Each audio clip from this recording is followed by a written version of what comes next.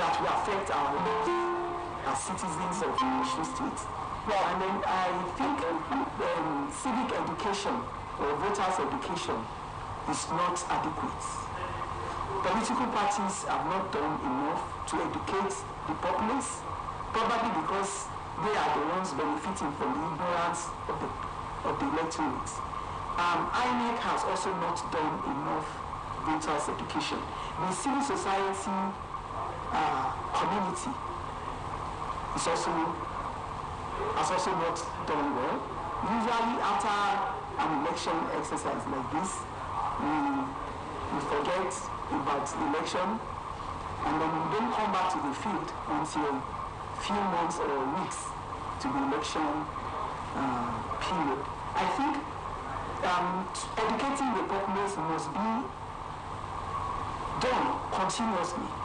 We must not go to sleep immediately after each election. No, sir.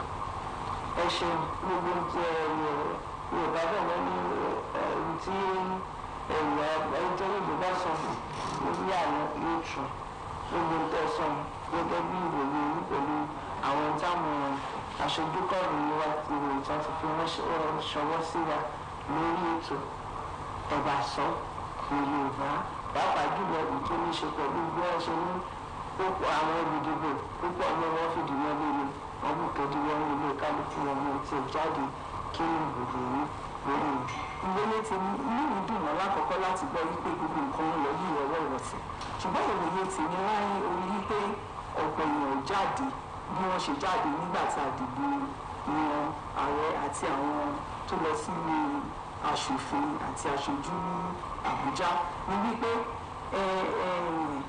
ìpèníjà ta ní nípa owó ọ̀gá owó tó wà níta kò jẹ́ kó ṣeé ṣe kó rọrùn fún àwọn èèyàn púpọ̀ láti rìnrìn àjò lọ sí ibi tí wọ́n ti fi orúkọ sílẹ̀ láti dìbò. A tún rí wípé àwọn olùdìbò kan náà wọ́n jáde nítorí àwọn olóṣèlú tó ṣe ìlérí fún wọn nígbà tá a ṣe ìdìbò tó kọjá wọn ò ní ìlérí yẹn wọn ò mú àwọn ìlérí yẹn ṣe. A tún rí pé owó epo tó lọ sókè tó jẹ́ kí owó mọ́tò náà kó di gọbọi ó da àwọn ọ̀pọ̀ lára àwọn olùdìbò tó wá lé láti ibi tí wọ́n wà láti dìbò nílé ó dà wọ́n láàmú láti padà ọ̀pọ̀ ló gbọ́ wípé ọ̀pọ̀ ń tọrọ owó gan ni láti padà. tó eléyìí máa ṣe ìdíwọ́ púpọ̀ fún wọn láti wálé bẹ́ẹ̀ ìgbàgbọ́ àwọn èèyàn wa wípé nígbà tá a ti dìbò yan gómìnà wa a ti dìbò yan ààrẹ a ti dìbò yan àwọn tó ń lọ sílé aṣojúṣòfin gbogbo iṣẹ́ ti bù ṣe nìyẹn wọ́n gbàgbé wípé àwọn tó tá a dìbò yàn lọ́wọ́lọ́wọ́ láti lọ sí ilé House of Assembly ti ìpínlẹ̀ ọ̀nà ó ṣe pàtàkì gangan sí wa bí ti gómìnà náà ṣe pàtàkì nítorí àwọn ọ̀rọ̀ ló máa ṣe àwọn òfin tó máa ṣàǹfààní fún wa tá a bá sì yan àwọn èèyàn tó kájú òṣùwọ̀n láti lọ síbẹ̀ àwọn tó ní oríjú àánú wa àti àwọn tó máa jẹ́ olóòótọ́ sí ìpínlẹ̀ wa àti sí orílẹ̀-èdè wa tó máa ràn wá lọ́wọ́ tí gbogbo nǹkan fi tí wọ́n á ṣiṣẹ́ papọ̀ pẹ̀lú gómìnà kì í ṣe gẹ́gẹ́ bí rubber stamp but láti rí wípé ìfẹ́ àwọn ará ìlú náà ni àwọn ń jẹ́ kí gómìnà nípa ẹ̀ tí wọ́n sì ń ṣe òfin tó máa mú àlàáfíà àti ìrọ̀rùn bá ará ìlú ní ìmọ̀ àti òye eléyìí ó tún wà lára àwọn ìdíwọ́ tó jẹ́ ó wà lára àwọn ìdí tí àwọn èèyàn púpọ̀ fi tún jáde ogun tí ó jáde. Hello, good morning. Hello, I'm calling from Rewole of Nigeria, State of Hello, please go ahead.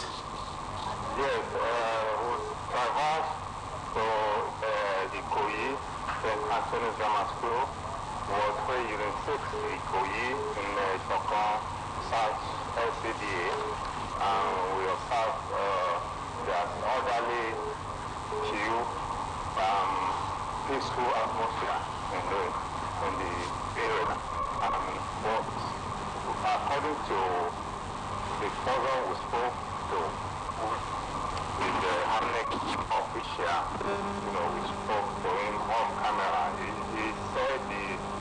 fact that there has been less turnout of people in the area. Compared to what transpired during the presidential and national assembly election.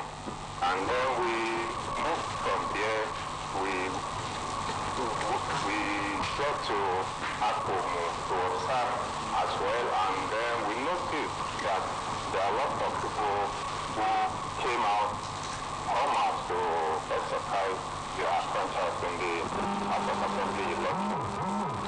So the places we visited is head office was 6 Akomo, Ishokan, local government area. We saw Georgia, which is a palace and a massive place of a lot of voters who are there, exercising their civic responsibility.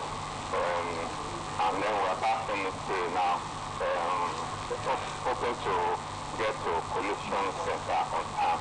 But up till now, everything has been peaceful in the local government area and the local council development area, as far as we are being able to. So you look dull. Any problem?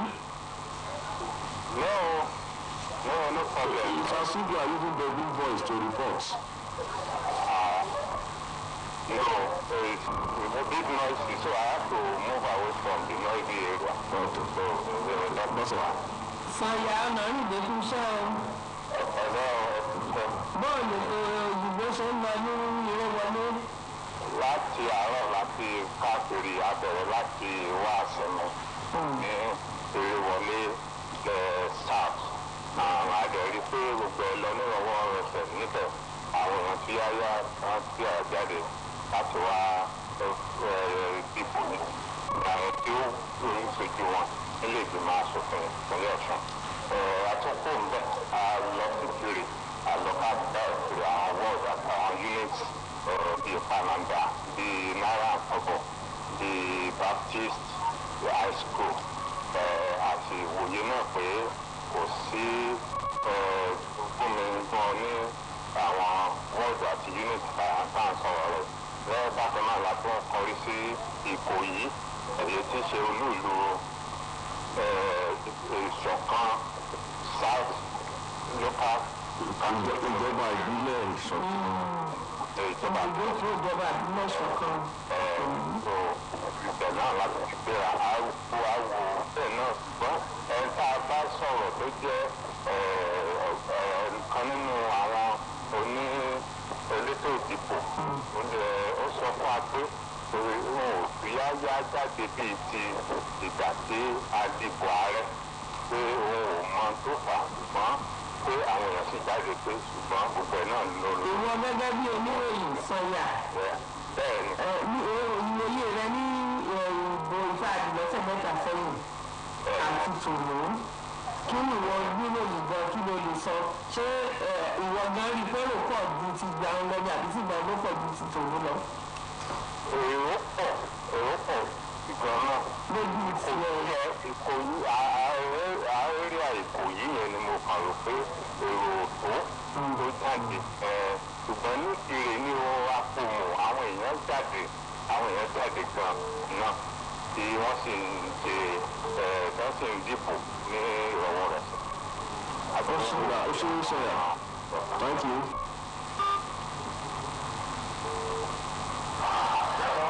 Hello, good afternoon. Yes, we have Tosin Oladogun online again from Ignisha.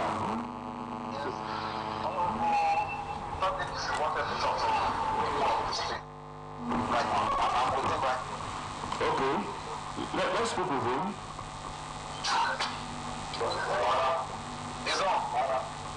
Good morning. Good morning, sir. Honorable Sunday is a chieftain of the People's Democratic Party. You are welcome, sir. Oh, thanks so much. So, what is the assessment of today's election in your area? In my area, I'm in Ward 1 of Elisha East. The process started very well until I started hearing reports from other wards of Elisha is that Mr. Speaker, Timothy Oweye is moving around the whole place, terrorizing the people.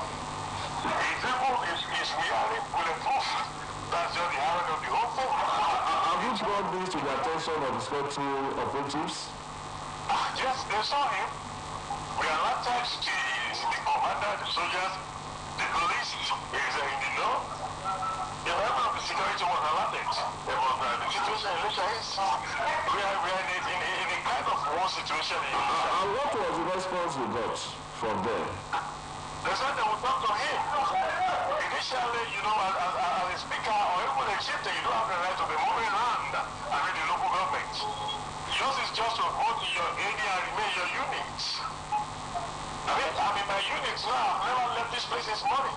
I have been moving around the whole of Elisha East, terrorizing people, away with armed thugs and some security agents. That was happened. Anyway, you are making a grievous allegation here, and it was I'm going to stand by you. okay. I'm sure the authorities concerned are listening to you, and we hope that necessary steps will be taken. So thank you for the information. We appreciate it. Okay, thanks so much. Hello? Hello, Sunday. I mean, David Ojo, how are you?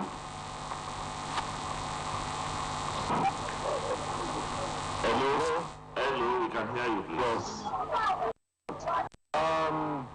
The former governor of Osbc State just voted a couple of minutes ago, and also with the wife of the former governor.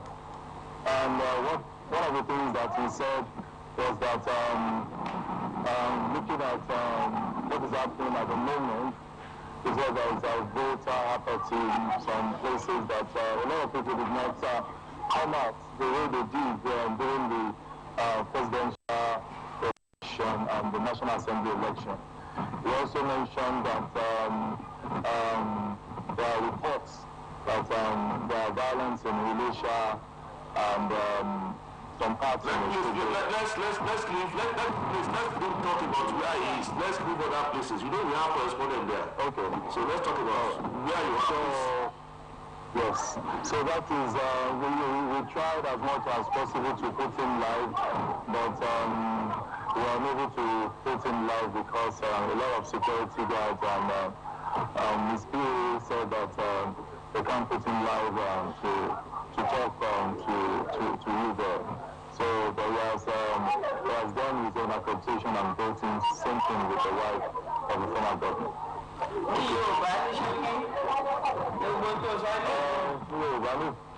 Yorùbá ní ṣókí gómìnà tẹ́lẹ̀ rí gómìnà àná Oyètọ́lá ó ṣẹ̀ṣẹ̀ dìbò tiẹ̀ ní láìpẹ́ ní bí ìṣẹ́jú mẹ́rin sí márùn-ún àti ìyàwó ẹ̀. Àwọn nǹkan tó bẹ̀rẹ̀ sọ náà ni pé ní àwọn ìdìbò kan tó ń ti ń gbọ́ ní ẹ̀sìn ní ìwádìí pé àwọn èèyàn jáde tùpẹ́tùpẹ́ ló ṣe jáde nígbà ìbò ààrẹ National Assembly. So ó ní pé òun yọ àwọn èèyàn kan jáde wọ́n dìbò fún àwọn tí ó yẹ kí wọ́n dìbò fún. Thank you. Thank you. Okay, bí mo ṣe ń sọ̀rọ̀ ìyàlẹ́nu ló jẹ́ láti tún gbọ́ wípé. Please, ma, let's take this too. Hello, good morning. Hello? Yes, good morning. Yeah, good morning. Nathaniel Oyibo Kejin Odela. Okay. Yes, presently I'm in Ijibusa. Okay. And I have the privilege of meeting with the former speaker, person of the Kumota, Professor Majid Alavi, who is at his Ward 2, Unit 2 and 3, where he performed his civic responsibility. He's here with me and I want to share his experience so far as the exercise is going on. Thank you. Good morning, sir. The honorable speaker. The speaker will always be a speaker. Yes, good morning. Good morning, sir. Good to speak with you, sir. Yeah, it's a pleasure. So, what is the situation in your area as far as today's election is concerned? I am in the Chico local government area, Ward 2, Unit 2 and 3 at Zarudin Primary School in Chico. And things have been peaceful since we started in the morning. Luckily for us, the officials of the INEC came on time. Accreditation is going on well. The Beavers machine has worked to expectations. The voting process is ongoing.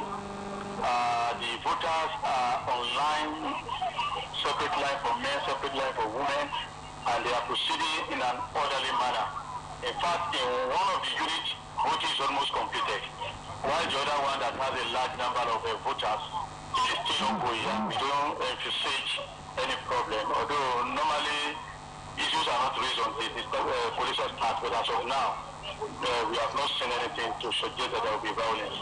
And we don't envisage that there will be anyone. What about the Beavers machine? Is it working as expected? The Beavers machine has worked as expected in the 2 units that we have here.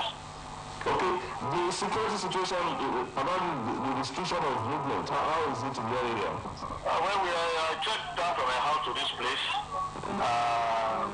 majority of the people, except for people on Okada, you hardly see any vehicular movement.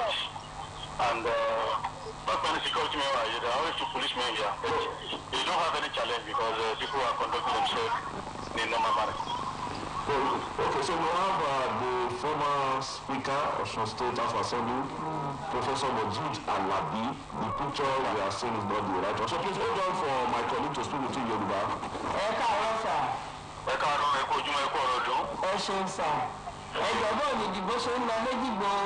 Níbi tí èmi wà mí báyìí ní ìdìbò ìjọba ìbílẹ̀ Ìjìgbò ní Ward 2, Unit 2 and 3 tó wà ní Zarudin Primary School gbọ́ wá Ìjìgbò. Gbogbo nǹkan lọ dídí àtàlọ́dà ti débi àwọn òṣìṣẹ́ olùdìbò tí wọ́n ti INEC wọ́n débi báyìí lásìkò tó yẹ kí wọ́n dé. Àwọn tó fẹ́ dìbò náà àtò lọ́wọ́ wọ àwọn ọkùnrin tó àwọn obìnrin tó ìgbéga ti dìbò fún ara mi. Wọ́n lè ń pè wá ní ọ̀kọ̀ọ̀kan. Machine ìtọ́ni kó máa ṣe àyẹ̀wò olùdìbò. Machine yẹn ó ṣe dáadáa kò fún wa ní problem kankan. Wọ́n lè já ballot paper fún wa. A lè ń wọ ibi tí wọ́n ti ní ká lọ dìbò lọ.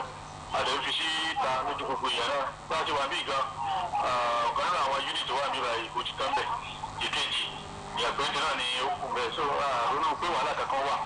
Gẹ́gẹ́ bí èèkàn. Nígbà tó bá di àsìkò táwọn máa kábọ̀. Wọ́n bá kó jẹ gbogbo ẹjọ́ bí àṣẹ ń wò lọ́wọ́ báyìí. Torí di àsìkò táwa àárí kẹta.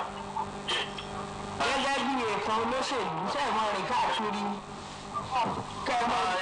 Ilé rẹ̀ káàkiri ìrìn tí mò ń rìn nínú ọgbà unit mi náà ni mo ti ń rìn láti máa wo ohun tó ń lọ ní unit mi. Ṣẹlẹ̀ àwọn unit kan tó súnmọ́ mi bíbẹ̀ tí mo lè rìn sẹ́lọ. Mo kọjá ń bẹ̀ kó pé kò sí wàhálà lọ́dọ̀ tí wọ́n náà. Ṣùgbọ́n ní unit mi ni mo wá jù. Thank you, sir. So that was Honorable Professor Mojid Alabi, the chieftain of the All Progressive Congress, APC. Thank you very much. Thank you, sir. So we are also expecting calls from other colleagues who have manning all nooks and crannies of Osun State as far as today's election is concerned. I want us to look at election will be taking place in 28 states as far as the governorship is concerned, and 8 no election in 8 states to be. Incidentally, Osun is also one of such states. We know that we don't also have governorship election in Ekiti State, our neighbor here. There is no election in those states, another neighbor. But we also not have an election in Imo. Governorship election, do that, let me emphasize. Osun, Ekiti, Ondo, Imo, Edo, Bayelsa, Kogi, and Anambra. No governorship election today. But government elections taking place in the other 28 states. Could this not also be a reason why the turnout could be low in states where governorship election is not taking place. Irrespective of the reasons you have abused earlier, there are also, I'm not disputing them, but let us only look I at also mentioned it. Okay. Probably people do not know that this election is also as important as that of the governorship election. Electing people to the House of Assembly, these are people that will formulate laws that will affect our lives directly. Are we likely to have this low turnout in those states where the presidential election is taking place? It is most likely. Because whatever is playing out here is likely to play out there. The cash crunch is a national problem. The high cost of fuel and scarcity of fuel is a national problem. The high cost of transportation is a national problem. The only one that I do not know, that I cannot say categorically, is that failed promises. Hello, we have someone on line now. Hello, good morning. I can't see your face clearly. Who is speaking, please? Oh, okay, yes, I can see you now. So how are you, and what to show your place? Watching from Ede, I've been in and out of Ede North and South consistently. I will recall that His Excellency Governor Demola Adeleke voted in the morning at his polling unit, Ward 4 Unit 7 in Ede North local government around 8:42 when he arrived to the polling unit. And I have been to Ward 1. In all places I have been to in Ede, in both Ede North and South, there is only one polling unit in Oleba Atapara, Ward 1, Unit 5, where there is complaints of beavers machine not accrediting majority of people. As at the time I left the place around 10 a.m. in the morning, the INEC cadet staff there said they have been able to accredit only 20. Meanwhile, over 80 people were not cleared by beavers machine. They said they have complained to their RATEC officer in charge of supervising the unit, and they promised that they were going to come up with a solution. If you recollect, during the presidential and national assembly election, the same problem happened in that polling unit, and there were complaints. People started lamenting. We spoke with electorate, especially aged people, women and men, who are ready to cast their ballot, but unfortunately because of the inability of the beavers machine to get them accredited, either officially or over thumbprinting of their cards, they could not cast their ballots. As at the time I left the voting polling unit this morning, there were a number of people who were waiting. They were rejected by beavers machine. So we call on INEC management to please see to that. Apart from that, the town has been very peaceful. We have been going on, we are coming in contact with security officers, especially men in army uniform, patrolling and ensuring that there is no breakdown of law and order. Generally, there is a peaceful conduct of the whole exercise. Okay, please, can you tell us the polling unit where you said the beavers machine is not functioning well? For the purpose of emphasizing that those concerned can get you clearly. Ede North Local Government, Oleba Atapara, Ward 1, Unit 5. Okay. So hold on for Bosse. Bosse Eshewu. Bọ́ọ̀lù nǹkan ṣe rí lẹ́dẹ̀. Kan sojú múmu gbogbo ń lọ ní ìrọwọ́rọsẹ̀. Àwọn èèyàn tò ní àwọn ibùdó ìdìbò lọ́wọ́wọ́ bí ìgbà tí wọ́n ń ṣe ìpàdé mọ̀lẹ́bí ni.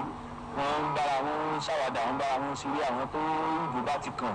Wọ́n á pè wọ́n á bọ́ bẹ́ àwọn òṣìṣẹ́ ìdàbọ̀ àjọ INEC tàmọ̀ sí INEC cadet staff. Wọ́n ń fún wọn tó bá yẹ kó ṣe àyẹ̀wò wọn pẹ̀lú ẹ̀rọ bivas tí ń ṣàyẹ̀wò àwọn olùdìbò. Ó ń ṣe àyẹ̀wò wọn. Ẹni tó bá yẹ kó fún wọn ní ìwé pélébé tí wọ́n fi dìbò bá fàwọn sí ballot paper, òun náà fún wọn, àwọn náà sì lọ ṣe àwọn ibi tí ẹ̀kan ti ṣe ojúṣe wọn gẹ́gẹ́ bí olùdìbò. Àwọn èèyàn ń ṣe gbé àwọn nǹkan yìí ní ìrọ̀wọ́rọ̀sẹ̀ tí ò sí wàhálà, tí ò sí ogún ní tẹ̀mí. Ibì kan ṣoṣo tí ó dàbí ẹni pé nǹkan ti fẹ́ pakaṣọ iná ní wọ́ọ̀dù kìíní ní ibùdó ìdìbò karùn-ún, Ward 1 Unit 5 ní Oleba Atapara, níbi tí wọ́n ti ní ẹ̀rọ tó ń ṣàyẹ̀wò àwọn olùdìbò beavers machine kò ṣiṣẹ́ dáadáa, kò ṣiṣẹ́ dáadáa rárá ni wọ́n sọ ń bẹ̀. Torí gbà tá a débẹ̀ nínú àwọn òṣìṣẹ́ ìdàpọ̀ àdúgbò tó dìbò wọn làwọn ti ṣe àyẹ̀wò fún èèyàn tó tó bí ogún ṣùgbọ́n bàbá bí èrò pé àwọn tí wọn ò rá àyẹ̀wò ṣe wọ́n tó mélòó ó ní wọ́n fẹ́ẹ̀ tó ọgọ́rin so eléyìí túmọ̀ sí pé mọ èèyàn mẹ́wàá tó bá wá èèyàn méjì péré ni ẹ̀rọ yẹn ń ṣe àyẹ̀wò fún àti ẹ̀bá àwọn ìyá àgbàlagbà àwọn bàbá àgbàlagbà àwọn arúgbó tí wọ́n wá dìbò àtàwọn ọ̀dọ́ tí ẹ̀ ní agbára aláwọn ní okun àtagbá láti dúró ṣùgbọ́n àwọn àgbàlagbà yẹn náà wọ́n tún jókòó sí ẹ̀gbẹ́ kan pé àwọn fẹ́ dìbò bó tẹ̀ pé a pàrọwà sí wọn pé kán fọ ara balẹ̀ pé àwọn àjọ elétò ìdìbò INEC pé wọ́n wà rí sí àwọn òṣìṣẹ́ ìdájọ́. ẹ̀yin lẹ́ ń pàrọwà fún wọn ni. torí pé àwọn kan wá bá wa tí wọ́n fẹ́ fi ẹ̀hónú náà sọ̀rọ̀ ló fàtàwà sí láti pàrọwà sí wọn kò ń ṣiṣẹ́ wa ṣùgbọ́n gẹ́gẹ́ bí ojúṣe wa ní gẹ́gẹ́ bí oníròyìn gbà mí so corporate social responsibilities you have to create that kind of awareness let people know what is happening so àwa náà ṣe ojúṣe yẹn a pàrọwà sí wọn nígbà tí àwọn òṣìṣẹ́ yẹn tí wọ́n ti fún wa ní ìdánilójú pé àwọn ti fi ọ̀rọ̀ náà tó àwọn àjọ òṣìṣẹ́ lẹ́tọ̀ ìdìbò àwọn ti fi tó wọn létí nígbàgbọ́ pé bóyá wọn ó ti ṣàìbẹ̀wò síbẹ̀ báyìí láti ṣe àtúnṣe síbẹ̀ torí àti kúrò bẹ́ẹ̀ ó ti sàn díẹ̀ náà ṣùgbọ́n lẹ́yìn ìbẹ̀yẹ̀ gbogbo àwọn bíi ogun tí a dé divers machine ṣiṣẹ́ déédéé àwọn security officers wọ́n ń lo àwọn òṣìṣẹ́ agbófinró ọlọ́pàá ní civil defence ní army ní àwọn army ń lọ wọ́n ń bọ̀ wọn dúró sójú kan ṣùgbọ́n àwọn tó kù wọ́n dúró sáwọn ìrọ̀ kí wọ́n wà wọ́n sì fi iṣẹ́ wọn bí ṣe yẹ kí wọ́n ṣe. Let's have that please once again. Unit 5, Ward 1. Ward 1, Ẹlẹ́bà Àtàpàrà, Ẹ̀dẹ̀ North Local Government. Okay, thank you. ó kárí iṣẹ́. O ṣeun. Okay, while we are listening to some other calls, we are also attempt for other calls to come. Yes, we have one of them now. Hello? Hello. Hello. Good morning. This is Aditi Akilawade. Okay. Right now I'm at Akila Unit 006. Akila Nasipa Ward 1 in the local government. Yes, what's happening there? We just noticed something here. Primarily, persons have not been able to cast their ballot. The machine rejecting their place and they have not been able to give them access to cast their ballot. Okay, if the device machine is rejecting their fingerprints, what about their facial name? Recognition, yes, both of both. The machine is rejecting both. So I have somebody here with me that can tell us more about the situation now, and they have people reported the situation to those in charge. Okay, I have a senior advocate of Nigeria with me, the person of Mr. Nathaniel Oke. He can tell us more about the situation right now and go forward. Thank you. good morning, sir. Good morning, my brother. How's the family? Fine. Good to speak with you. I'm speaking with you, sir. Yes, what is the situation in your area there, sir? Well, everything started very well, but the major issue that is giving us serious concern is that, especially in relation to elderly people, the business machine is not actually capable of capturing them well. We are having not less than about 10 or 15 or 20 people, elderly ones, who are not opportune for the purpose of casting their vote because of this irregularity. So, I don't know, they were merely instructed to go and take their seat that after they might have attended to some other people and legitimately online, they will now come back to them. So, it is an area that is actually giving them concern because I've been staying on the line for about 1 hour or 2 hours only to get to the point where we are supposed to exercise your civic right and to discover that they are not capable of actually being safe. Okay, sir, I know you may not be in a position to explain this, but since you are the one raising this issue, we also want to know if this set of people if the machine accepted them in the last elections, the national assembly and the presidential election in particular, were they accepted in those elections? I was physically there when some of them, not the totality of the people I'm referring to, some of them said they were not captured in the last exercise. Some said they So the problem has been there before to be there. Hello? Hello, Oladapo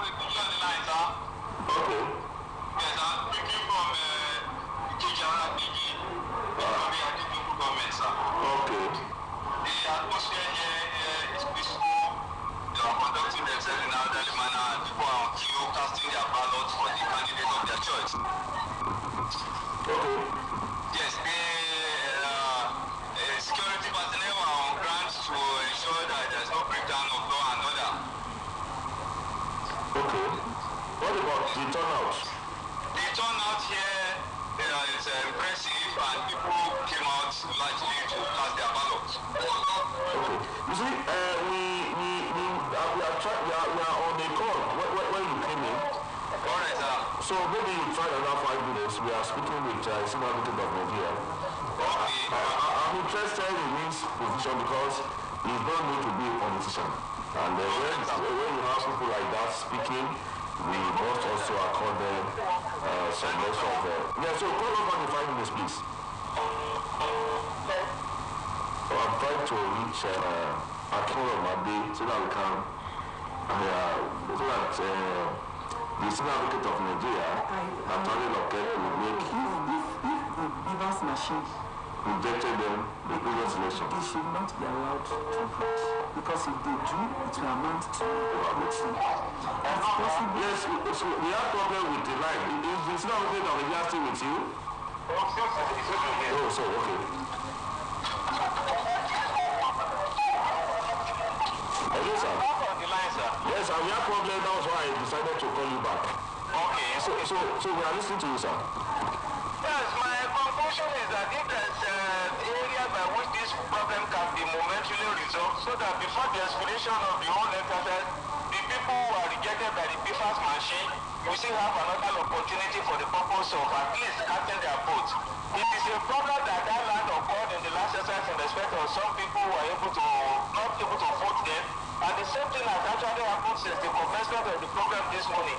And the most unfortunate aspect of it is that there is no possibility that even if it is eventually repeated, they may still not have that opportunity. So that I know it is a new innovation as far as the conduct of election is concerned. But when one problem occurs in respect of one election, the subsequent election should be better in terms of this issue and usage of different machines.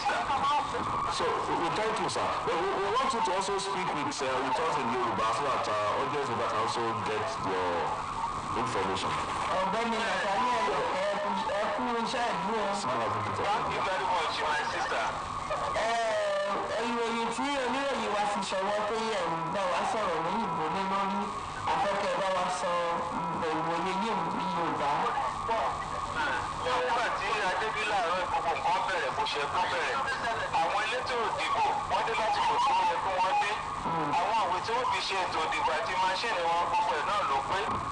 Àwọn èèyàn pọ̀ tó bó ṣe tán pọ̀ tó mo ní gbà torí wípé kò sí àǹfààní fún ìbò gómìnà ní ìpínlẹ̀ Ọ̀ṣun lénìí. Nítorí pé ìbò gómìnà ìpínlẹ̀ Ọ̀ṣun ti kọjá lọ sẹ́yìn lọ́jọ́ kẹrìndínlógún oṣù kejì ọdún tó kọjá.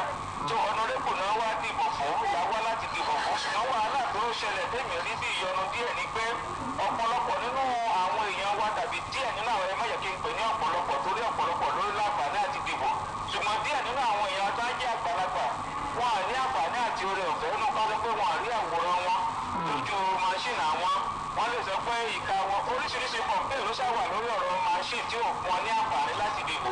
Wọ́n ní kàn lọ jókòó. Àwọn tí mo lè sọ pé wọ́n ní kàn lọ jókòó ìwọ́n lọ bí ogún kì í ṣe pé ọ̀rọ̀ wọn ní wọ́n pè tàbí ṣùgbọ́n nǹkan tí mo fojú ara mi rí ní nǹkan tí mo sọ̀rọ̀ nípa rẹ̀. Kódà tí a bá ṣe ìbò kan, ó yẹ kó jẹ́ pé ìta tó máa ṣe lẹ́yìn ìta àkọ́kọ́ ṣe yẹ àwọn àṣẹ tó ṣẹlẹ̀ lákọ̀ọ́kọ́ kò tún ní ṣẹlẹ̀ lẹ́ẹ̀kejì. Àwọn míì wà kan sọ pé nígbà táwọn wá dìbò presidential lórí election orúkọ àwọn jáde, ṣùgbọ́n àǹfààní àti oore ọ̀fẹ́ láti jáde kò sí lórí nǹkan táwọn sọ yìí náà ni pé àwòrán àwọn míì kò jáde. Àwọn míì tẹ̀ wọ́n ní machine wọ́n sábà kọ̀ọ̀pẹ́ sábà lórí ọ̀rọ̀ bí usage of the PFAS machine.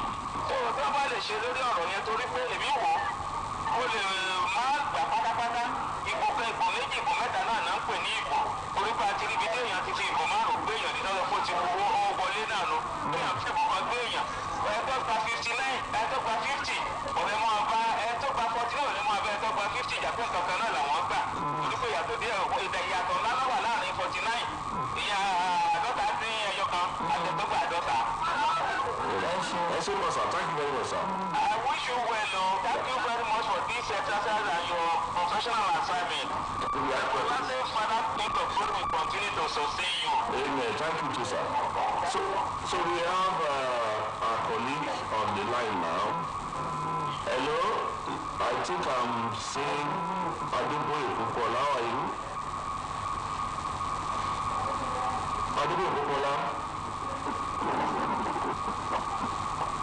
Hello, Adeboye Popola. Hello? Yes, good afternoon or good morning. Sorry. Good afternoon. Okay, how are you? Adeboye Popola is on the line. Okay, we can see you. I want to give you the situation report. The situations at Osbc, local government areas that we have been monitoring since around 8 a.m. today. Hello? Please go ahead, you have the floor. I want to tell you that we entered Osbc, local government in Indonesia, and we have been able to offer the polling units in some part of Indonesia, also in Idaji, Pagi, Konta, we are Asu, and the elections for all the places I mentioned went on smoothly. There was no cause for alarm. Securities were met at strategic locations on the highways, particularly the military monitored security on the highways and mobile police officers. And the polling unit, we met regular police officers and members of NCDC. For all the places that we have visited so far, the election went on smoothly. There was no problem whatsoever. That has the situation so far. We noticed that 3 political parties were mainly represented at polling units. Okay. The 3 political parties are PDP.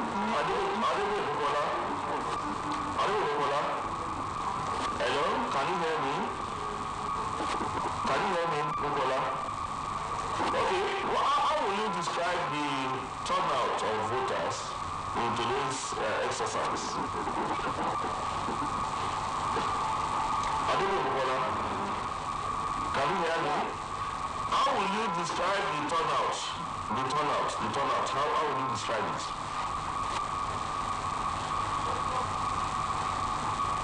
Hello? I'm not sure it's getting us. So let's come back to that.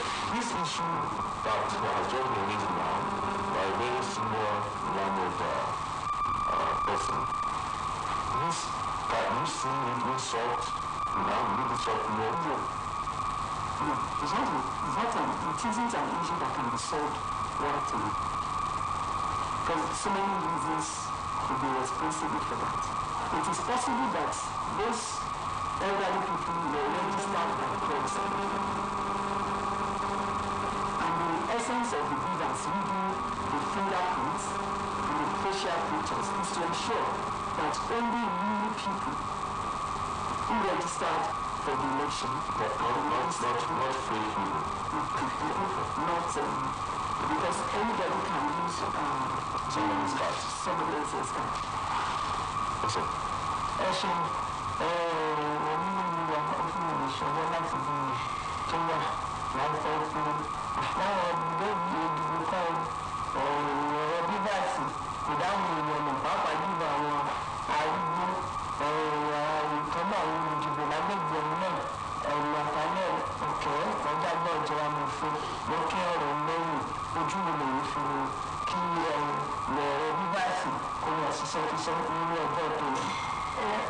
Ojú tí mo fi wò ní pé ẹni tí ẹ̀rọ bíbá sí ni tí ò bá ti rí kò ní ìwé kò sí ọgbọ́n tá a rí dá sí.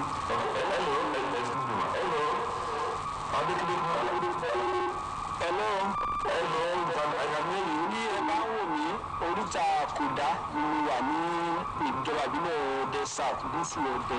This is the South Local Government Akuda Junction. This is at my back. This is the road coming from Ushubi, and in front of me here, turning to the other side, this is the road leading to Gogon, Ife axis. And as you can see, If you are seeing very clearly, you see a lot of vehicles parked behind me. And let me change to front camera. You see some of these vehicles. These are vehicle stock articulated goods carrying vehicles, trucks, parked by men of the Nigerian Army who mounted roadblocks to enforce the no movement during the election order. And you can see a lot of people who are parked. The officers are there enforcing the law and order. I don't know where these people are coming from or where they are heading, but actually you can see from 3 dimensions. The traffic coming from Oshobo, we stop them, they pin them down here. The one coming down from Ede Township, this is the road leading to Ede Township. As you can see, we have tippers loaded with sounds. We have other vehicles. The soldiers, they packed all of them to enforce the no free movement.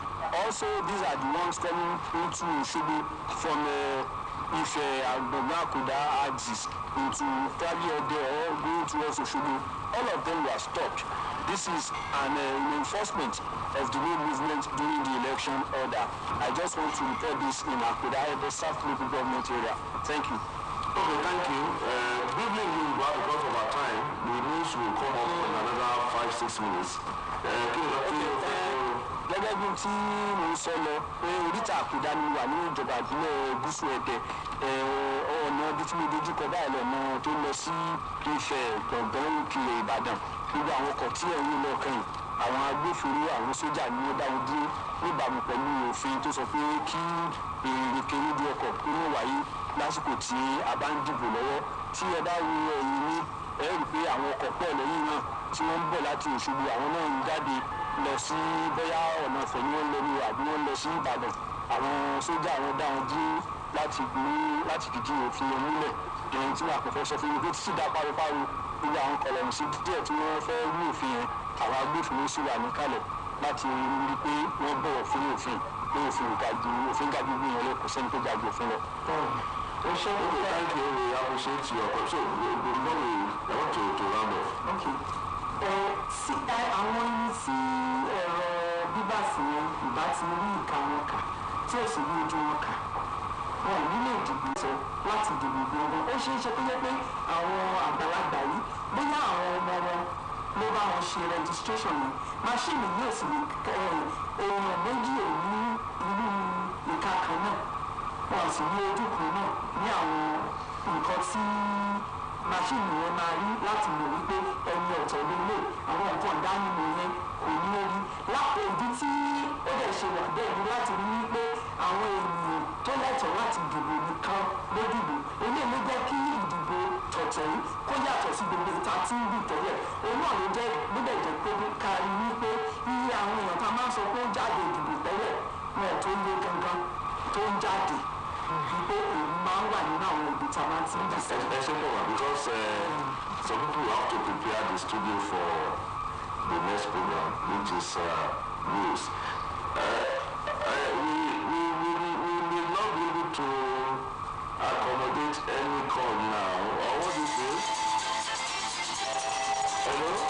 Because of we have to leave the studio, but hello? Hello, good morning. Good morning, speaking please. Yeah, I'm here, Babadia, is on the line. Just a minute because we read news at 12. A minute please.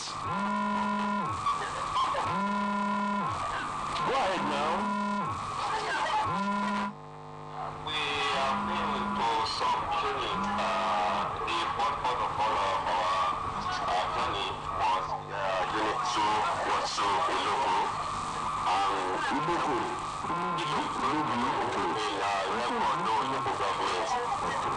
We also went to Unit 2 was 6 St. John Primary School in Farm. What is the situation generally in those places? The pattern of things is smooth and everything is under peaceful conduct. The INEC officials arrived on time? Yes. And the reverse machine is working well? Everything is working well. Security okay? Yes, they were on ground. Okay, just in 2 words, say that you will grab that way. Ní ṣókí ni o. Ní gbogbo ibi tá a dé ní ìlú Ìtòkù àti ìfọ́n tó fi mọ́ ẹ̀rìn Ọ̀ṣun gbogbo nǹkan ló lọ ní mẹ̀lọ̀mẹ̀lọ̀ níjọba ìpínlẹ̀ Ògùn àti Ẹ̀kọ́dọ̀. Ó pé bí mo wá wà pẹ̀lú kọmíṣánná tẹ́lẹ̀ fún ètò ìṣúná ìpínlẹ̀ Ojú Àyà, Mrs. Wẹ̀rẹ̀mí Wilson.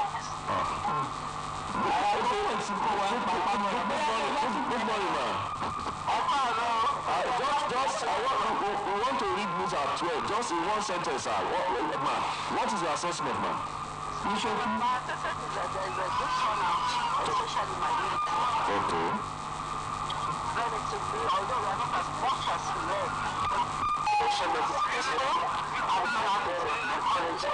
Okay, we would have loved to speak with you more, but we have to read news at 12, ma'am. So please pardon us. We've got from 2 minutes to 12 now. So thank you, ma'am. So this is where we will have to suspend our transmission on the ongoing elections for now, because we want to vacate this scene for our newscasters to come in. Then in another 30 minutes or 45 minutes again, we will be back. But it may not be the same two faces that we are seeing now. Another thing we have to come in. I don't know if Mrs. Lelawi will also still be around, but we'll take the time back after this program. So we thank you all for being part of the program, and we hope that you continue to watch and listen to OSBC. My name is Abedin Olamide. ẹ ṣe òun èèyàn wa ọ̀rọ̀ afẹ́yẹ̀ ìbáná lórí ètò náà ti bí ọdún àtúgbàgbà wá ṣùgbọ́n kì í ṣe ní ìsìn àwọn oníròyìn ló fẹ́ ká ní mọ́kàtúndì mọ́kàtí ìgbà lẹ́yìn ìlú àìsí mi wọ́n tún wá àtúgbà ètò yìí kó tó di pé ní àti bí ọdún tí wọ́n lè tàbí mẹ́rin lọ́mọ́rin ẹ̀ṣẹ̀ ẹ̀kọ́ àtàrí.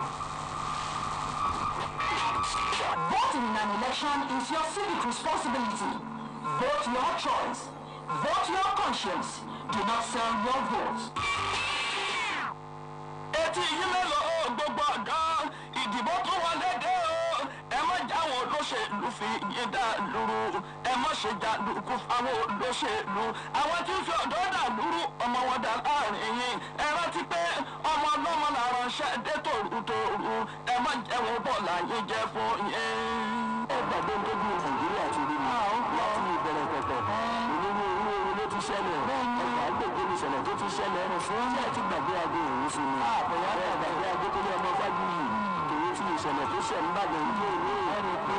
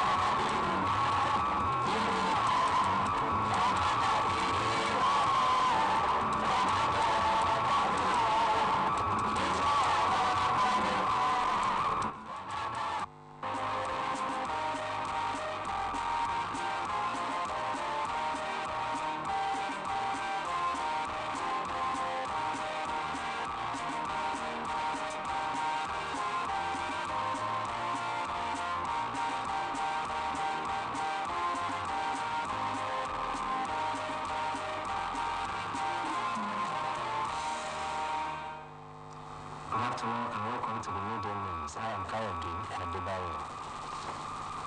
The governorship and House of Assembly election holds across the nation today amidst apprehension that they could be marred by violence.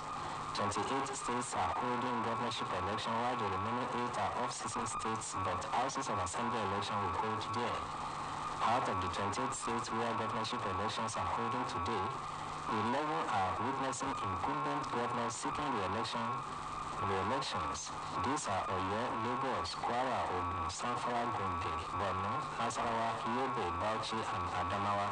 However, security agencies have assured Nigerians that all necessary steps have been taken to protect voters, election officers, and the generality of the people throughout the voting period.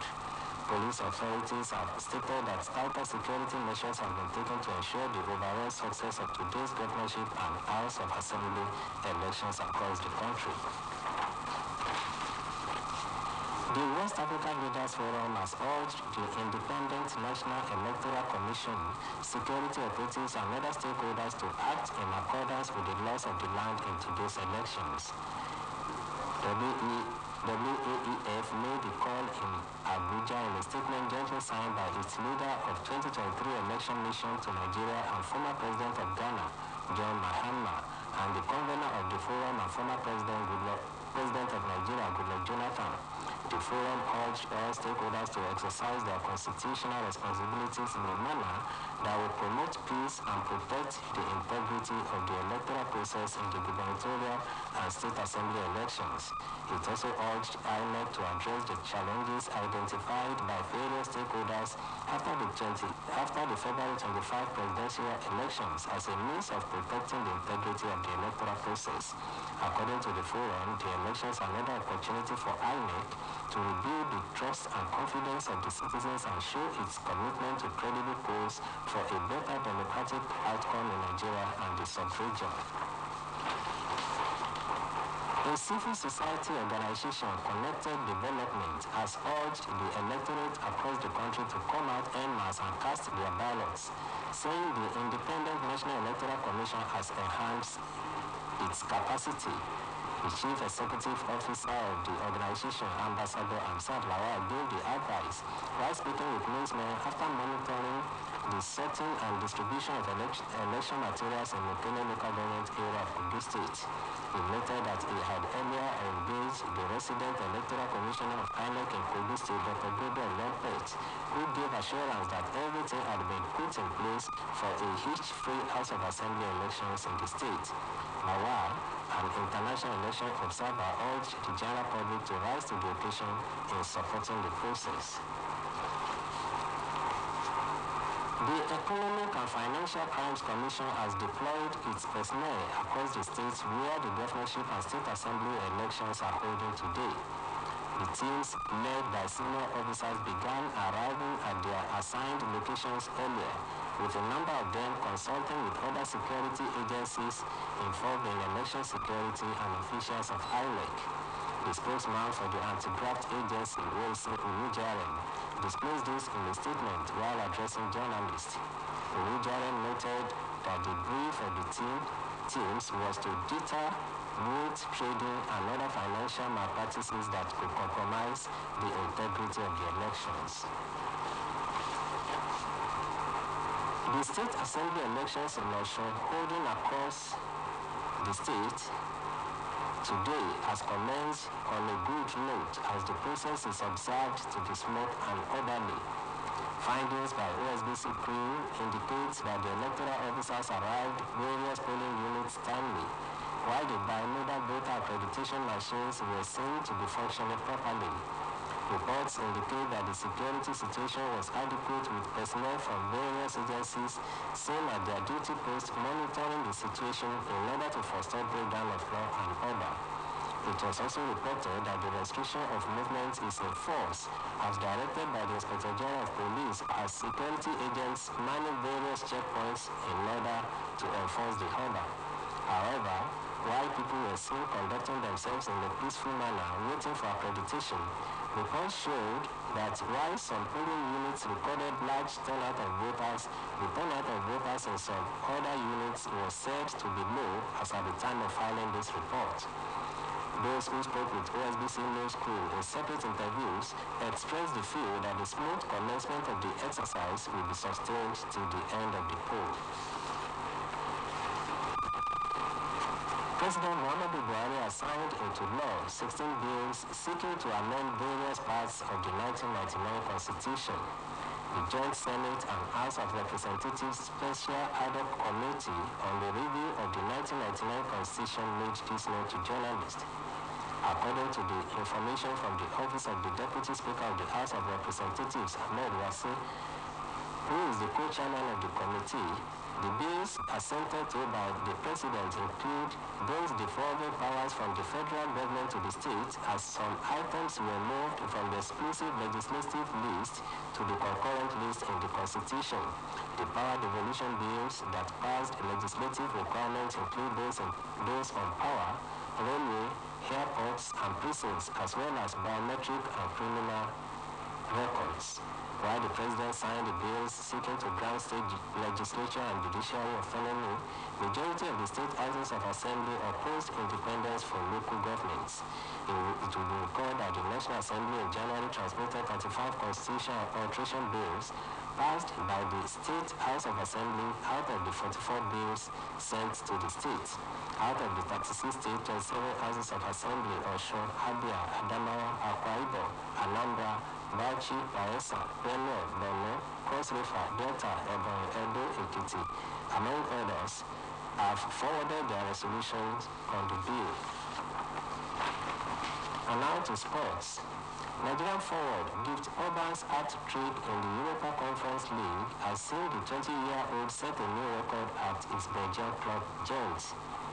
Orban scored the 3 goals within the space of just 205 seconds to help Gent beat Istanbul Başakşehir 4-1 in Turkey. It was Orban's second hat-trick in 4 days. His treble was the fastest hat-trick ever witnessed in a UEFA club competition. Orban's hat-trick took his tally to 12 goals in 9 games since he arrived from Fabek in Norway in January. The young Nigerian forward has been invited to the Nigeria Under-23 team for the upcoming qualifier against Guinea in Abuja. Now to the foreign scene. 11 children were killed and 1 injured in an accident involving unexploded ordnance in South Sudan. The spokeswoman for the United Nations mission in the violence-wrapped country, Linda Tom, said the accident occurred in a remote village in western Bahar al-Gaza, northwest of the East. Could be remembered that South Sudan is plunged into a brutal civil war 2 years after achieving independence from Sudan.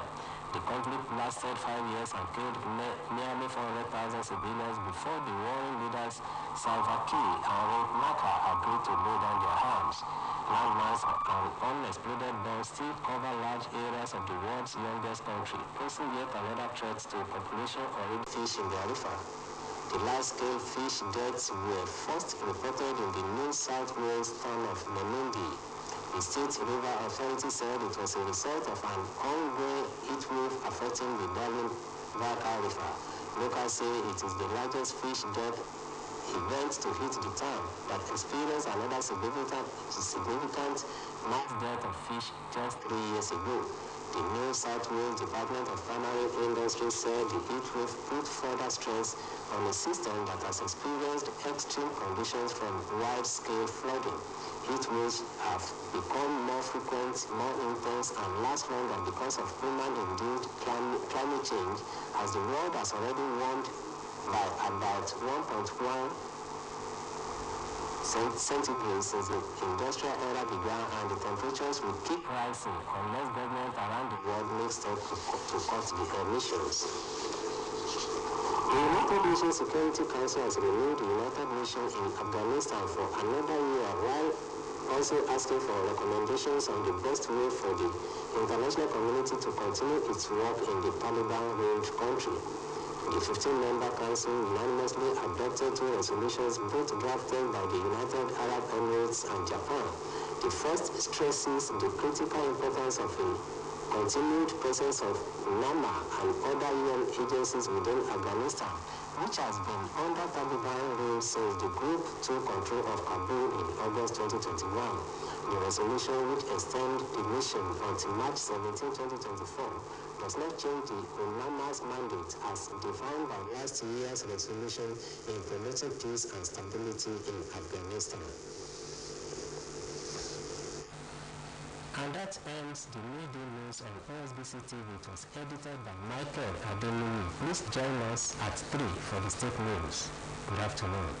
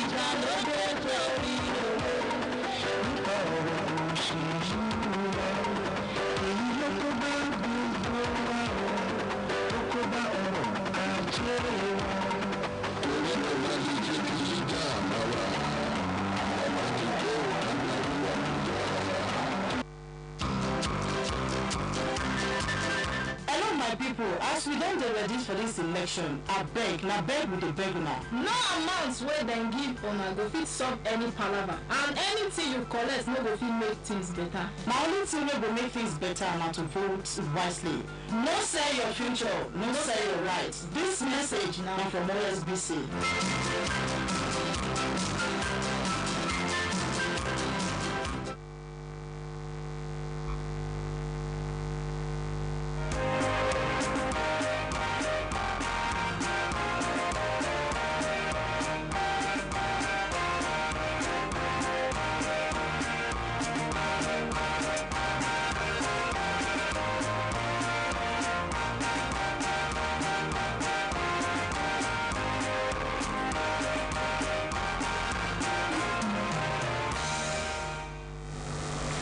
ẹ̀kásán ìròyìn ẹgbẹ́ kan rí Kamil Abdulrahim oníròyìn yín. Ìdìbò gómìnà àti tilé aṣòfin ìpínlẹ̀ wáyé káàkiri orílẹ̀-èdè yìí lónìí pẹ̀lú ìbẹ̀rùbojo pé ó ṣeé ṣe kákùdé bá a nítorí làásìgbò. Àwọn ìpínlẹ̀ méjìdínlọ́gbọ̀n lètò ìdìbò gómìnà ti ń wáyé nígbà táwọn ìpínlẹ̀ mẹ́jọ yòókù kò ṣètò ìdìbò gómìnà àyàfi ìdìbò ilé aṣòfin ìpínlẹ̀. Nínú àwọn ìpínlẹ̀ méjìdínlọ́gbọ̀n níbi tí ìdìbò gómìnà ti ń wáyé lónìí ó jẹ́ pé àwọn ìpínlẹ̀ mọ́kànlá ni ó jẹ́ àwọn gómìnà tí wọ́n wà nípò ni wọ́n tún padà lọ fún ipò gómìnà nínú ìdìbò ọ̀hún níbi tá a ti rí ìpínlẹ̀ Ọ̀yọ́, Èkó, Kwara, Ògùn, Zamfara, Gombe, Borno, Nasarawa, Yobe, Bauchi àti Adamawa. Wàyí àwọn ikọ̀ elétò ààbò ti fi dáwọn ọmọ orílẹ̀-èdè Nàìjíríà lórí pé gbogbo ìgbésẹ̀ ló ti wà lọ́nà àti jẹ́ kí ààbò tó péye kó wà fún àwọn olùdìbò àti gbogbo àwọn èèyàn lápapọ̀ títí tí ìdìbò yóò fi parí. Àwọn adarí lápá ìwọ̀ oòrùn ilẹ̀ Áfíríkà ti rọ àjọ elétò ìdìbò ilẹ̀ yìí, ikọ̀ elétò ààbò àti àwọn alájọlájọ ní ìtútù ìdìbò kan gbọ̀ngàn pé kí wọ́n ṣe níbàámu pẹ̀lú òfin ilẹ̀ nínú ìdìbò tó ń lọ lọ́wọ́ lónìí. Àwọn adarí náà pàrọwà yìí l'Àbújá nínú àtẹ̀jáde tí adarí ikọ̀ òròyìn ìbò sórílẹ̀-èdè Nàìjíríà àti ààrẹ tẹ́lẹ̀ lórílẹ̀-èdè Ghana John Mahama tó fi mọ́ olùdásílẹ̀ ikọ̀ náà ti tún ṣe ààrẹ tẹ́lẹ̀ lórílẹ̀-èdè Nàìjíríà Goodluck Jonathan. Ikọ̀ náà rọ gbogbo àwọn lájọ náà pé kí wọ́n ṣojúṣe wọn lọ́nà àti jẹ́ kí àlàáfíà kó túbọ̀ máa jọba. Bákan náà ni àjọ náà tún rọ àjọ elétò ìdìbò ilẹ̀ yìí pé kó lójútùú sí ìpèníjà táwọn lájọ náà rí lákòókò ìdìbò ààrẹ ọjọ́ kẹẹ̀ẹ́dọ́gbọ̀n oṣù tó kọjá gẹ́gẹ́ bí ara ọ̀nà láti dá ògo àjọ elétò ìdìbò ilẹ̀ yìí padà. Gẹ́gẹ́ bí ikọ̀ náà ṣe sọ, ètò ìdìbò tòní jẹ́ àǹfààní míì fún àjọ elétò ìdìbò ilẹ̀ yìí láti tún orúkọ ara rẹ̀ kọ pàápàá jùlọ lórí ìgbẹ́kẹ̀lé táwọn ọmọ orílẹ̀-èdè Nàìjíríà ní nínú àjọ náà. Àjọ ajàfẹ́tọ̀ ọmọnìyàn kan tí a mọ̀ sí Connected Development rọ àwọn olùdìbò yíká orílẹ̀-èdè yìí láti túyàyà jáde sí ojúṣe wọn pẹ̀lú àlàyé pé àjọ elétò ìdìbò ilẹ̀ yìí ti jáwé sóbì ìṣọwọ́ṣe rẹ̀. Alámòjútó àjọ náà Ambassador Hamsat Lawal ló gbámọ̀ràn náà kalẹ̀ lásìkò tó ń bá àwọn oníròyìn sọ̀rọ̀ lẹ́yìn tó tọpinpin ohun èlò ìdìbò níjọba ìbílẹ̀ Ògẹ̀nẹ̀ nípínlẹ̀ Kogi. Ó tọ́ka sí pé ṣáájú lòun ti bá ọ̀gá àjọ INEC nípínlẹ̀ Kogi ọ̀mọ̀wé Gabriel Lopez sọ̀rọ̀. Ẹni tó ló sọ̀rọ̀ dánilójú pé gbogbo ìgbésẹ̀ tó yẹ lájọ ń ti gbé láti rí pé ètò ìdìbò náà kẹsẹ̀ járe. Ambassador Lawal wá rọ àwọn aráàlú láti ṣúgbà ìlànà ètò ìdìbò lọ́nà tí gbogbo nǹkan yóò fi lọ ní mẹ̀lọ́mẹ̀lọ́.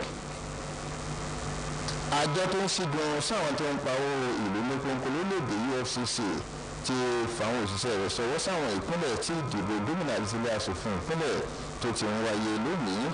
Àwọn ikọ̀ náà níbi tá a ti rí àwọn lọ́gàálọ́gàá látinú àjọ náà gúnlẹ̀ sáwọn ibùdó tí wọ́n pín wọn sí pẹ̀lú àwọn ikọ̀ aláàbò tí wọ́n pèsè ààbò nínú ìdìbò náà àtàwọn òṣìṣẹ́ àjọ elétò ìdìbò ilẹ̀ yìí. Agbẹnusọ fún àjọ EFCC ọ̀gbẹ́ni Wilson Owajari sọ yìí fáwọn oníròyìn. Wilson Owajari sọ pé iṣẹ́ àwọn ikọ̀ náà ni láti rí dájú pé àwọn èèyàn kò lọ́wọ́ nínú títa ìbò àti àwọn ìwà míì tó lè pagidínà kí ìdìbò kó lọ gbòòrò. Ètò ìdìbò sílé aṣòfin ìpínlẹ̀ Ọ̀ṣun tó ń wáyé lónìí ti bẹ̀rẹ̀ dáadáa pẹ̀lú bí ìròyìn ṣe fi yé ni pé ètò náà ń lọ ní ìrọwọ́rọsẹ̀. Ìkọ̀ròyìn iléeṣẹ́ yìí tó lọ káàkiri fìròyìn sọ̀rọ̀ pé àwọn òṣìṣẹ́ àjọ INEC àti àwọn ohun èlò tètè dé sáwọn ibùdó ìdìbò nígbà tí ẹ̀rọ tó ń ṣàfihàn àwọn ojúlówó olùdìbò búfà sì ṣiṣẹ́ dáadáa. Ìròyìn tó fìdí rẹ̀ múlẹ̀ pé ètò ààbò dúró re pẹ̀lú báwọn òṣìṣẹ́ aláàbò ṣe ń lọ tí wọ́n ń bọ̀ láti rí pé kò sí ogun òtẹ̀mí. Àtúndìgbẹ́ pé òfin tí ọ̀gá àgbà ọlọ́pàá lórílẹ̀‐èdè yìí fi di lọ bíbọ̀ ọkọ̀ sí wà bẹ́ẹ̀ pẹ̀lú báwọn agbófinró ṣe dúró káàkiri àwọn agbègbè tó ṣe kókó lánàá àti rí pé àwọn èèyàn kò pa òfin náà wọn ò tẹ òfin náà lójú mọ́lẹ̀.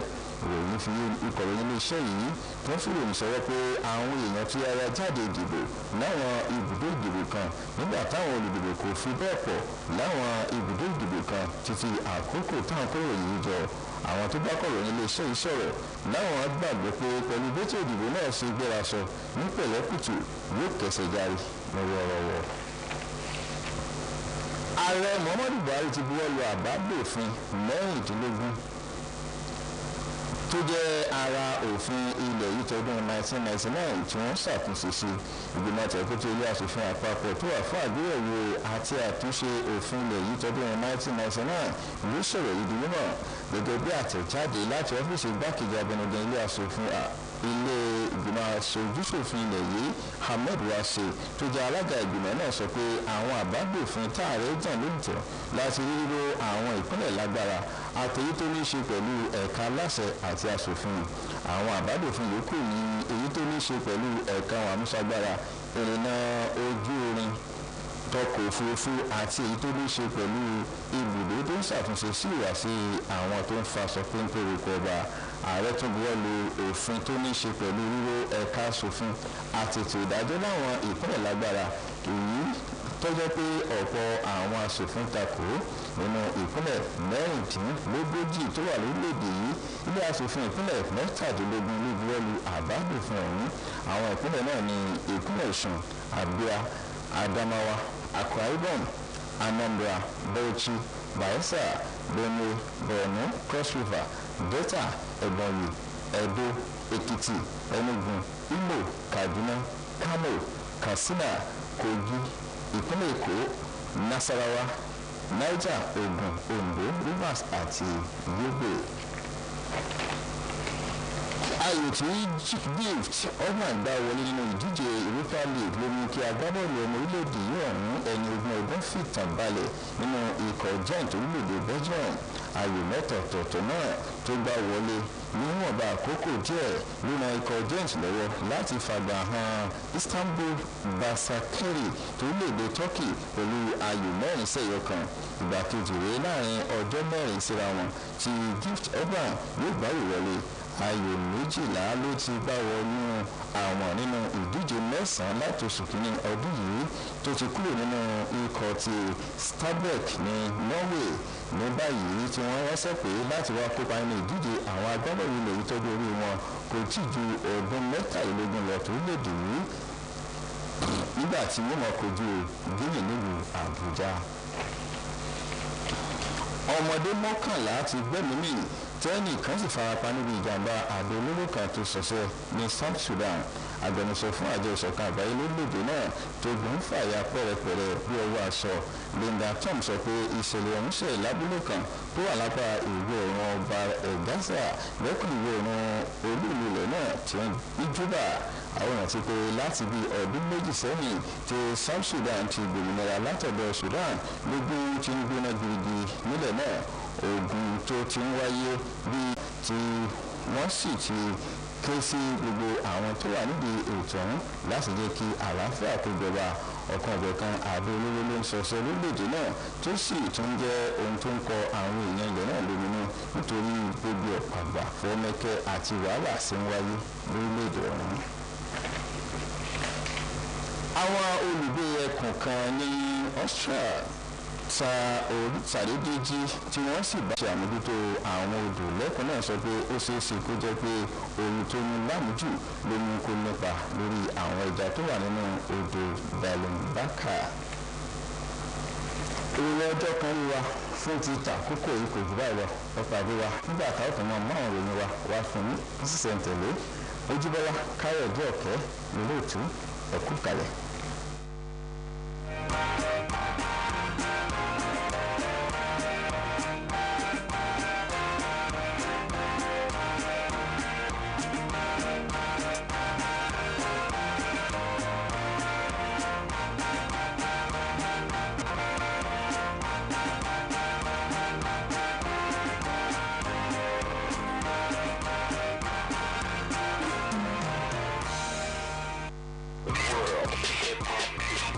Voting in an election is your civic responsibility. Vote your choice. Vote your conscience. Do not sell your vote. Etí yín mélòó gbogbo ọ̀dọ́ ìdìbò tó wọlé dé o. Ẹ má jáwọn olóṣèlú fi yín dá lúrú. Ẹ má ṣe jàǹdùkú fáwọn olóṣèlú. Àwọn tí ń fi ọ̀dọ́ dà lúrú ọmọ wọn dà láàrin yín. Ẹ rántí pé ọmọ ọlọ́mọ là ránṣẹ́ dé tòrutòru. Ẹ má jẹun bọ̀ láyé jẹ fún yín.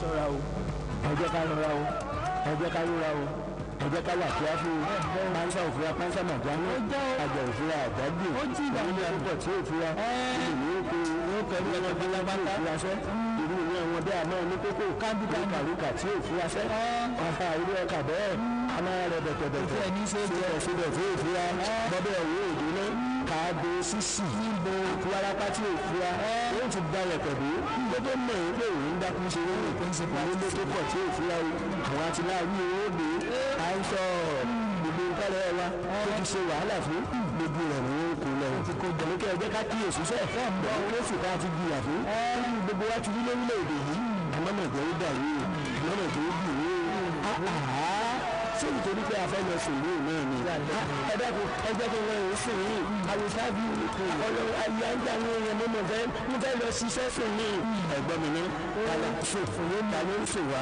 síbi ẹni tá à ń sùn ìlú náà lájẹ́ ẹrú sùn ẹni tó ń sùn wá òun bí ẹni ìrẹ̀rú ẹni ẹ wá gbọ́ mi dáadáa ṣé nítorí pé a fẹ́ sùn ní ìlú náà yóò bá sí nǹkan mí ń bẹ́ẹ̀ ẹ ò ní máa pọ́n ọ̀bẹ ẹ ò ní máa kó àdá ẹ ò ní máa gbáradì òdì nígbà báwọn bá kó 15 wá àwọn 200 lọ tí wọ́n fi tì ní wọ́n gbáradì ẹni wọ́n rí àwọn méjì 1000 láàpò sílẹ̀ ẹ̀jẹ̀ ká ṣọ́ra o ká mọ́ ti torí pé a fẹ́ so ìlú káàkiri àfọ́ ìlú síbi ẹni tó bá ń so ìlú ẹrú ìlú ni ẹni tó bá sì ní dandan ìlú ó ṣe ẹrú ìlú bí ìlú bá sì ní dákúndábọ̀ mọ́ sẹ́rú wa náà èyí tó ṣe ti tó mọ́ ọ̀rẹ́ wa èmi rò pé yẹ kí yẹ kó méjà wá o mi ò sì rò pé yẹ kó fa wàhálà àbúrò tó sí o èmi rò pé yẹ kó ní gbígbà ò bá ṣe sí ẹjẹ afọ ni èrè ti rí pé ẹrú kan bá sì ní ẹjẹ wá dá ń gbẹrù ìlú bí ìlú fúnra rẹ̀ tó bá ní ẹrú náà wọlé ẹni tó ń rẹrù wáyé àbúrò náà ń lọ kò gbárùn ún lóhùn àbí ọ̀rẹ́ wọlé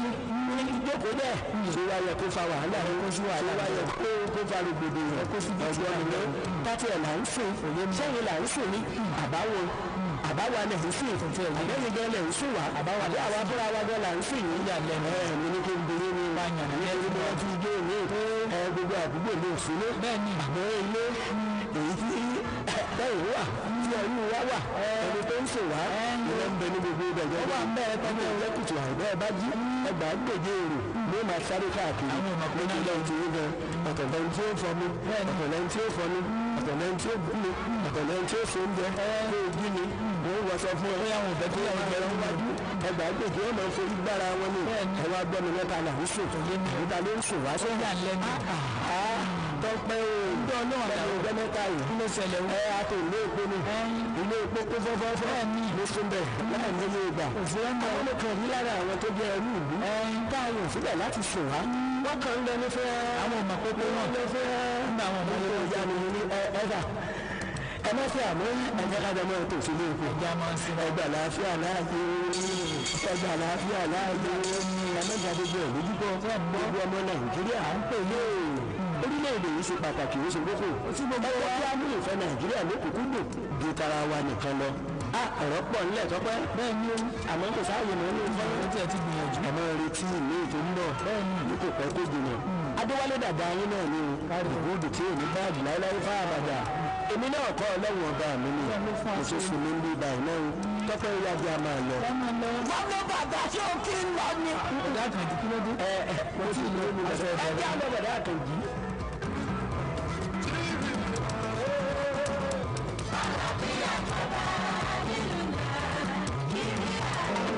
kókó bá ọ̀rọ̀ ajé wa.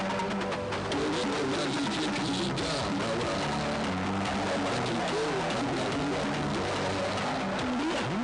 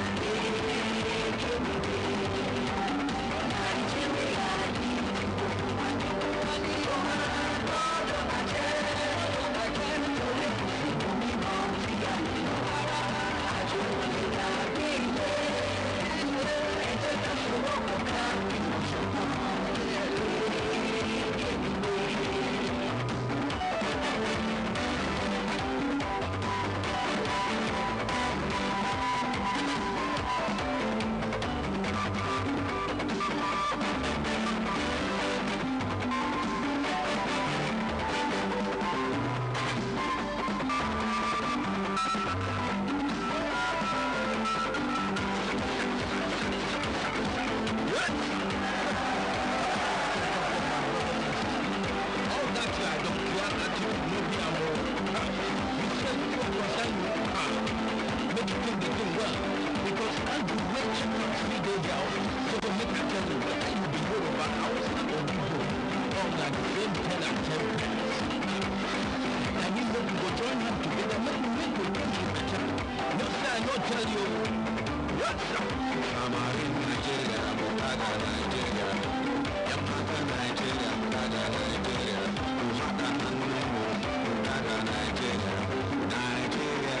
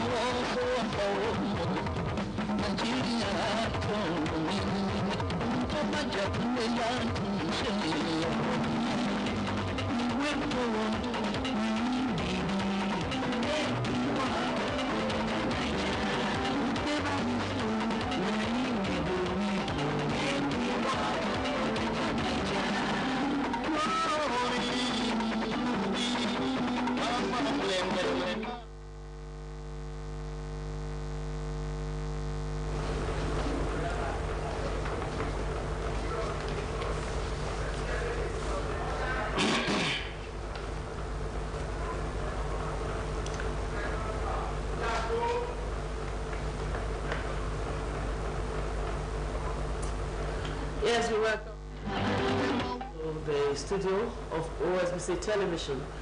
This is the second team for the broadcast of election programs on our channels, both radio and television. I am Olusayo Babatunde as we are making history across the country. Today, I am not alone in the studio. I have with me here Adeyemi, the Afriman. Good afternoon. Àtọ̀ akí gbogbo ẹ̀yin olùkọ́ wa nílé tẹ̀sí tún wò wá wípé ẹ káàbọ̀ sórí inú ilé agbára wa ní tẹlifíṣàn Ọ̀ṣun àti rédíò Ọ̀ṣun nígbà tí mo wá fún yín gẹ́gẹ́ bó ṣe ń lọ nígboro lórí ètò ìdìbò ilé ìgbìmọ̀ aṣòfin tó wáyé ní ìpínlẹ̀ Ọ̀ṣun àti tàwọn gómìnà tó wáyé káàkiri orílẹ̀-èdè yìí lónìí gẹ́gẹ́ bí ẹnìkejì mi Ṣayọ̀ Babátúndé bó ṣe sọ àníjẹ́ kí ojú yóò bẹ́ẹ̀ ni tí yóò sì ní di sí gbogbo bí ó ṣe ń lọ Adéyẹmí Adélékè ní ó kọ́ tèmi tí ó jẹ́ pé àwa náà ni a wà ní abala kejì ètò ọ̀hún lọ́sàn-án òní. Standing by, I have somebody who is going to be talking to us from Delta State, Eunice Imayazia. Hello, Eunice. Hello, good afternoon. Hello, good afternoon. Good afternoon, you're welcome. You do this Osbc Television, reaching you live from Osho. Oh, nice. From Delta State. Yes, I am. Okay, what's the brand? What can you tell us? Generally, the election is going on peaceful and everywhere in Delta State, relatively calm, I would say. Election materials arrived quite early in most of the polling units in Delta State. Unlike what we saw during the presidential election, election materials arrived quite earlier, and then we saw people coming out to vote. The voting started earlier also because the election materials arrived earlier. We also noticed in some of the polls that the turnout was not as much as what we witnessed in the presidential election. Something like voter apathy because of what, probably because of what happened during the last presidential election. Some persons, I feel, were discouraged to come out and vote. But generally, people have turned out to vote, but not as much as they were the last time during the presidential election. When we moved along Aniocha South, there's a local government, Aniocha South local government in Delta, we observed stores were actually locked. There was also minimal movement of persons and vehicles. We also saw roadblocks at strategic points. In fact, in Delta State, we noticed the high presence of security officials, trying to ensure that there's no anarchy. And the roadblocks we witnessed this time was not as much as what we witnessed during the presidential election. So wherever you are going to, you have to show your ID card to be sure that you are on election duty. And also show that those who have their voter's card, those are the only person. If you are not, you have no business on the road. They turn you back. So that's what we experience here in Delta State generally. There's a super rack at one school called Anichi Primary School in Asaba, in Ogwashuku, where electoral materials for that area was kept for overall distribution to polling units. As at 8 a.m., the electoral materials had already started leaving that rack. So we also visited for another one at Ubuluku. There's a school called Abrode Primary School in Ubuluku. We observed that electoral materials were already distributed in all those units. So voting started quite early on, so going on smoothly. But one of the wards at Ubuluku also, we noticed that there was a short spell in the electoral materials. So voters stood and insisted that there will be no voting until all the election materials are complete. So they waited for quite a long time. They called on the authorities to bring the electoral materials. So as I tell you, we are leaving that place, the voter insisting that no voting will take place in any of the polling units in that primary school until all the materials were complete. In an election month also, everything is going on smoothly. There have been no cause of violence in any of the units. There's one of the polling units where we learned that they were forcing to vote a particular party, but we got there and saw that it was quite a false alarm. So we had to, go back. So this is what is happening in Delta State. Generally, it's peaceful, it's smooth, it's calm. The job that the turnout is not as much as we witnessed during the presidential election. Okay, what do you think in fact the low turnout of voters there? Because you just said that the turnout is not as much as it was recorded during the presidential and national assembly elections. What do you think informs the low turnout? What I think is that they are discouraged, because of what happened during the presidential election. Many people feel that their votes will not count, and so they didn't come out as much as they did. But though they still turned out, lively, but just not as much as what we witnessed in the presidential election. In the presidential election, both the youths, everyone, you see everyone was filled to capacity, but not as much as what we're saying today now. Okay, thank you very much, Eunice. We want to hear more from you.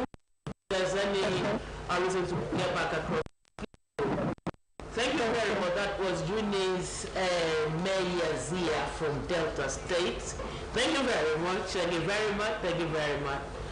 Okay, we'll welcome you back to Osbc Television. I think Yemi will be able to give us just a little of what Eunice said in English, so that he'll be able to give Yoruba listener the gist.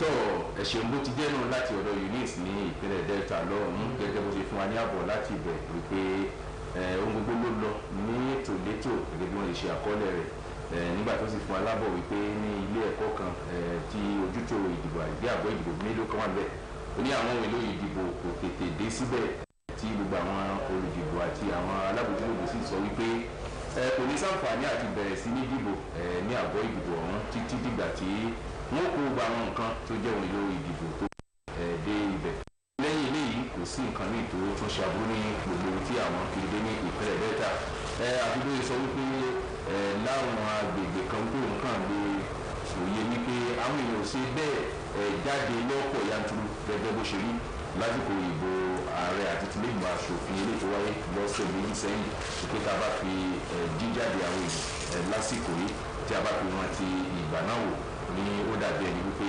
àwọn èèyàn jáde púpọ̀ lásìkò ìbò ààrẹ ju ti eléyìí lọ eléyìí ààbọ̀ láti ọ̀dọ̀ Eunice Yeza tó wà ní ìpínlẹ̀ Delta. Yes, we're still on the program and we want to, I think I'm looking at Bimbola Babatunde right there. Bimbola Babatunde is calling from, I think, Okebode. Hello, Charlotte. Hello, I am with you. Good afternoon, Bimbola. Hello? Hello, good afternoon. Hello, good afternoon. I can see you, I can hear you. Hello. Hello, good afternoon. Are we together? Are you hearing me? Yes, I can hear you loud and clear. Hello? Hello, good afternoon. I can hear you. Hello, I can hear you. Can you hear me too? What 7 unit 2 unit the accident I was looking at the for sure state. Okay. Hello? Okay, let's go on. Let's go. We can hear you. I can hear you. Go on. I can hear you now. Okay, go on. Go on. From what 7 unit 2 in Atakuba West local government. When we got here around 10 minutes ago, we still not see people on the field, but by now, as you can see, behind me, there's nobody on the field. But my interaction with people realize that people did not come out as expected, as it happened in the last election. There's nobody on the field now. Hello? Hello, I'm with you.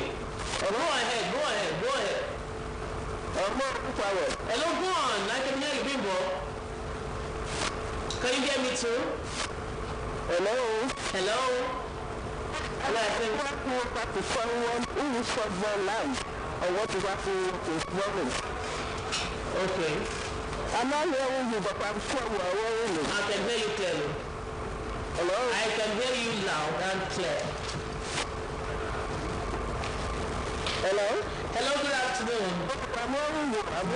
I can hear you loud and clear. Please go on. What was you happening?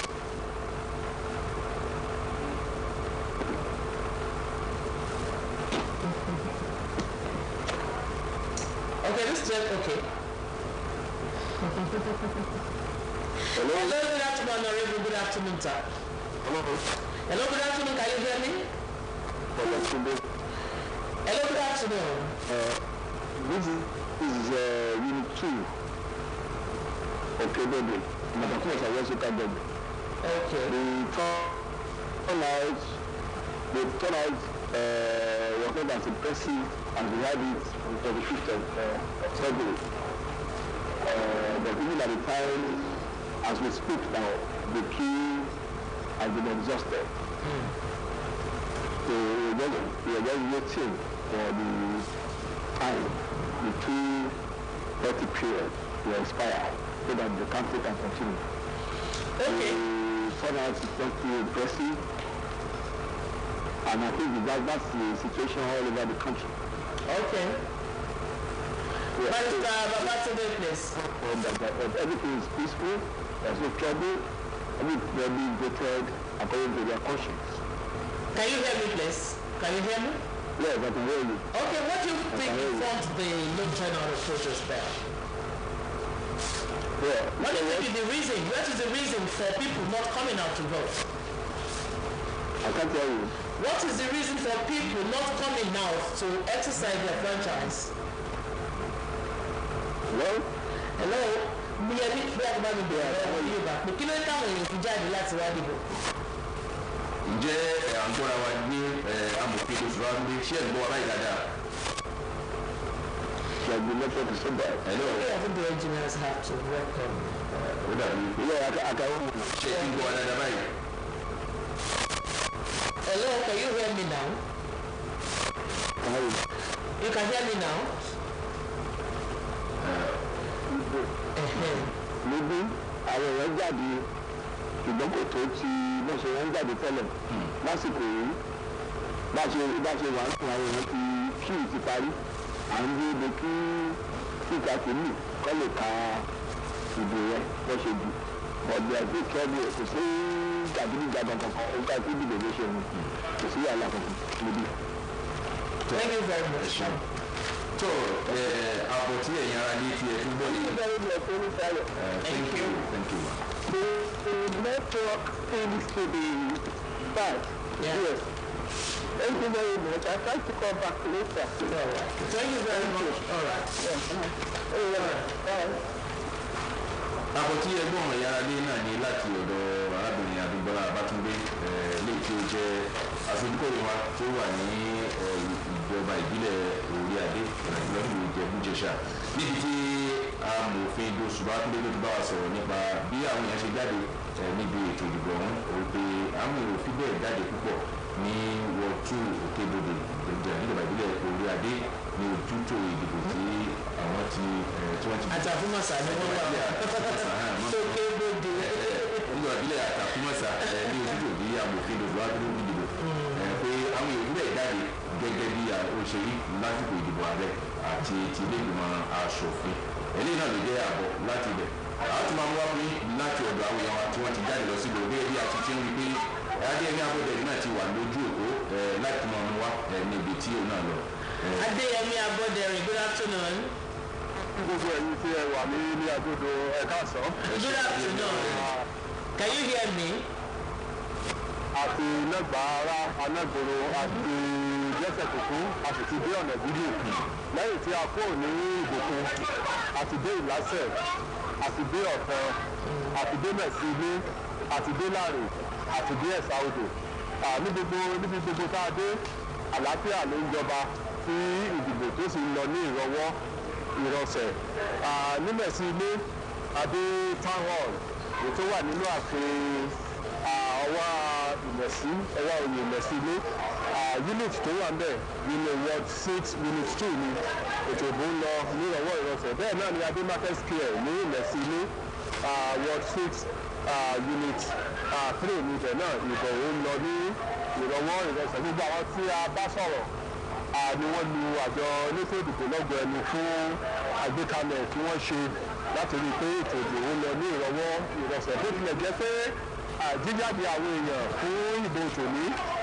kò wúni lórí àtọ́nà àtàwọn èèyàn ó lò quite low tá a bá fi wé ètò ìbò tí a dì ní ọjọ́ kẹẹ̀ẹ́dọ́gbọ̀n oṣù tó lọ àti ètò ìbò gómìnà tó wáyé lọ́dún tó lọ kò jọra wọn rárá ìsọwọ́jáde àwọn èèyàn lónìí kò wúni lórí ní gbogbo ibi tó dé tá a dé ó lè jẹ́ pé àlàáfíà àti pẹ̀lẹ́kùtù ìletò ìbò ló ń lọ. A wà ní Ìlàrè lọ́wọ́lọ́wọ́ báyìí àti dé unit méje ló wà ní Ìlàrè unit méje àti débi márùn níbẹ̀ àti ètò ìbò tó ń lọ lọ́wọ́ ṣùgbọ́n nǹkan tí a rí ní ìkànnì àwọn unit wọ́n ti bẹ̀ ní 3-story building Ọlọ́run ṣògo area ward 10 unit 3 ẹ̀rọ bivas tí wọ́n ń lò ń bẹ̀ ó tilẹ̀ jẹ́ pé ó ṣiṣẹ́ ṣùgbọ́n kò recognize àwọn èèyàn bíi ogún tí wọ́n fẹ́ dìbò ń bẹ̀ ó dì náà wọn ní registration àwọn èèyàn yẹn wọn inú wọn ò sì dùn torí wọ́n ní bó ṣe ṣe ní ètò ìbò tó lọ ní èyí tó lọ nìyẹn àwọn elétò ìbò tí a bá sọ̀rọ̀ kì í ṣe fọ́ọ̀tì tàwọn pé INEC office ní fọ́ọ̀tì tó wá pé yẹ kí àwọn yẹn wọ́n lọ revalidate registration wọn àwọn ẹgbẹ́ nǹkan tó wọn ò fi ẹ̀kọ́ yẹn kó àwọn tẹ́lẹ̀tẹ́lẹ̀ ò fi ẹ̀kọ́ yẹn kó àwọn tẹ́lẹ̀tẹ́lẹ̀ tó bí ó ṣe ń lọ báyìí àìtó ló ń lọ ní ìrọ̀wọ́rọ̀ṣẹ̀ ṣùgbọ́n àwọn bíi mẹ́ẹ̀ẹ́dógún sódú ìdíbàt lójú náà ní accreditation àwọn yẹn ìdẹ̀ dìbò lọ́wọ́lọ́wọ́ báyìí.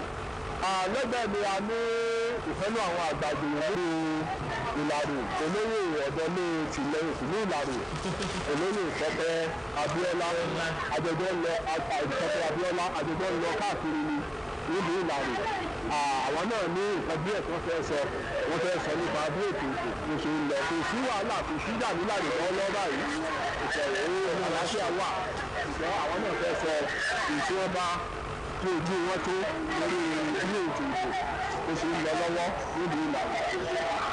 ṣe á kí àwọn àjọ onípò ìdìbò pé wọ́n ṣe dáadáa kò sí jà kò sí ìdọ̀kan gbogbo nǹkan tó yẹ kó ṣe náà ṣe wọ́n ti bẹ̀rẹ̀ láti ọdún mẹ́jọ àbọ̀ ṣùgbọ́n ohun tí ó jẹ́ kùdíẹ̀ káàtó òun náà ni pé àwọn nǹkan wọn bá wọn kan wọn lè dìbò torí pé ẹ̀rọ tí wọ́n fi ń ro àti àyẹ̀wò olúkúlùkù wọn kò gbé ojú wọn níbi àwọn èèyàn ìgbé ìdìbò àtọ̀ sí èyí ìdìbò tó ń lọ́wọ́ nírọ̀wọ́rọ̀sẹ̀ ní ìlú Ìlàrè kò sí jà kò síta tó tilẹ̀ jẹ́ pé àwọn iléeṣẹ́ ìròyìn kan ti gbé pé wọ́n ń jà ní ìlú Ìlàrè kò sí ìtọ́jú ìjọ bẹ́ẹ̀ èmi gẹ́gẹ́ bí agbẹnusọ ìlú tí mo jẹ́ olóyè ọ̀gbọ́nlé Dr. Abíọ́lá tí mo sọ fún gbogbo ènìyàn wípé kò sí jà kankan ní ìlú Ìlàrè ó ti wò ó lọ ìdìbò méje la ní ó tilẹ̀ jẹ́ pé àwọn èèyàn ìgbà ìgbà jáde púpọ̀ ìdáhùn bá àwọn tó jáde ọjọ́ ń ṣeré ọjọ́ àti PDP àti APC ìjọba tí wọ́n wà wọ́n jọ ń ṣeré tí wọ́n jọ ń dìbò ní ọjọ́ àti bó ti yẹ ẹ ṣe. bó ṣe lọ ní ìlú Ìlàrè ni wọ́n sọ yẹ gbogbo ibi tá a dé unit méjèèjì tó wà ní Ìlàrè kò sí wàhálà kò sí ẹ̀tanú kò sí rògbòdìyàn gbogbo wọn lọ gbogbo nǹkan lọ ní ìrọ̀wọ́ ìrọ̀sẹ̀ ni àti dé bẹ̀sí ilé àti dé ọ̀sẹ̀ ilé àti dé lásẹ̀ àti dé ìpìlẹ̀wá àti dé pọ̀dá a sì ti lọ sí ìbùkún náà láàárọ̀ yìí. Hello, Yemi. Gbogbo ibi tá a dé. Yemi, can you hear me? Can you please give us some tips? I can hear you. Can you give us some tips in English? I can hear you, please. Can you give us some tips in English? What's just? No. Can you give us some tips in English? Can you hear me? I want to report that we have observed general peaceful atmosphere in all the places visited so far today. In the course of the conduct of today's election, the House of Assembly election in Oboko local government. We have been to the headquarters of Oboko local government. We have been to Ilase, we have been to Ikiwa, we have been to Ipada, we have been to Otan, we have been to Nesile, and in all the places visited, though the apathy, the turnout on the part of voters was feasible. The turnout was low compared to February 25th presidential and national assembly election and the last year governorship election, maybe because it is only the House of Assembly election that is holding in the free state. That is why the turnout has been abysmally low. Yes, abysmally low. Though the tension now is lower than what happened on the 25th of last month, but the turnout has been low. The security is overwhelmed. Voters are doing their civic responsibility peaceful. We are presently in Ilari, and we observed in one of the units that the reverse machine, though working, but has denied quite a number of people accreditation. About 15 of them were denied accreditation and they were not allowed to vote. They have valid voter card to cast their vote, but they were denied accreditation by the reverse machine. And one of the other officials informed that the situation may be because they are afraid to revalidate their voter card. But so far, so good. The situation is now peaceful. No itch, no infighting, no problem in all the places visited so far by my team because of observing and monitoring today's House of Assembly election in Oboko local government. Thank you very much, Yemi. Thank you, studio. Do you see how some people try to cast their vote there on the line? Yes, we will still be around. We'll see the close of the election, the sorting out of the ballot and the counting of the ballot, and we wait at the collation center in Oboko for the announcement of the final result of the election today before we return to the studio. Thank you very much. Enjoy your stay there. Hello? Hello? Thank you very much. Thank you, bye. tó bó ṣe jẹ́ látọ̀dọ̀ Adéyẹmí Abọ́dẹrìn tó wà níjọba ìbílẹ̀ Ògùn òní ti gbọ́ yìí gẹ́gẹ́ bí ó ṣe sọ wípé àwọn èèyàn jáde láti dìbò bẹ̀ pé òun náà sọ wípé ètò ìdìbò nígbà ìbílẹ̀ Ògùn àwọn òfin bẹ́ẹ̀ pọ̀ tó bó ti rí nígbà ìdìbò ààrẹ. Well, we shall be going to the other side for the radio news at 1. And by the time we shall return, we shall be entertaining our guests, and our guests shall be fielding questions from us and from people who are going to call. Stay tuned.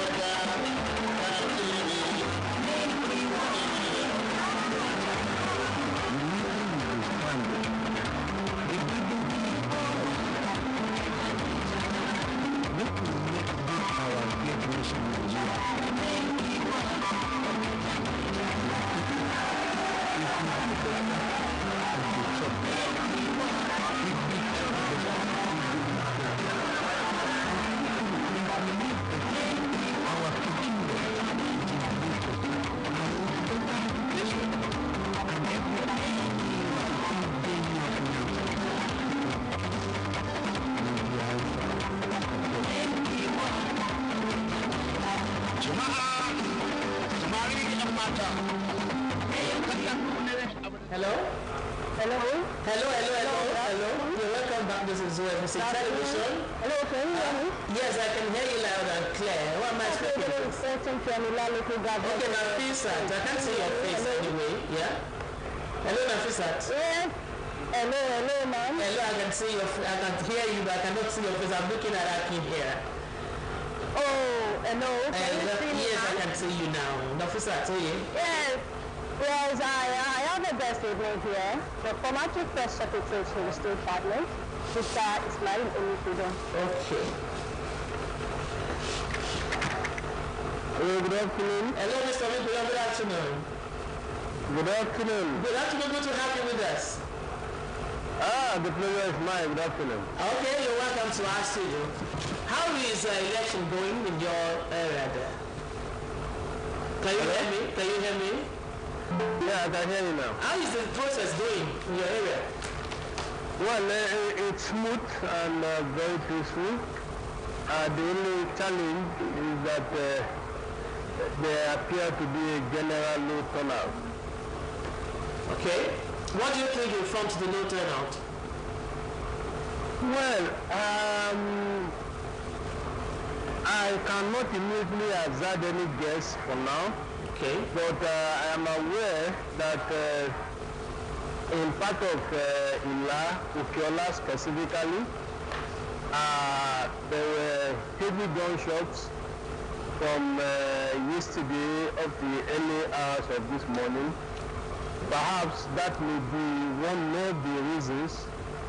But why I don't want to conclude that that is the major reason is that even 2 weeks ago, we had similar heavy gunshots in the same area, but it never affected the turnout of the people. That is why I don't want to conclude that the heavy gunshots may have been responsible for the low turnout.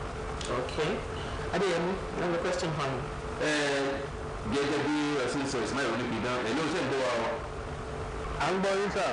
Báwo ló bí ọjọ́ ṣe rí ní inú ètò ìdìbò ilé tó wáyé ní ìlú ìlà ọ̀rùn àti àgbègbè ẹ̀? Adúgbò lọ́dọ̀ lọ ètò yẹn lọ ní ìrọ̀wọ́ ìrọ̀rùn. Oníkálukú jáde láti dìbò fún olùdíje tó wù wọ́n. Nítorí kan jẹ́ àlẹ́nu fún mi ní pé kò pọ̀ bíi ti ìgbà tá a dìbò ààrẹ àti ti ilé ìgbìmọ̀ asòfin àgbà l'Àbújá. Ilé wa rò pé fà á tí èrò fi jáde púpọ̀ bẹ́ẹ̀. Mi ò ní lè sọ wípé ìdí kan àbí méjì nítorí pé kí ni lóòótọ́ àwọn kan yìnbọn mọ́júmọ́ ní Òkè Ọlá ṣùgbọ́n nígbà tá a dìbò ààrẹ náà wọ́n ní oògùn ẹ̀yẹ náà tí ò dẹ̀ bí àwọn èèyàn lọ́wọ́ láti jáde lórí ìdí èyí ni mi ò fi lè sọ wípé bóyá torí ìyẹn ni tá a bá dẹ̀ tó sọ pé torí pé kò sówó ni nígbà tá a dìbò ààrẹ náà kò sówó àwọn èèyàn dẹ̀ jáde so èyí kì í dẹ̀ wá ṣe ìlà nìkan tó gbé kí ni àwọn oníròyìn kọ̀ọ̀kan tí mo ti bá sọ̀rọ̀ ní Òṣogbo àtàwọn ìpínlẹ̀ míì yàtọ̀ sí Ọ̀ṣun ó dàbí ẹni pé àìjáde púpọ̀ yẹn ó dàbí pé ó fẹ́ káàkiri àti lè sọ pàtó tó kí nìdí. ṣùgbọ́n tá a bá wo agbọn ètò ààbò ǹjẹ́ ètò ààbò ṣe dáadáa lórí ohun bó ṣe yẹ kó rí?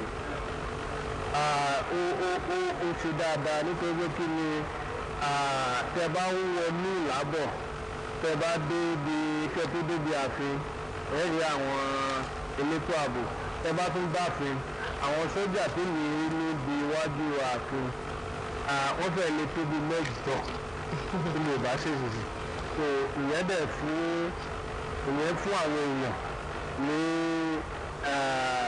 ìdájú láti jáde bẹ́ẹ̀ dẹ̀ ṣe wà ń bẹ̀ bẹ́ẹ̀ náà ni wọ́n ń lọ káàkiri bá mo rá àwọn méjì kan lára àwọn sójà yẹn lórí ọ̀kadà tí wọ́n ń gùn káàkiri yẹn fi hàn pé wọ́n káàkiri láti rí wípé ètò ààbò tí ó tọ́ àti tó yẹ wípé ó wà nínú ìlú. Thank you very much, Mr. Mikoto. The pleasure is mine. You just spoke about the security situation there.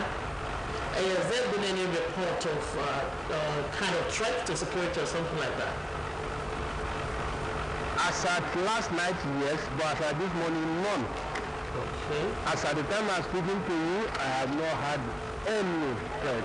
And like I said in Yoruba, the presence of soldiers, the heavy presence of soldiers, I'm sure is enough to scare any potential troublemaker. I live in Okini Fufu as we are entering Ila. Now, just before the palace, you see a roadblock mounted by security operatives, and some meters away from there, you get to the palace, you see another roadblock mounted by the army. Those I counted there, the soldiers, they are up to 8. Okay. Now, apart from those stationed there are a few of them to moving around. At least I saw 2 of them on Okada. Thank you. Moving around to ensure that things go on peacefully. Thank you very much. What I would just do is to further implore them not to relent, because usually once we record a peaceful voting exercise, the potential troublemakers want to move to the collation center. Okay. So our people don't need to relent to ensure that all the areas where we had security threats, last time, things like Ajaba, Okela, Lexington. Thank you very much, Mr. Wipina. We want to have a break now. We want to go off air now. So we want to go away from this close. We want to have a break. We'll get back to you. Thank you very much. Yes, that was Mr. Wipina there talking to us from an hour ago. Mr. Wipina was the Chief Press Secretary to the immediate past governor of Osho State. We appreciate that. But we shall be taking more reports from our reporters who are spread all over the state from the news authorities of the state. They shall be calling us and give us detail of how the process is going in their localities, and we are sure that we shall be feeding you with reality from here. And now, tó ìjọba ti dé láti ọ̀dọ̀ ẹni tó jẹ́ agbẹnusọ fún gómìnà àná nípínlẹ̀ Ọ̀ṣun ẹ̀sìn àìlú Mikidan tó wà níbi ìlànà ọ̀gbọ́n ló sọ gbogbo ọjọ́ ṣe rí nípa bí tó dìbò wọn bó ṣe lọ lọ́rùn bó dẹ̀ pé ó ní àwọn òkè ajáde náà síbẹ̀ ó ní òun lè sọ àwọn nǹkan tó fà á bó dẹ̀ pé ètò ààbò ló fìdí múlẹ̀ lẹ́yìn yìí a ó sinmi díẹ̀ kó tó di pé a tún padà máa fún yín nípa bó ṣe ń lọ gẹ́gẹ́ bí àwọn òṣìṣẹ́ wa ti jáde káàkiri ìpínlẹ̀ yìí láti máa fún wa ní ojú ọjọ́ ètò ìdìbò láwọn ibì kọ̀ọ̀kan láìpẹ́ à ń padà bọ̀.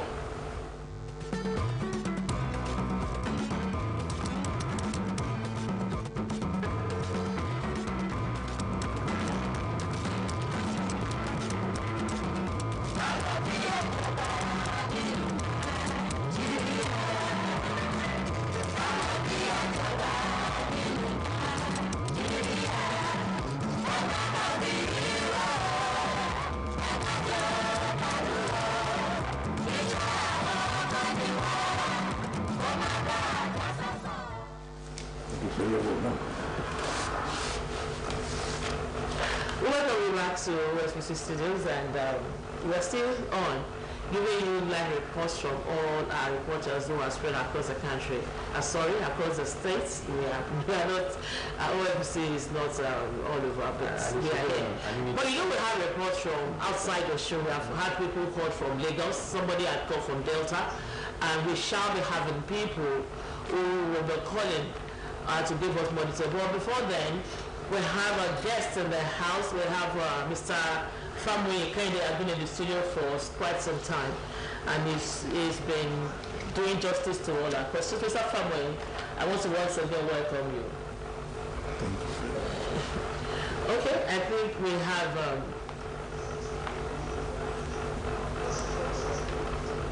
so you know that we have 400 governorship candidates in 28 states of the Federation. Why do you think the office attracts so much people, so much attention that are vying to sit? We need just 28 people and we have 400 candidates. Yeah, it is, even by my own calculation, that is too small. Okay. Because the office of the governor is very important. So, if to say all the parties that are registered filled their candidate as it should be, we should have more than that. That is my own. We should have more than 400. Yeah, we should have. Because if all the parties, you see, now if you look at what we have today now, most of the states you have 7, 8 parties fielding candidates. If we have more than 100 parties, if all of them are fielding candidates. Sorry, we're actually going to have take a call now. I think somebody's on the line. Hello. Can you hear me? Hello, good afternoon. Can you hear me? Good afternoon. Can you hear me? Good afternoon. Can you hear me? Yes, loud and clear. Okay, where are you reporting? From the city of Abuja, the federal capital city. You're reporting from Abuja? Yes. Okay. There is election in Abuja. Abuja is governed by Abuja no the provision of the constitution. Okay. Hello? Okay. Yeah, I can hear you. By constitutional provision, the president, Mr. President, is the sitting governor of the federal capital city, Abuja. By that provision, there is no governorship election. Yeah. And also the same provision made it that the National Assembly, both the Senate and the House of Representatives, are the assembly of the federal capital city. Yeah. So by these two provisions, the election holding across 28 states of the Federation today is not holding in Abuja. Yeah. You can hear by the roadside the weekend hustling and bustling. The commercial activities are ongoing. Vehicles are on the road. The marketplaces are open. Unlike other 28 states where they are conducting the state assembly and the national, the governorship elections. Okay, Aki. Yes. Apart from commercial activities that's on the high in Abuja, what can you notice how people travel out of Abuja to cast their votes? How much people are on the streets? Actually, yesterday would have been better of that, but there is no doubt about that, because you can see the city of Abuja is not that fully of the weekend activities, though weekend is sit at home for most of people that have been working from Monday till Friday. But we cannot rule out that people travel out of Abuja to go and vote in their various places. Actually, before calling the studio, the adjoining states, they are holding their governorship election, and this also will also affect, because most people that are residing in Abuja, working in Abuja, the city capital, are coming from the neighboring states like Nasarawa, Kaduna, Niger, mostly. So today, those people are supposed to have 1 or 2 things to do in town, either to visit friends, either to continue with their works. They are back home in their various states. Don't let us forget that during the week, the Inspector General of Police give an order, a ban on motoring on the road, with exception to Abuja. But being this, Nasarawa, Niger, Kaduna, Kogi will also be affected, so people will not be able to move into Abuja. Okay. Thank you very much. I want to hand you over to Yemi now for the Yoruba version. Oh, you're welcome. Ọ̀gbẹ́ni Akínyẹwọlé. Ẹ kú àsán. Ẹ ṣeun ṣe ń bọ̀ wá dáadáa lóhùn. Loud and clear. Ó lálẹ́ garaga níbí. Ẹ fún wa ní àkókò ṣe rí níbi tẹ̀wá àti ìlú tẹ̀wá ní Palábọ̀. Nílùú Àbújá níbi tí ṣe olúìlú orílẹ̀-èdè Nàìjíríà, gẹ́gẹ́ bí a ṣe mọ̀ nǹkan tó fi sọ ni pé ààrẹ orílẹ̀-èdè wa Nàìjíríà òun gangan òun ni gómìnà ní olúìlú ilẹ̀ wa.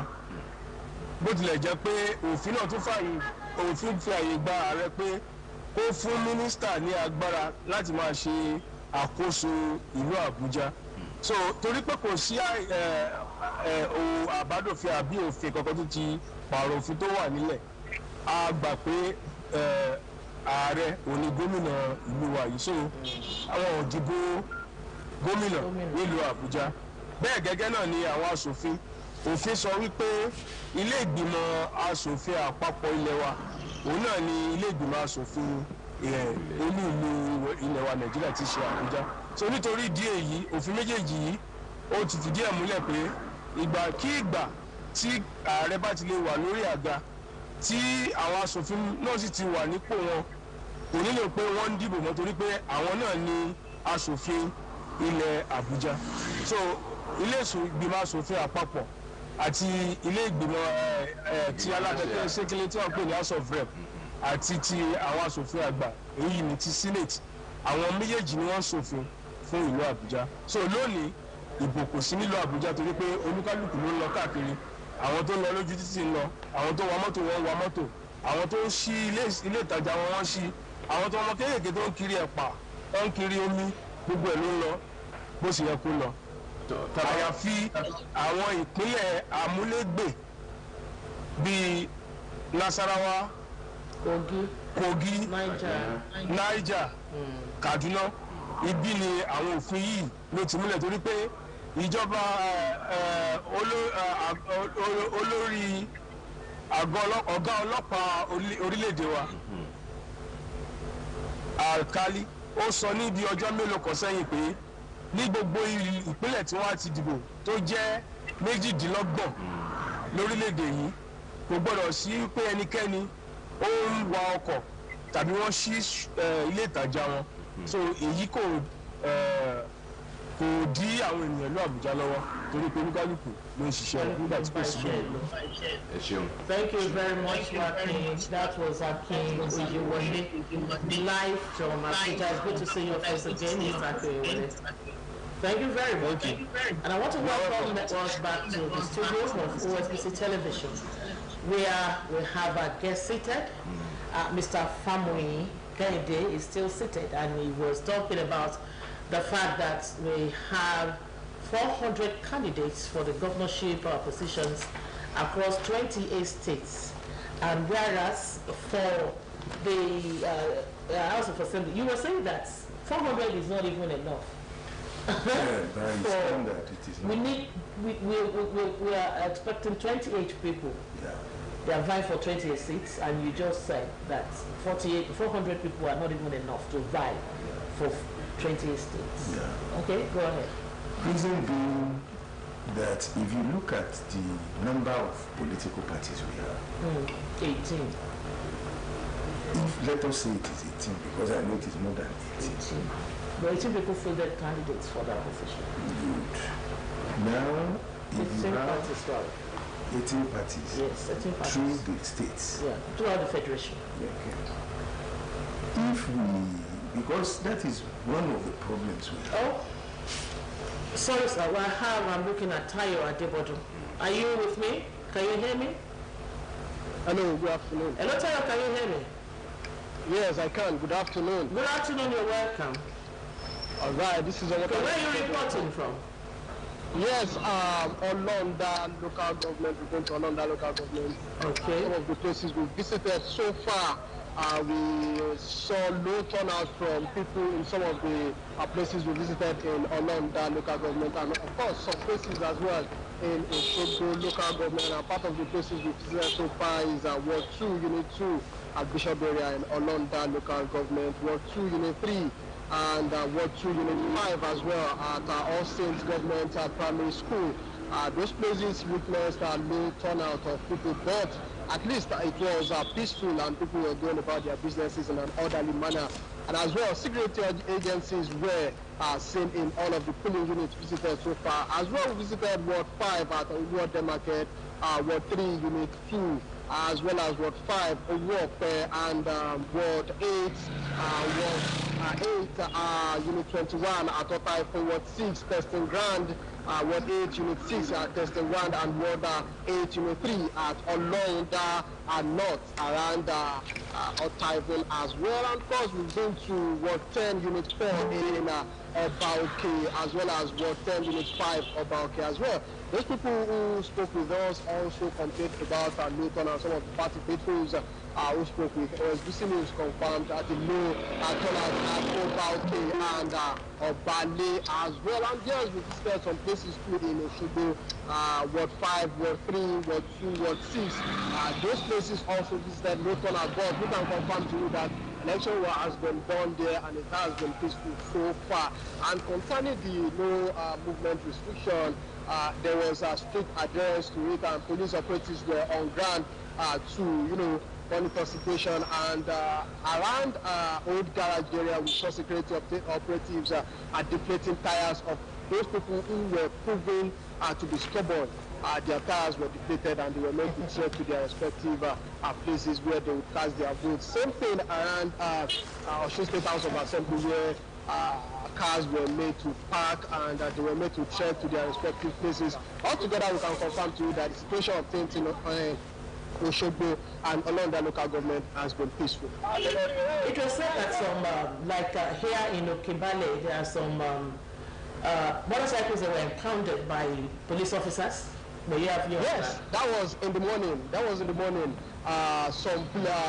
motorbikes were impounded, and even some cars as well, private cars, those that were not on essential duties too, they were impounded around Okibale in the morning. And we saw the same thing around Ogolua as well. So I think the security agencies were just trying to be on top of situation.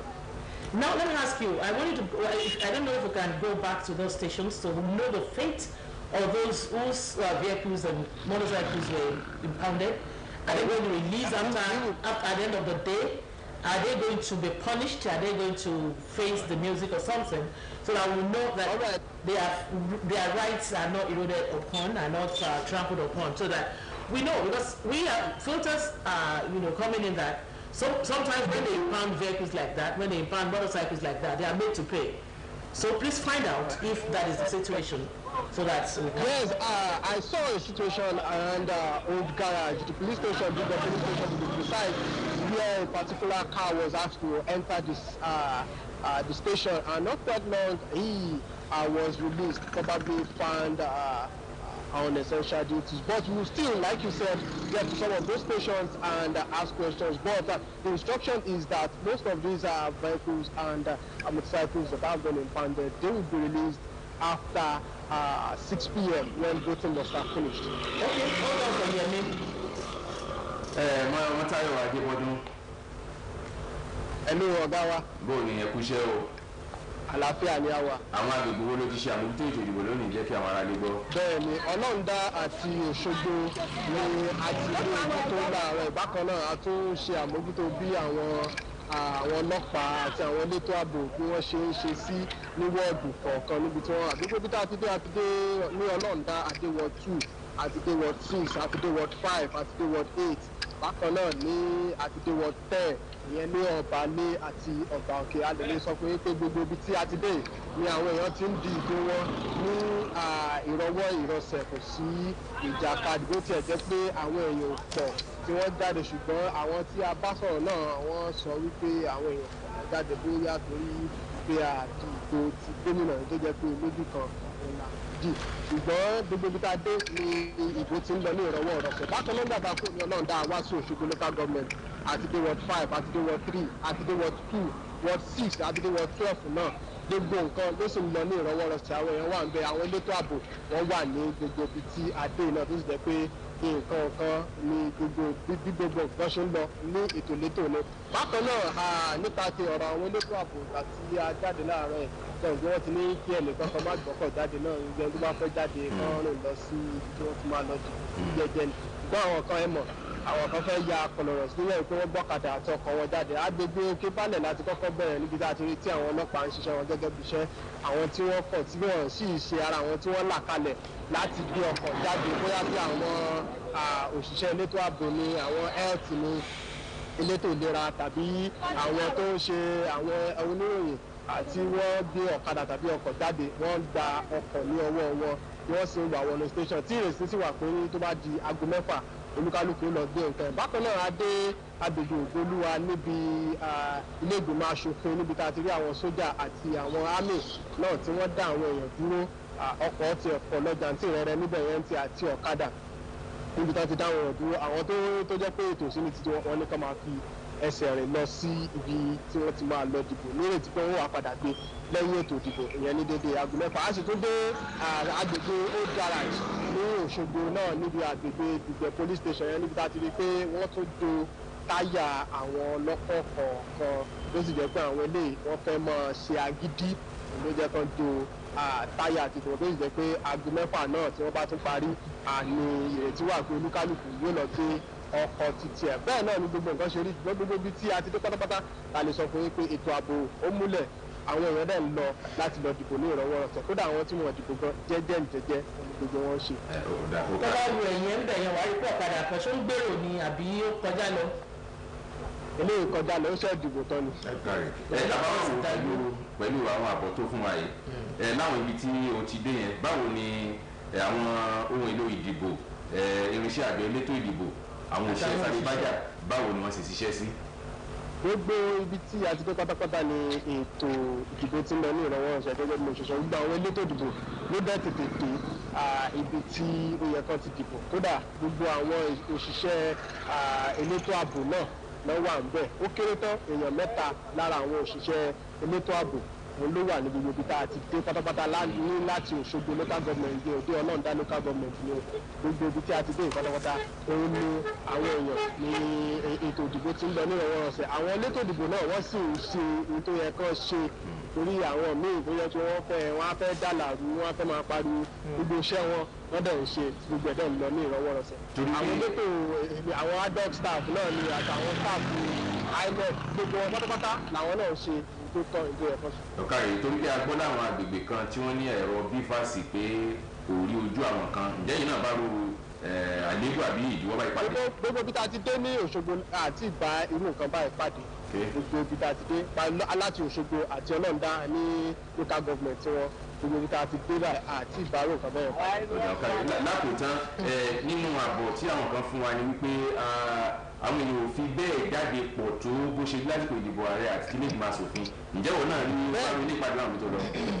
bẹ́ẹ̀ ni gbogbo ibi tá a dé àti Òṣogbo ìjọba àbílẹ̀ Òṣogbo àti ìjọba àbílẹ̀ ọlọ́ọ̀dá gbogbo ẹ̀ ni àwa náà rí kò dàbí àti ètò ìdìbò ti ààrẹ gbàtà àti ẹ̀rọ á fi ọ̀rọ̀ wá àwọn ọ̀kan lẹ́nu àwọn yẹn wọ́n conclude pé bóyá torí pé ó jẹ́ ìbò ilé ìgbìmọ̀ aṣòfin ti ìpínlẹ̀ nìkan ni ló jẹ́ káwọn èèyàn wò pé wọn gbọ́dọ̀ jáde wọn fẹ́ jáde púpọ̀ láti wá dìbò torí àdìbò ti gómìnà ní ìpínlẹ̀ títí wa onígbẹ́ káwọn èèyàn wá dìbò tó ṣùgbọ́n gbogbo bí a ti dé bó ṣe pọ̀ sí wọn rí ní pọ̀ tó bí wọ́n ṣe pọ̀ nígbà tí ààrẹ ti ìpè ti ààrẹ ìdìbò ààrẹ. ó kárí ọmọdé àdìbọ́nú á tún máa kàn sí ọ tó bá yá. Thank you very much. It's good to have you. You're welcome.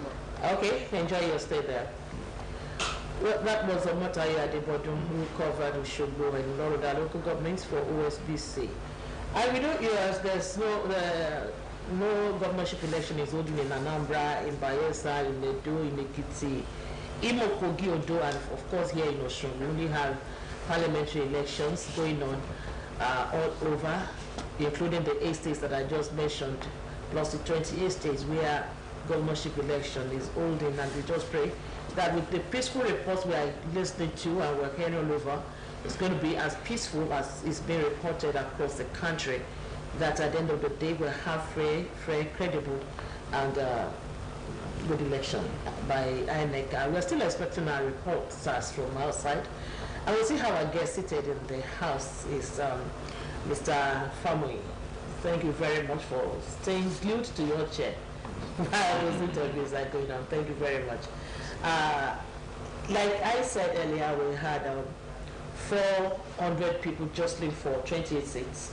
And just in the Houses of Assembly too, we have over 10,000 candidates for just 993 seats. What do you think you found so much crowd?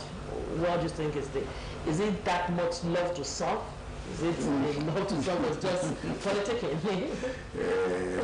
You have answered the question. It's politicking. And like I said earlier on, I told you the number is not even enough. Why?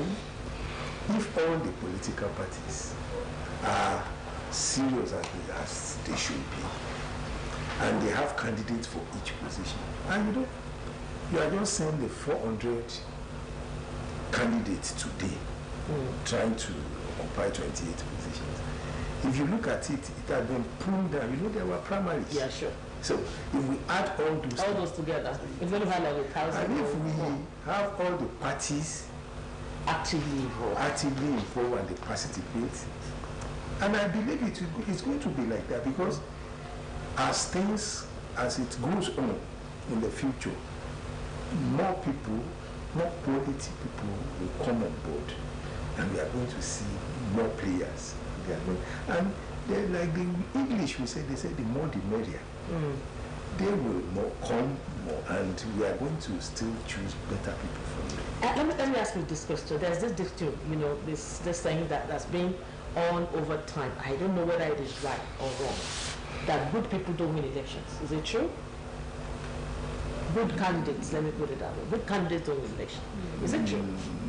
It has happened in Nigeria and some other places, but I don't think it is true, because we've had good people winning election. Not in Nigeria anyway. If you see, and we have good people losing election too. Yeah, of course. Look at South Africa. Nelson Mandela won election. It was a good person. See, Bill Clinton, the US, was like the best person that won the election day.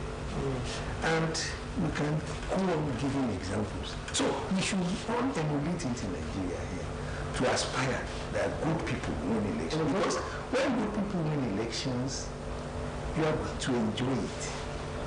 And like I will say, digress to one side, they say, the people deserve the kind of leadership they want. Because when you want bad people to be winning elections, you have bad leadership. So that is it. So I don't believe it should be bad people that should be winning elections. Before I hand over to Yemi for the Yoruba version, I want to ask again that sometimes when somebody who has been a very good critic of a particular government, you say that this person, if he gets there, is going to perform wonders even better than the person who's being criticizing. But it's not that when this person is giving a mantle of leadership, he's even worse than all the people that he has been criticized over time. It has happened. We have had people who are Liberal leaders and they criticize government for non-payment of salaries, and when they became governors or leaders in their positions, they failed to pay their workers their salaries too. So what happened? Is it the system? Is it the seat? Is it the power, or what happened? That sometimes when you understand my question, that somebody who has been a critic of a particular system, a particular setting, even it happens, even in our establishments, locally too, but you have people who say, what is all that doing? How did we do like that? But then the person becomes your guy is the first person to even do worse than the person he has criticized. Over to you. You see, Yeah, the question is so funny because sincerely I've always thought about it and not thinking about it alone. I've actually sat down to look at what plays out. What will I say is somebody who is criticizing. You know, there are constructive criticism and there are some criticism that are just business. Now, somebody who is criticizing will always be planning if or should in case I get to this place. Why is criticizing? Unfortunately, is also gathering enemies across board. And most of the time, when a critic gets into power or into leadership position, if he doesn't factor in those that he was against into his own administration, most times they work against him. And a lot of them are not prepared for that. We have examples about, see, the outgoing government now, before he came in, was all over the place. And there was even the kind he was crying for this country that he will make things work out. Mind you, I'm not saying that he didn't have it in mind to do good things.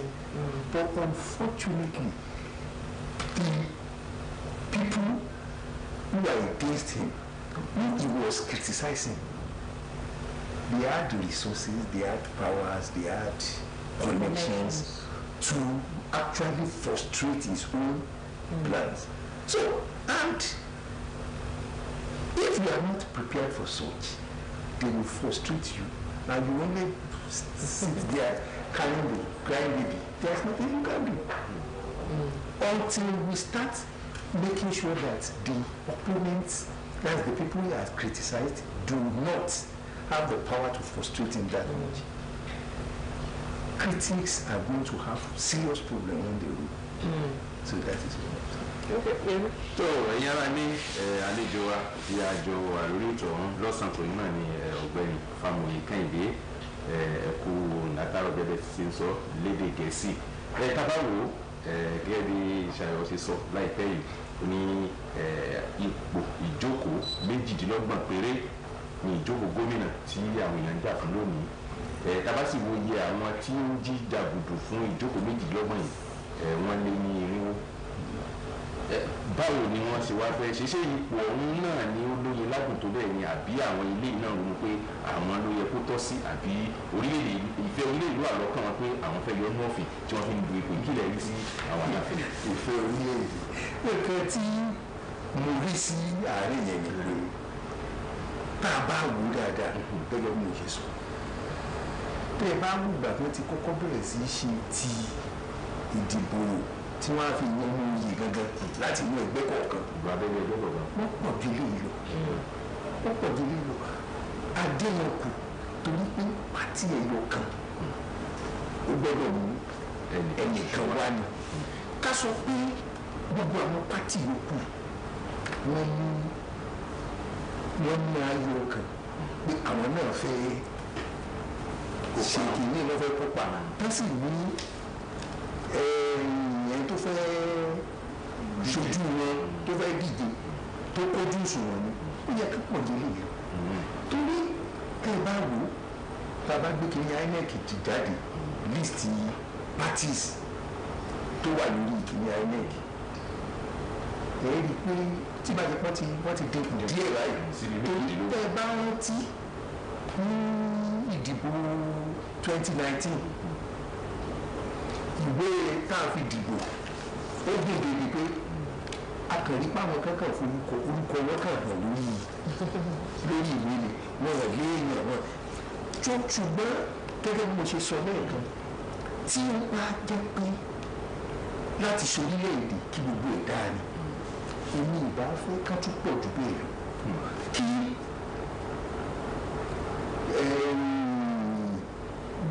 bá a ṣe fẹ́ ṣe ìdìbò yẹn kó ní ká lè mú eléyìí tó dáa nínú wọn ká lè rí lò tó dáa tán nínú wọn ká lè rí lò torí pé ó bá ṣe pọ̀ tó là á ṣe rí àti ṣàgàdànù àti rí àṣàárọ̀ á tẹ́wà lọ́wọ́ láti ní ìyẹn gidi torí pé a kàn ń wo ìwó sí méjìdínlọ́gbọ̀n ni pé a ní ìdí ìyẹn ní afẹ́ ìyẹn méjìdínlọ́gbọ̀n but èrè gbogbo ló wá tó bá ju irin gbogbo àtún lè ṣàtàwọ̀ láàrin wọn dáadáa so gbogbo àwọn parties dáa ní lóríṣiríṣi ẹ jẹ́ kí n lọ ní kán fọwọ́ gidi mú ara wọn kán lè di party kán lè di kìíní sàn-sàn tí wọ́n lè pé èèyàn gidi lẹ̀ tí ò ní jẹ́ pé nígbà tó bá dọjọ́ ìdìbò mẹ́rin péré láwa ti yàn síwájú mẹ́ta péré láti yàn síwájú. láti ibi tẹ́ ẹ sọ́jú pé kí wọ́n lè gbé èèyàn gidi lẹ̀ àwọn kan máa ń sọ wọ́n ní òṣèlú kò sí fún àwọn ẹni mímọ́ pé òyìnbó ní politics ṣe síbẹ̀ rẹ̀ rò sí. politics tá a bá wò ó dáadáa èmi ò rí pé ìlépa ọ̀fọ̀rọ̀fọ̀ ni ní létígé torí pé tí ẹ bá wo àwọn tí a ń wò láwòkọ́ sí àwọn orílẹ̀-èdè náà ti yọ sókè dáadáa ẹ rí i pé àwọn èèyàn gidi láàrin àwùjọ wọn máa dé ipò tán ti fẹ́ bẹ̀rẹ̀ sí dìbò tó ẹ pé àwọn nǹkan tá a fojú dé náà bí pé ẹnìkan bóyá ó ti ṣàṣemáṣe kan rí dámójú kúrò níbi tá a jẹ́ pé nàìjíríà fàtọ̀ á lọ nílùú òyìnbó nǹkan kékeré pé bóyá ó ti ẹ̀ lọ́mọ tí ò ní sọ bó ṣe jẹ́ gan tá a lè pè lọ́mọ àlè tàbí òdìdí ti ṣe aburú kan rí níbi ọdún mẹ́wàá mẹ́rin ogún ọdún sẹ́yìn ó máa wá láti takò ẹ́ tó ẹ́ pé wọ́n ní inú bọ́ ibi a sì ní kó gbogbo à ń kó inú pọ̀ wọ́n ṣàpàdé tó jẹ́ pé nígbà tó bá wà di pé wọ́n fẹ́ ṣe ìdìbò a máa fojú fo ẹlòmíràn lọ tà àti ìdí lórílẹ̀‐èdè tó fẹ́ lọ wo gbogbo òwe fáìlì àwọn kankan tó pamọ́ gbogbo ẹ̀ káàrí mọ́ mo mọ̀ pé nígbà tó bá já bó sì ṣe nígbà ìlọ́gbọ̀n yìí à ń rí báyìí pé ó jẹ́ ìṣòro torí pé àwọn èèyàn wa à ń dọ́gbọ́n oríṣiríṣi ó dé ó máa sì dé ìgbà yẹn tó pé gbogbo ọgbẹ́ yẹn kò ní í ṣe dá mọ́ torí gbogbo àwọn ẹ̀rọ ìgbàlódé tá a ń lò ṣàkọsílẹ̀ káàkiri ẹlòmíì àdédé gbé à ń pè kí nìyẹn ní declaration of age máa lọ kí ọjọ́ orí wọn yípo gbogbo ẹ̀ ló máa jáde nígbà tó bá tí gbogbo àwọn ẹ̀rọ ìgbàlódé bá gbogbo ẹ̀ jáde so àyẹ̀ yí pé àti fi nǹkan pamọ́ pa kò à ń gbẹ́sẹ̀ ni à ń dókòó ni kò ní ṣe tí gbogbo èèyàn máa rí so àwọn èèyàn burúkú wọn bẹ̀rẹ̀ sí sápamọ́. ẹ jẹ́ wá wo ilé yìí á ní pé tí àwọn kan bá ń bẹ nínú ọmọ ẹ̀yìn láwùjọ wọ́n lè fẹ́ràn pé ká máa sọ pé adarí kan ò ṣe dá ẹtí wọ́n máa nà kálá òfin tàbí máa wá àléébù adarí tí àwọn bẹ́ẹ̀ bá wá ṣèèṣì lọ ní àǹfààní láti darí wọn á máa fẹ́ burú ju irú àwọn adarí lọ ẹ jẹ́ ká fi àpẹẹrẹ ilé ìṣàwòṣe lẹ́ẹ̀kan pé ara àwọn kan bẹ́ẹ̀ pé bí adarí ẹgbẹ́ òṣìṣẹ́ tí wọ́n ń tako ìjọba ṣùgbọ́n gbà táwọn náà ní oore ọ̀fẹ́ àtàǹfààní láti darí ẹ̀wò tí rí kílẹ̀ òkè máa ń pàdé pé àwọn kó kan fẹ́ràn láti máa ṣàtakò dábàtì fún wọn sípò adarí àwọn náà ò ní lè ṣe dáadáa kí ló fà á. Yeah, but before you answer that question, kí ẹ tún máa dáhùn lórí ó dàbí pé àti ní. Hello, Latif Agbola. Hello. Latif, can you hear me? Yes, very, very clear. Good afternoon. How are you? Good afternoon. I'm fine. Where are you reporting from? Hello. Hello, where are you reporting from? Yeah, currently we are in Ikine, headquarters of the local government here of Osun State. We are covering the Toledo State constituency. We've been to so many polling units across all the 12 wards in the state constituency. From Olufi, around Okwende, that was 12 to Okwende, Ekwajala, Eba, and back to Ikirun. We've been to so many polling units, and what I observed so far is a kind of low turnout, but a peaceful atmosphere to everywhere. People are, the voters are orderly, the electoral officials are doing fine, while the security agents are civil in their approach. Hello? Yeah, you go on. Yeah, there was a particular polling unit at a polling day. I believe that was 12 polling unit 3, where there was a little delay in identifying voters because of the debate, but it was later addressed and everything was going smoothly before we left that polling unit. By and large, presently we are back in the Ikirun. We are moving towards Ward 5 and 6 now to see what's going on in some of the polling units. But by and large, I can tell you, apart from the fact that there is a kind of low turnout, there isn't best known to those who didn't come out, because you can, with those who we talk to, they cannot speak for those who decided not to come out. Okay. So it was peaceful so far. Okay. Sorry, before I hand over to Yemi, what is the security situation there? Hello, Latif. Security situation in all the places you visited? It was perfect. Ordinarily, if there is no security breach, we won't know what the security agents are really doing. So, and that is the case. There was no, except for a place whereby one of business crafts was trying to cause trouble. That's what 3 in the local government. But the police officer came here to arrest the situation too, and everything returned to normal. Okay. I can tell you, the security officers in all the polling units visited across all the West, except West in the Economic State constituency, they do their job accordingly. We could see the Nigerian army, the soldiers at Alamisi Junction, while we can also see some policemen in all the polling units, the civil defense and FRSC. I could observe that both the security agents, the voters, the NF officials and others, there is a kind of cordial relationship between them. They are all orderly in their approach to this election. I can tell you the election is going smoothly. Okay, let me hand you over to Yemi now. Yemi will take over from me. What will do for Yemi? Hello, Latif. Hello, Yemi. Báwo ni ojú ọjọ́ ṣe rí ní àwọn agbègbè tó ti tọ́ fún ìbò? Ojú ọjọ́ dáa, nígbà tá a gbéra kúrò nílé, ibi tá a kọ́kọ́ forí lé, wọ́n ń pèbí kan ní Olúfì wà ní ẹ̀gbẹ́ Òféǹdè wà ní Wọ́pṣẹ́ ní ẹkùn ìdìbò ìjọba ìbílẹ̀ ẹkùn ìdìbò Ìfẹ́lódù. So ìgbà tá a kúrò lólúfì, a padà sí Òféǹdè, a wo àwọn yúnìtì 2 sí 3, a kúrò ń bẹ̀, a lọ sí Òkú Àjàlá, láti Òkú Àjàlá àwọ ìlú Ìbà àwọn yúnìtì 2 sí 3, àkúrò ní abọ́ sí ọba àgbọ̀n padà sí Kírun, láti wọ́ọ̀dù kìíní dé kejì dé kẹta dé kẹrin, wọ́ọ̀dù karùn-ún àti dé èdè àti kẹjọ, wọ́ọ̀dù karùn-ún àti kẹtàlá tó máa wọ̀ lọ báyìí láti wọ́n sí nǹkan dédé. Láwọn ibi tá a ti dé, nǹkan tá a kàn rí ni pé àwọn èèyàn ò jáde tó ìdìbò tó kọjá. Àwọn tí ò sì jáde ló lè sọ ìdí táwọn ò fi jáde, ṣùgbọ́n àwọn tó jáde wọ́n hùwà ọmọlúwàbí, àti olùdìbò ní o, àtàwọn aṣojú ẹgbẹ́ òṣèlú ní o, àtàwọn elétò ìdìbò ní o, àtàwọn elétò ààbò ní o, gbogbo wọn ń ṣe bíi tọmọtìyá ni ẹ lórí pé ìgbóni òtẹ̀mí ọ̀kan ṣoṣo la fẹ́ rí nǹkan tó jẹ pé ìgbóni òtẹ̀mí ní wọ́ọ̀dù kẹrin ìjọba ìbílẹ̀ Ìfẹ́lódù sí ni. Ìjọlẹ́sẹ̀kẹsẹ̀ tí wọ́n ti pe àwọn elétò ààbò, wọ́n ti wá halẹ̀ báwọn ọmọ ìgboro tí wọ́n fẹ́ da ilé ìbò rí, tí wọ́n sì ti ṣe àjẹjẹ mọ́wọ́.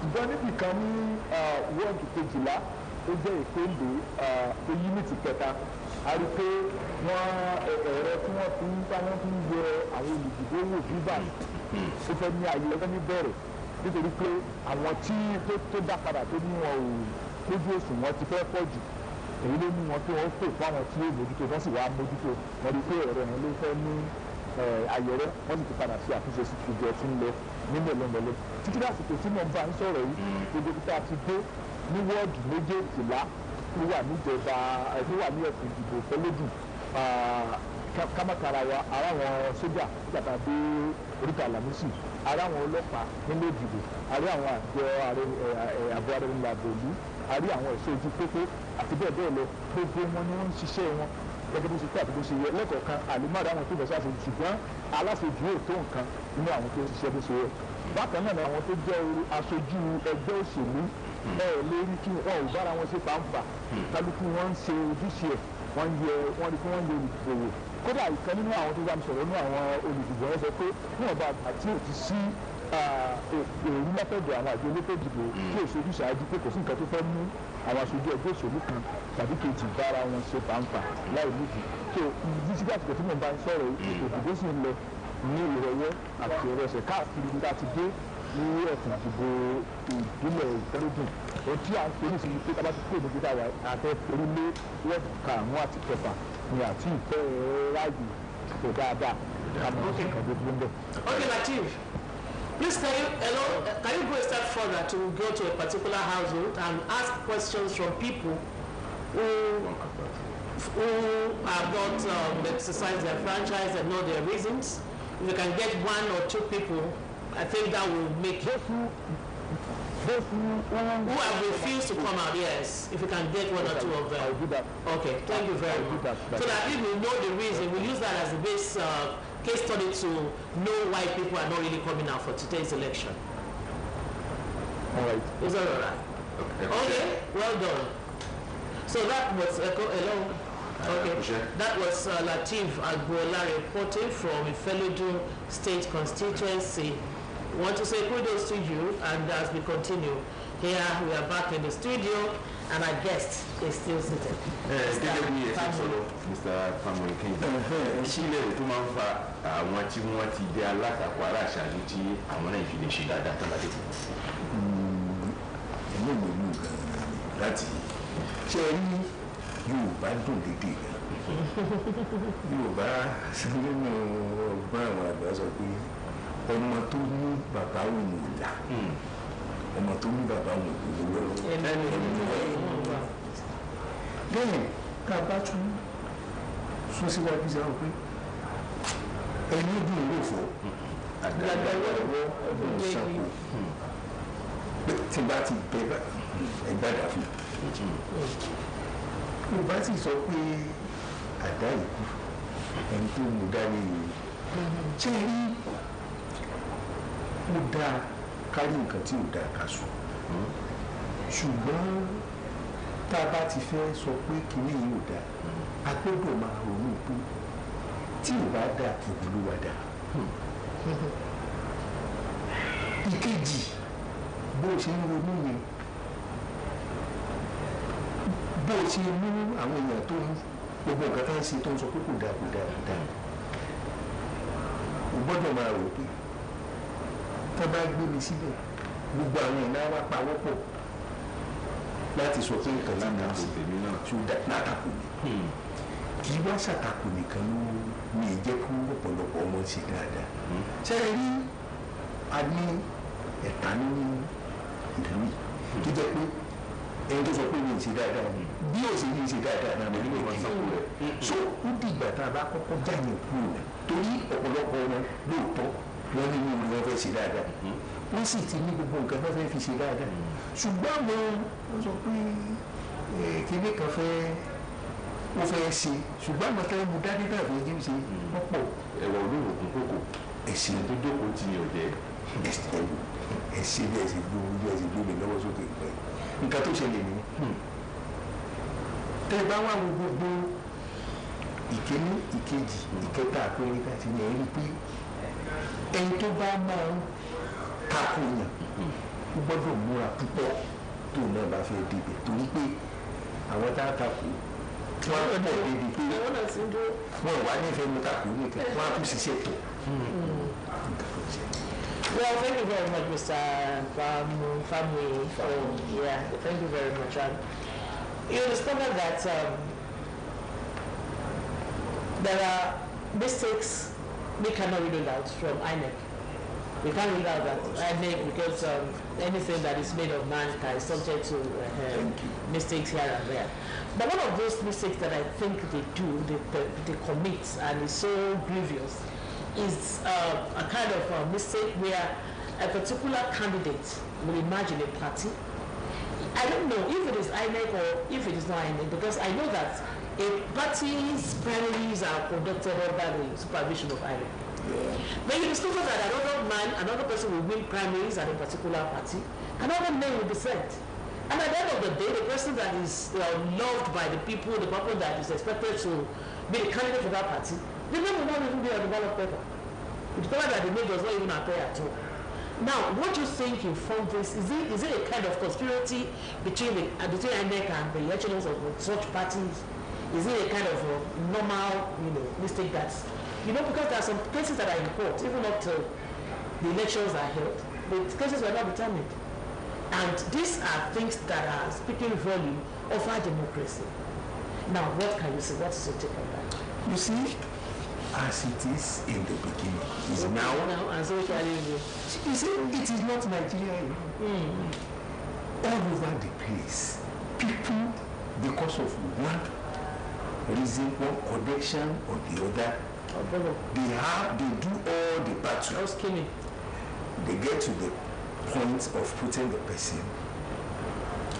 Abracadabra happens. You can't say it is INEC, you can't say it is the party.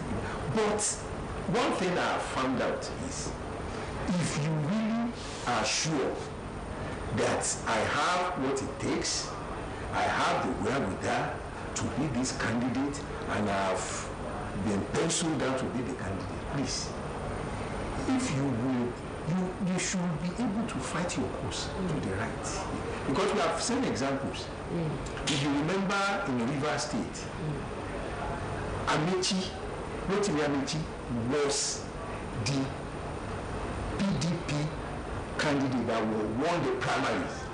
No particular party, don't mention any party. Okay. I'm just giving an example. No. Elections are still on. Okay.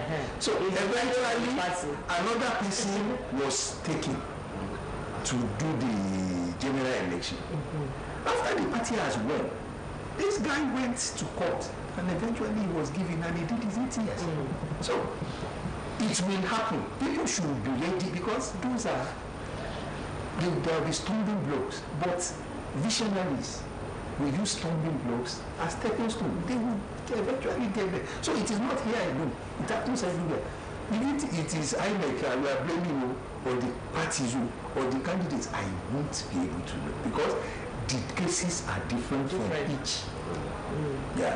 From each area like that. So when it happens, it is the person who is the candidate that should be determined to get his mandate.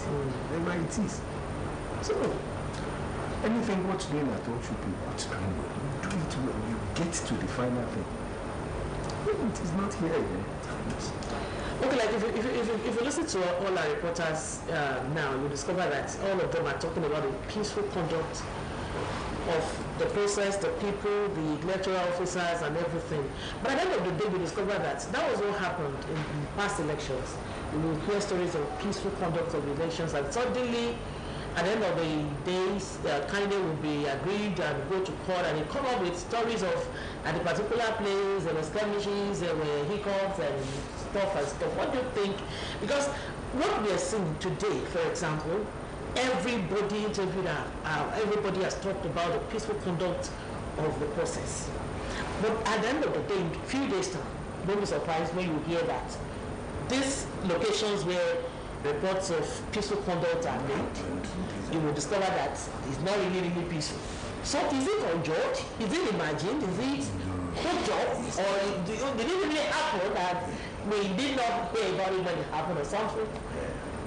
It's not, because let me tell you something. Okay. It's not good, and I will tell you, it is not something you look up to. You look up to happen. When bad things happen, it happens in seconds. If you are not there when an accident happens, you don't know what happened. Okay. look at this election we are seeing now. Before I came into the studio here, you know, social media now, I've been able to see that there was a lot of trouble in Lagos. Yeah. In Okota, there was shooting, there was fighting even there was a report from VDC estate. Yeah. They did not allow the estates or the residents to come out to come and vote. Yes, because in the last election, because my house in Lagos is around Lake, is really like opposite VGC. It's like I said. What they do there is funny somehow. So, you know, this election in Lagos today is very, very serious. Serious. So, all the laxities that we experience on the 25th there will be searchlight on it now. Because if you like the VGC you mentioned, I remember on the 25th of February, they were mainly cooking, eating, drinking. It was funfair. And eventually the result that came, people complained it was not really satisfactory. So people now, they are searchlight on that area now, especially today. So I know it's going to be tough. Then saying the election and the free, no wahala here and there will not be too straight to report, because even in Oshobuku, around that what do you call that place now? Tauja area, where there's problems here and there. You've seen the smashed buses and everything. It's normal. Although not good, in election, even the last election in US, there were ballots stashing. There was, it will happen. But what we claim to be good election is after all said and done, majority of the area there is peace. Majority of the election report is good. So you find average, and when the average is good, you move on. That's how election. Omi fáwọn ìkéde tàbá wò á rò pé ọlọ́run nìkan lọ́ba aláṣepé àwa èèyàn dandan ni kí àwọn àṣìṣe kùdìẹ̀kùdìẹ̀ kankan máa wà ṣùgbọ́n àwọn kùdìẹ̀kùdìẹ̀ kan máa ń wà pé àwọn èèyàn lè fojú fòun òfin àà inú lòun sì wáyé kọ́ ṣe lóde tá a bá fojú àwọn àṣìṣe tàbí kùdìẹ̀kùdìẹ̀ tí àjọ elétò ìdìbò máa ń ṣe ó máa ń jẹ́ nǹkan tí ó máa ń àyìnlọ́kànlé tàbí kọ́ni lónìí bí kẹ́lẹ́ mi ní ìsìn kó jẹ́ pé yóò ti fọkàn balẹ̀ pé òun jẹ́ olùdíje láti nínú ẹgbẹ́ òṣèlú kan ìgbà tájọ létí ìlú bá gbórúkọ jáde wọ́n mọ orúkọ ẹlòmíì tàbí ẹlòmíì tẹ̀tún díje gan tó rí pé òun wọlé wọ́n bá tún kó orúkọ jáde lẹ́nu lọ́lọ́rọ̀ nínú àwọn tá tún ṣe lọ́lé ìgbìmọ̀ asòfin nǹkan kan ẹlòmíì ò tún orúkọ rẹ̀ bẹ́ẹ̀ irú àwọn àṣìṣe báwọn yìí kílẹ̀ rò pé ó lè máa fàṣẹ àjọ elétò ìdìbò ojú òṣùwọ̀n tó ní àbí àwọn kan àbí ìbílẹ̀ ìdí àpòpọ̀ pẹ̀lú àwọn abẹ́yẹ̀dẹ́gbẹ́jẹ́. ẹ ṣe fún ṣé ẹ rí nígbà tá a bá sọ pé àwọn ń gbọ́ àwọn tó fẹ́ ṣe alága olóòtú àjọ òdìbò bíi INEC bíi ṣe àárín wa náà mo ti rán ọmọ kì í ṣàǹgẹ́lì náà lọ ní wa bẹ́ẹ̀ ni yorùbá ti sọ pé ìhòòhò lè oníwọ́n ní ìpínlẹ̀ so kò sí bí o ṣe ní sàlẹ̀bù kò sí bí o ṣe ní síkúdì ẹ̀kọ́ ṣùgbọ́n ìwà tó máa ń tí náà àwọn tá a bá wọ yìí olóṣèlú fẹ́ burú jésù lọ ṣé nǹkan tá a ti rí ni olóṣèlú ni a fẹ́ jẹ́ kẹ́ ẹ rí ìwé lọ́wọ́ tó jẹ́ funfun tá a sọ pé kẹ̀kẹ́ pè dúdú abrakadabra tó ń ṣẹlẹ̀ nínú ìdìbò nínú olóṣèlú ló ti ń jáde kìíní kan tẹ̀gbọ́n rí tó bá mi lóhùn jù lọ́rọ̀ olóṣèlú ni ìjọ tí mo sọ pé mi ò rò pé mo lè ṣòṣèlú wọ́n sọ pé pé tẹ́ ẹ bá sọ pé téèyàn bá wà burúkú kan tí ìgbà tẹ́ ẹ bá sọ pé wúwà ìwọ tó ń ṣe nínú àgọ́ èso ló sì lù èdè ìlú wa láti ọlọ́pàá ó mọ̀ sí ìlú èdè ìjẹ̀ṣà èdè ọ̀tí máa wọ pé ṣé ìwà burúkú ní ìwà olóṣèlú ni àwọn pé èyí ni wọ́n ṣe lè ṣàlàyé ẹ̀ fún mi pé mi ò ṣe kò yé mi mo wá bẹ̀rẹ̀ sí sọ̀rọ̀ mo á rí i pé ọwọ́ olóṣèlú láti pé owó mi ni kẹ́ ẹ máa wò nǹkan tán ṣe tọ́wọ́ owó ilé ìṣe ọ̀tọ̀ ilé ìdájọ́ ilé ìṣe so ṣé eré tó bá wá máa jẹ́ alága àwọn tí wọ́n kú wọn jọ bí ọ́nẹ́gì sì jẹ́ ṣé ká máa ṣe iṣẹ́ ńlá ni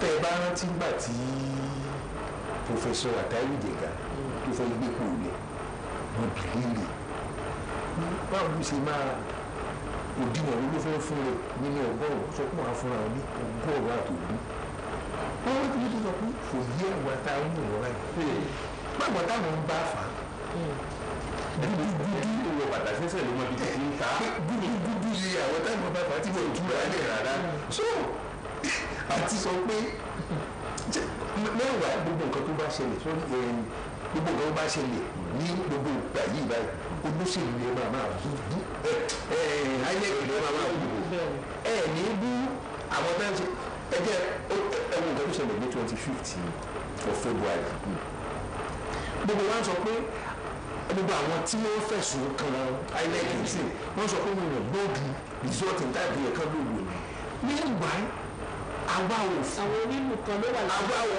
lọ àwa ò gbọ́ pa pé ayélujára nǹkan tó ń fi mọ́ra pọ̀ tẹ́lẹ̀ àkọ́kọ́ gbọ́ pé 162 times ni wọ́n àtàkì sábà INEC fún tọ́fẹ́ tọwọ́ pẹ̀lú ojú tọ́fẹ́ jíbò torí mo fẹ́ sọ pé fún yín kì í ṣe pé àwùsọ kì í ṣe àwáwí o ìbò Amẹ́ríkà US wọ́n tọwọ́ bọ̀ bẹ́ẹ̀ ni wọ́n da ojú òkú lọ́nà. so ní ìsìn àwòkú 162 times ni wọ́n àtàkì láàrin ọjọ́ méjì ṣùgbọ́n sì àti wá rí àti fìdí ẹ̀ múlẹ̀ pé 12 million times ni wọ́n àtàkì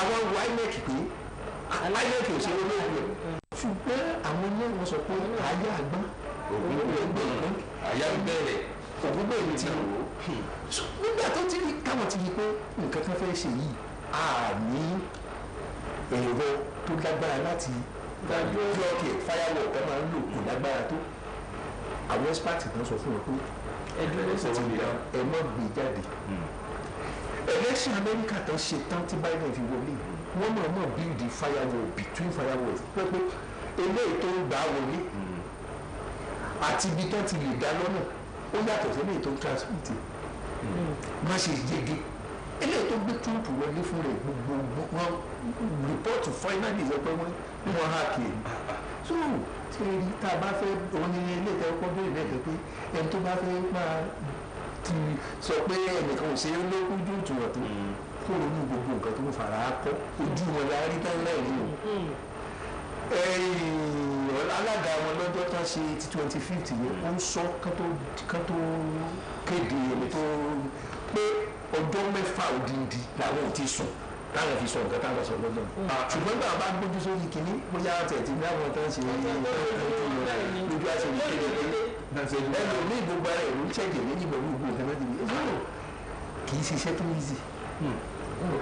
ẹ̀dá rẹ̀ ṣeun ẹ̀dá tó wá wò tábà wo gbogbo àwọn òṣìṣẹ́ wa tán ti lọ sí tán ti kiri lọ sórí ìgboro báyìí láti wo lótò ìdìbò ṣe lọ àárín ààbọ̀ tí wọ́n ń fún wa pé ó lọ nírọ̀wọ́rọ̀sẹ̀ ó kẹsẹ̀ járí àwọn èèyàn ń ṣe kò sí jàgídíjàgan kò sí kinní kan ṣùgbọ́n nǹkan kan máa ń kọ́ wá lóminú kódà èyí tó jẹ́ olóṣèlú tó náà ti sọ̀rọ̀ ó ló dáa ní aráàlú sọ̀rọ̀ ó ló dáa ẹ̀wájú ló kéde èsì wọ́n bá kẹ́yìn sí wọ́n bá ní àwọn ti ráàlú níbi báyìí àwọn gbadé ẹjọ́ lọ kí ló dé tí wọn ò ti máa sọ láti nígbà tó dìbò ti ń lọ lọ́wọ́ báyìí pé àwọn kò táwọn lọ́rùn o tí a sọ pé kọ́kọ́ tẹ wọn lọ́rùn. hello. hello kalansi. Good afternoon. Tunde Bola Tito. Tunde Bola Tito, you are all live in the studio.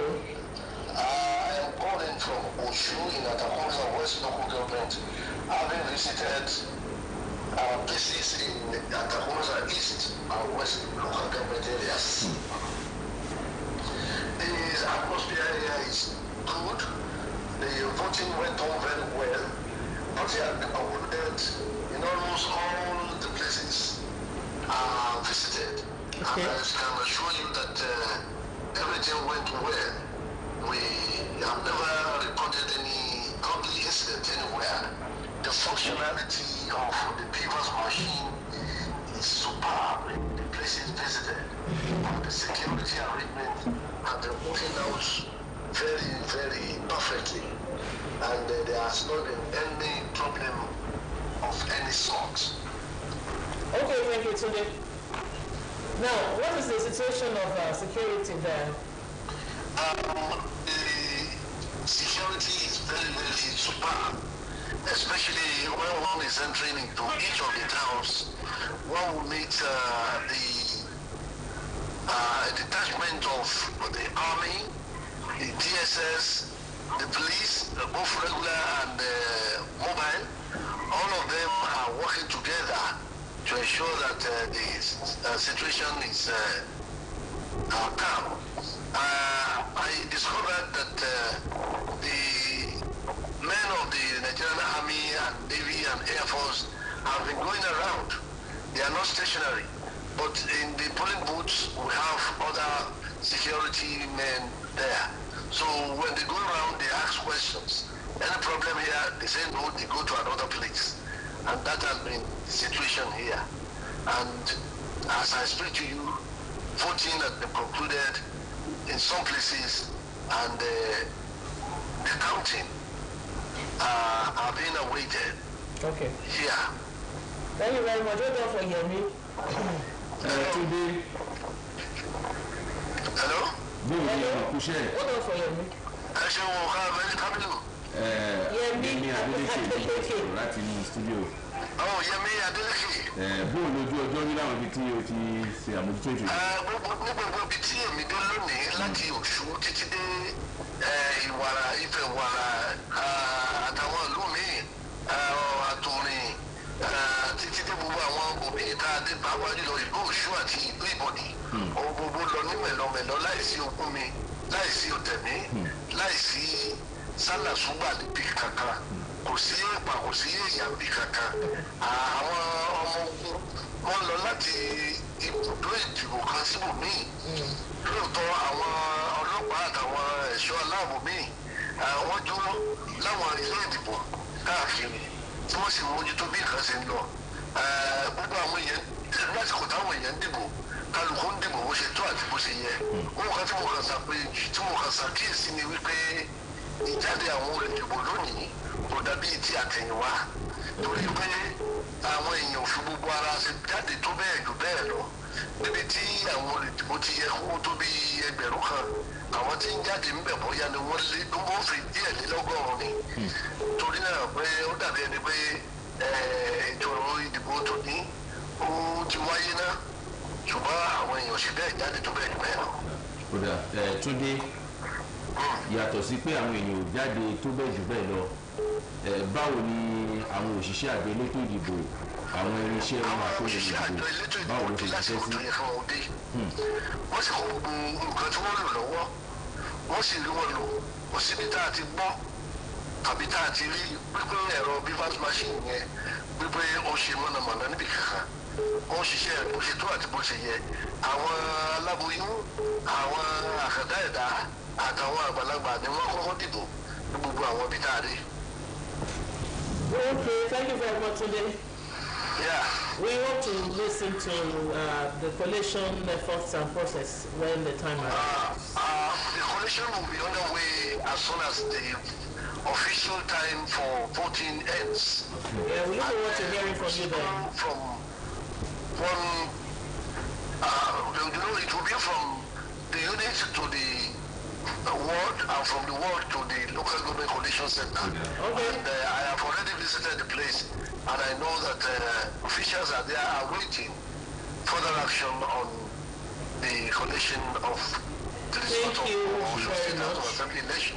Thank you. kó tó di pé màmá fàyín lé ṣàìlówó Mr. Kẹ́hìndé mo sọ̀rọ̀ nípa pé ẹgbọ́n nǹkan tí ọ̀kan náà wọn wípé ó lọ́rùn ọwọ́ rọ̀ṣẹ̀ kò sí sálàsúlà ṣùgbọ́n ẹni ló kéde ìsìnbó nísìnyí kájọ elétò lọ́pẹ́ ìgbà ní ògiri ogórí ògiri o ilé lórí sí o àbóde o nígbà yìí kó bàbá ẹ̀ sí ní fapájá kí ni màá fa lóye. gẹ́gẹ́ bí mo ṣe sọ tẹ́lẹ̀tẹ́lẹ̀ ṣe rí àwọn olóṣèlú wa bíi pé kí gbogbo wa máa dájọ́ sí wọn lápò nìkan gbogbo òbí tá a bá ti ṣe nǹkan tí ò bá ti gbogbo ètò tó bá ṣe tí ò bá ti tẹ́ wọn lọ́rùn àbí tí ò gbé wọn kò dáa. tí wọ́n sì ti kọ́kọ́ sọ láàárọ̀ pé ẹni kan o. èmi wọ́n sọ pé ìwọ̀fà lẹ́nu ibi tó gbẹ lẹ́nu ló lè gbìgbà nǹkan tó dáa láàárọ̀ báyìí ó lè dá lẹ́kọ̀ọ́ lọ́gbà kò dojú ọ̀nà torí pé kò pè wọ́n. ó dìgbà tá a bá tó bẹ̀rẹ̀ sí rí i pé wọ́n sọ pé òṣèlú bó o bá o pa bó o lọ́rọ̀ lẹ́sẹ̀ ó dìgbà tá a bá tó bẹ̀rẹ̀ sí fi ilé làtó máa àwọn kan wà wọ́n fẹ́ anything lọ́fẹ̀ẹ́ wọ́n fẹ́ pàdánù láyé àwọn gbọ́dọ̀ máa jẹ kán máa jẹ lómi ṣùgbọ́n ilé ayé gan ò rí bẹ́ẹ̀ olóhùn ta ni àyè. kò lè dundun kó má dundun. ìgbà tá a bá gbà fún lóhùn ìgbà fún lóhùn ó fẹ́ dání sí i nígbà tá a bá gbà fún lóhùn. Well, we want to appreciate everyone that has been working together to ensure that today's program is going on cage-free. We appreciate you most sincerely. Thank you all our viewers and listeners on live on OSBC Radio 104.5 FM and on television, OSBC TV. We appreciate the viewership and the listenership audience. The program continues and we shall be having a break now. We shall be going to the other side. By the time we shall return, we shall feed you more with information about happenings around Osun and beyond on today's election. Stay tuned. tó kó tó di pé a máa tẹ̀síwájú lórí ètò ọ̀hún àfẹ́dánù dúró díẹ̀ náà adúpẹ́ pọ̀ lọ́wọ́ gbogbo ẹ̀yin aráalé tí ẹ̀ ń wò wá lórí móhùnmáwòrán OSBC ní gbogbo ìkànnì tí a wà àti lórí rédíò wa 104.5 FM gẹ́gẹ́ bí a ṣe mú wá fún yín tí a jẹ́ kí etí yín kò dí sí kó tó di pé a dànù dúró díẹ̀ jẹ́ kí a kọ́ gba ìpè yìí hello. Hello, a ti wà lórí ètò tí a lè bá sọ̀rọ̀. Hello, who's on the line, please? Yes, well done. Muluwa to block about you guys on the line. Okay, where are you reporting? The Honorable Resident Electoral Commissioner of Osun State, okay. Dr. Mutiwa Agboke, right here with me. So I will be handing him over to you right there in the studio. Okay. Mr. Agboke, good afternoon. Dr. Agboke, how are you? Good afternoon. Thank you for that correction, Dr. Agboke. Mutiwa Agboke, well done. How are you? I'm fine, thank you. We want to appreciate the efforts of your officers across. We listened to reports from them and we know that they have been performing wonderfully well. Is there any report of any malfunctioning of any of the beaver machine? The beaver's machine, sorry. There is no such report. All our machines have worked perfectly well. 100%. In fact, if you allow me, I will do 101%. Okay. Okay. In the past, we had information about the difficulties that the electorates encounter in the course of capturing, and they say that their faces are not well captured, or that such issues are arising from polling centers. Is there any of such reports? Anyway, there is no way you can rule that out. Okay. You have not received any such report, but there's no way you will not see such, because recognition of your accreditation is using your facials and your fingerprints to accredit you. So in such a situation, I can't say it will be 100%, because of course somebody features must have been defected one way or the other. But the important thing is, beavers must recognize you. Beavers must appreciate that your face is your face your fingerprint is your fingerprint. Where the two are rejected, of course, you are not voting. Okay, sir. I want to hand you over to Yemi now for the Yoruba version. Sir, you're going to say what you just said in the Yoruba. Bàbá wa ọ̀mọ̀wé Mùtíù Agbókè tó jẹ́ alága àjọ elétò ìdìbò nípínlẹ̀ Ọ̀ṣun ẹ kú iṣẹ́ o. Àjọṣe ni o, adúpẹ́ wa ṣe wọ́n. Tọ́ àjọṣe wa kò sì ní bàjẹ́. Àmín. Lógo Ọlọ́run àṣeyọrí ni a ṣe. Àmín. Tọ́ gẹ́gẹ́ bí a ṣe ti ń gbọ́ àwọn àbọ̀ látẹnu àwọn oníròyìn wa káàkiri àwọn agbègbè. Ǹjẹ́ àríbi tí ìròyìn ti kàn yín náà lára wípé ẹ̀rọ tó ń ya ojú àti ìkáwọ́ tà pé ní bivas pé bóyá kò ṣiṣẹ́ dára láwọn agbègbè kan ǹjẹ́ ẹ ti gbọ́ nínú àwọn àbọ̀ àwọn èèyàn yín. Rárá kì í ṣe lọ́sùn state torí wípé gbogbo nǹkan tó yẹ ká ṣe lórí ẹ̀rọ yẹn lọ́sùn láti ṣe àjáde dáadáa àrìkọ̀nfígọ̀ dáadáa ó dẹ̀ ṣiṣẹ́ so mo dẹ̀ ti lọ káàkiri so gbogbo ibi tí mo dẹ̀ dé ìfà láàrin 1 minute 2 minutes ó ti ṣe nǹkan tó máa ṣe ó ti lọ ṣùgbọ́n gẹ́gẹ́ bí ìbéèrè tí ìyá wa wọ́n béèrè lẹ́ẹ̀kan kò sọ́gbọ́n ẹ̀ ká má rí ibi tó jẹ́ pé kùdìẹ̀kùdìẹ̀ máa wà láti má lè gbà wípé ẹni tí ó ń wojú ẹ̀ ló ń wojú ẹ̀ ìyẹn kò ṣe pé máṣíìnì ò ṣiṣẹ́ ìṣèké máṣíìnì ò ṣiṣẹ́ máṣíìnì ò ṣiṣẹ́ ni wípé kéèyàn 100 wá kéèyàn 99 àbí 95 kọ́ wọ́n lè recognize wọn. Bẹ́ẹ̀ bá léèyàn kìíní méjì mẹ́ta wọ́n bá ṣe kìíní mi pé ìyẹn kò di ẹ̀ka tó so generally machine wa iṣẹ́ pé ó dẹ̀ wà òkè. Ó dá ọ̀mọ̀wé Agbókè ṣé kò síbi tí a ti gbọ́ àbọ̀ ìròyìn bóyá wọ́n kọlu àwọn òṣìṣẹ́ yín ní àgọ́ ìdìbò tàbí àwọn kan gbàpò tí ǹjẹ́ yìí ti gbọ́ nǹkan nípa rẹ̀ ní ọ̀sán. Nàìjíríà ò tí ì dé lẹ́kùn yẹn ká má gbúrò yẹn à má gbúrò yẹn lẹ́ẹ̀kọ̀ọ̀kan àyèmọ́yé àwọn kọ̀ọ̀kan wà lágbọ́ apá jùlọ ní apá nìkan nílé ṣáà kó tó di pé wọ́n dàrú pátápátá àwọn ọmọ ológun wọ́n débẹ̀ wọ́n bá wa parọ́ ẹ̀ ṣùgbọ́n àwọn ibì kọ̀ọ̀kan wà ní Àtàkùnmọ̀sà Ifẹ̀ Òṣogbo yẹn wọ́n ti láwọn ọmọ wa wọ́n ti lé wọn lọ ká tó débẹ̀ ṣùgbọ́n gbà tí wọ́n ta débẹ̀ wọ́n á sọ fún wọn pé irọ́ ṣùgbọ́n pé bíbáàsì wá wà nílẹ̀ àwọn tó dẹ̀ ti akẹ́díìtì ti wà nílẹ̀ àwa dá wọn padà síbẹ̀ wọ́n lọ kọ̀ntínú torí pé àwọn èròjà wọn ò ní gbé lọ ìbò tó dẹ̀ di wọn ò rí yẹn náà gbé lọ bẹ̀ wọ́n kọ̀dá gbogbo ẹ̀rú tí wọ́n padà sí Òṣogbo yẹn láti kọ̀ntínú bẹ̀tì ní Ifẹ̀ Ìwàrà àtàwọn ibì kankan nífẹ̀ẹ́ wọ́n dà wọn kan rú. Okay, we shall be expecting more reports, and we hope that where there are skirmishes, there are those yes, no, what I want us to focus more now, because I want you also to join us. Security should be stepped up. This is the time for real election. By 2:30, there should be end of poll, and the next level should be collation of results. We want more security at our various collation centers, because that is where we are going to have the result properly. Thank you. Okay, we hope that there will be calmness, normalcy, I guess will be restored in those areas where there are skirmishes. We hope so. Thank you very much. Thank you.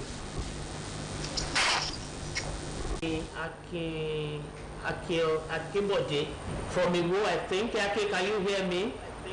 Can you hear me? Yes, I can hear you clearly. Okay, good afternoon. From Olaoluwa local government. Okay. Good afternoon, ma. Good afternoon to you. I've heard so many places in Olaoluwa local government, ranging from Telemu, Lemowu, Ikirele, Kodios, and Asha, en route Ajagunlashe. But the election in Olaoluwa local government has been extremely peaceful, and the turnout in some places were assessed to be optimal, while in some places the turnout was low, especially in Asha, Ajagunlase.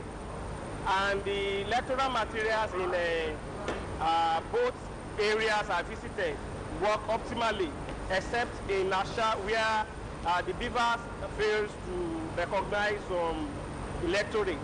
At least in National Ward 10, Unit 1 and 2, we recorded 4. And in Bodeoshi, Ward 8, Unit 3, we also recorded 4. But in Ajagunlase, it malfunctioned so much that the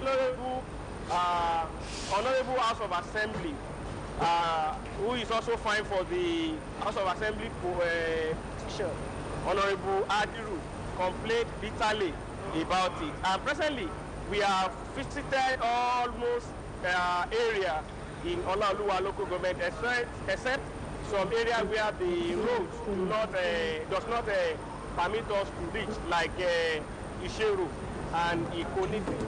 And election in Olaoluwa, so far so good, has been, like I said, has been extremely peaceful. But most of the areas now, the electoral officer, they were just expecting the end time, which is 2:30, so that they start collating the results. That is how far I can go here. By the time the election starts, we will let the public, the society, know what is happening. But we are waiting for the collation in Olaoluwa local government. Thank you, Akinyele Akinwumi. Hold on for Yemi for the Yoruba version. Okay. Akinyibo ni ọ̀dọ̀ rẹ o.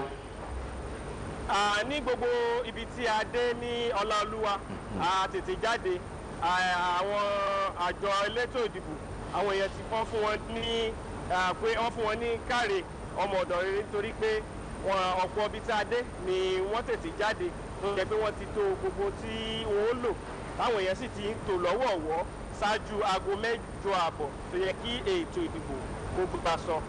Nígbà tí a gbéra láti Tẹlẹmù, a rí ọ̀pọ̀ ibùdó ìdìbò tó yẹ pé àwọn elétò ìdìbò wọ́n ti tò lọ́wọ̀ọ̀wọ́, wọ́n ti ṣe gbogbo tó yẹ kí wọ́n ṣe. Ṣùgbọ́n nígbà tí ètò ìdìbò bẹ̀rẹ̀ gan ní pẹrẹu ètò ìdìbò ní Olaoluwa local government, ó lọ nírọwọ́rọsẹ̀.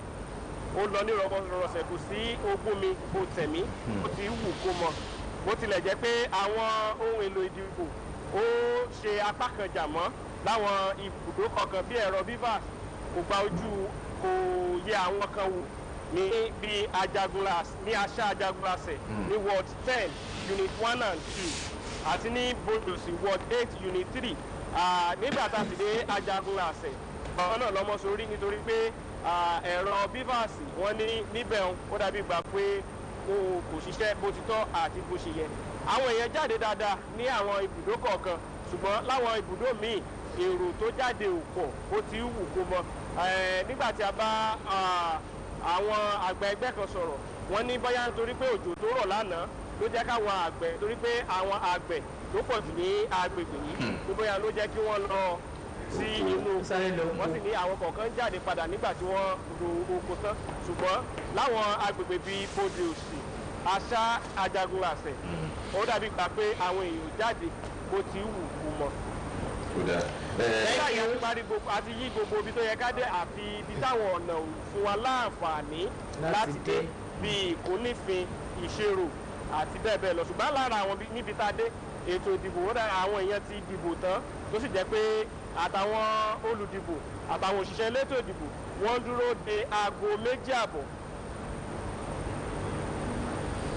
I think we have issues with the network there. Bí wọ́n bá ti bẹ̀rẹ̀ sí ní kà á tó jẹ́ káwọn èèyàn náà mọ̀ ibi tí a bá dé. Ẹ ṣe àdúpẹ́ o. Thank you very much, Akinwumi Akinyele. Thank you very much. Thank you very much. And it's about 2:30, and we expect that elections voting will be rounding up at polling stations now. People will be waiting for collation, and everything will end up at the collation centers at each of the local government.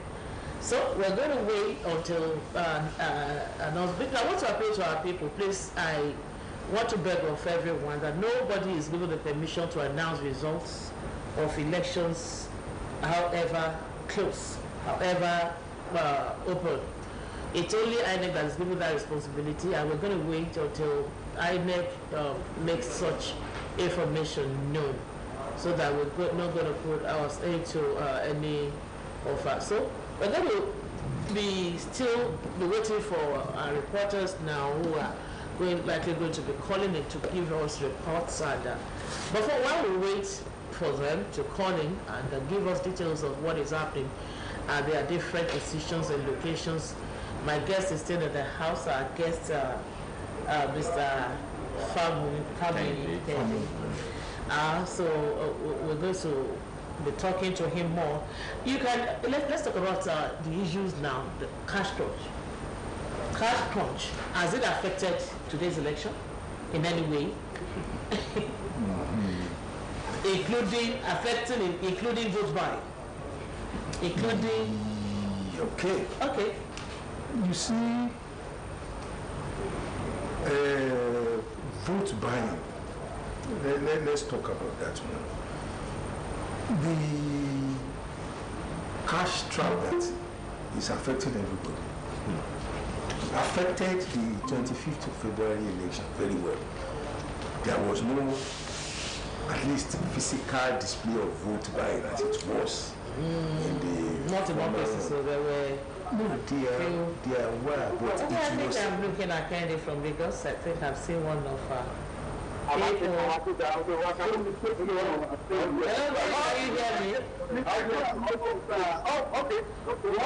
Hello, Candy, can you hear me? Hello, Candy, are you with us? Are you with me? Yeah, can you see me? Yes, I can hear you. I can see you and I can hear you. Good afternoon.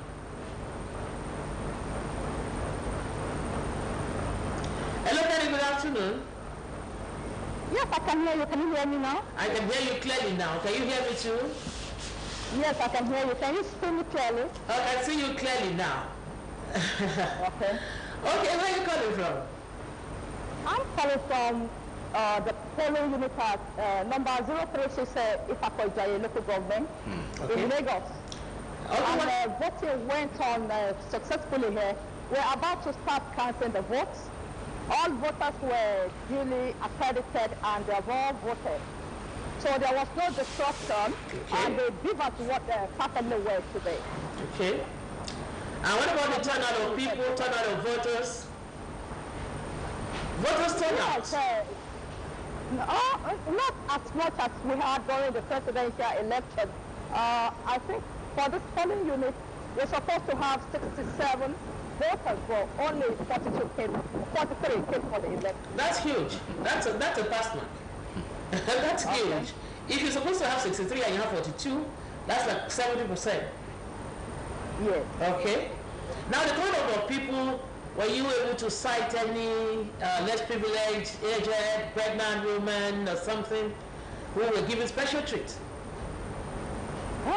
No. But everything went peacefully. Eventually, we are 3 party agents from APC, LP, and PDP. Eventually, because when the voting started, when the Hello, Kenny, please don't mention any political party, please. Okay, no. Every party was represented. Is that what you're trying to say? Okay, yes. Okay. So far, the election has ended. It's still going. This is 2:30. Are people still casting their votes? No. Okay. Everything has ended. We're about to start counting the votes. Counting, we want to apologize and we want to appeal that nobody is given the right constitutionally to announce any results. Let us wait and hear from INEC. INEC is the constitutional agency given the right to announce results. Oh, yeah. So we so much appreciate your contribution to this program this afternoon. Thank you very much.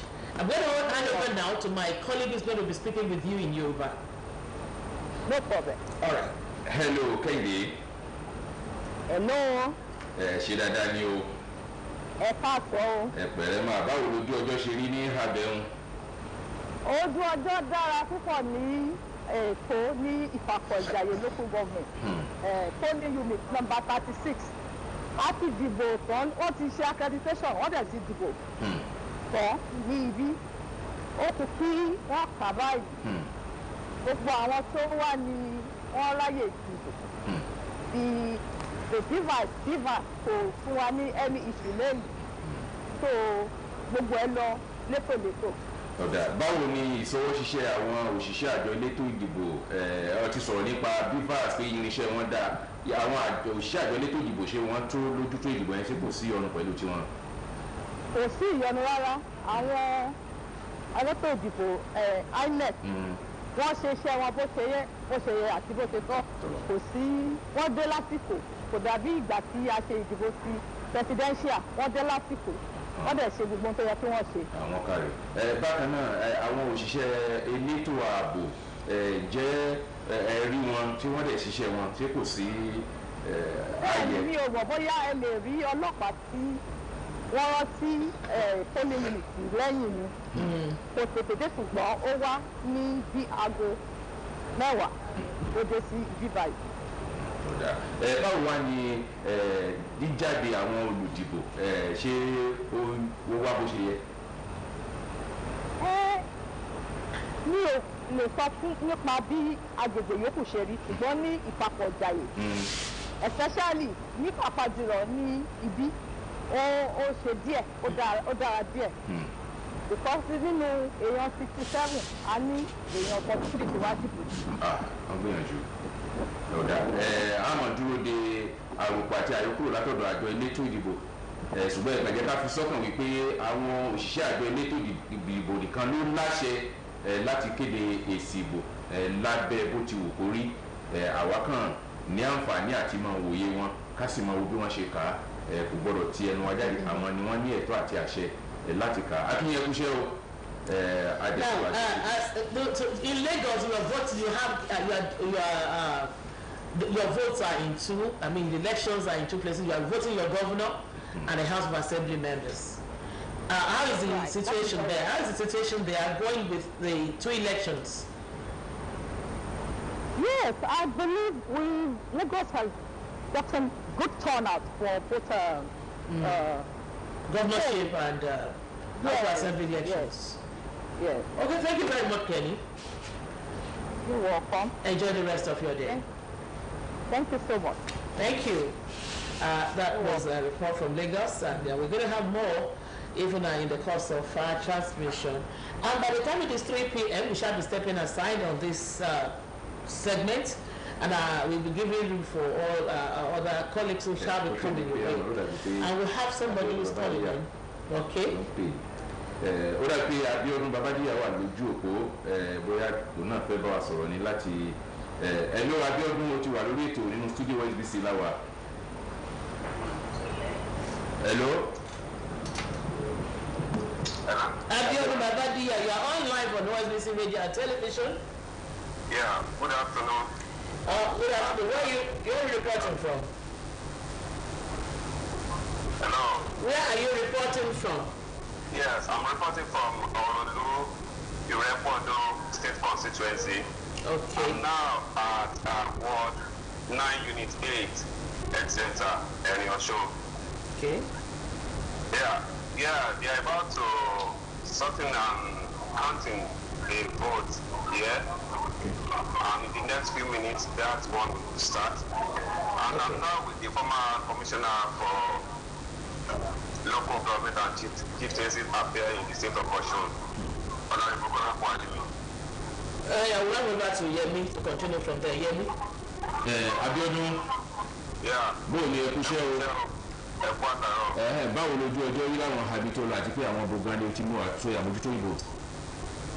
Níbi tí a wà báyìí, a wà ní Ẹ̀rìn Ọ̀ṣun ní ìjọba ìbílẹ̀ Ìrẹ́pọ̀dàn.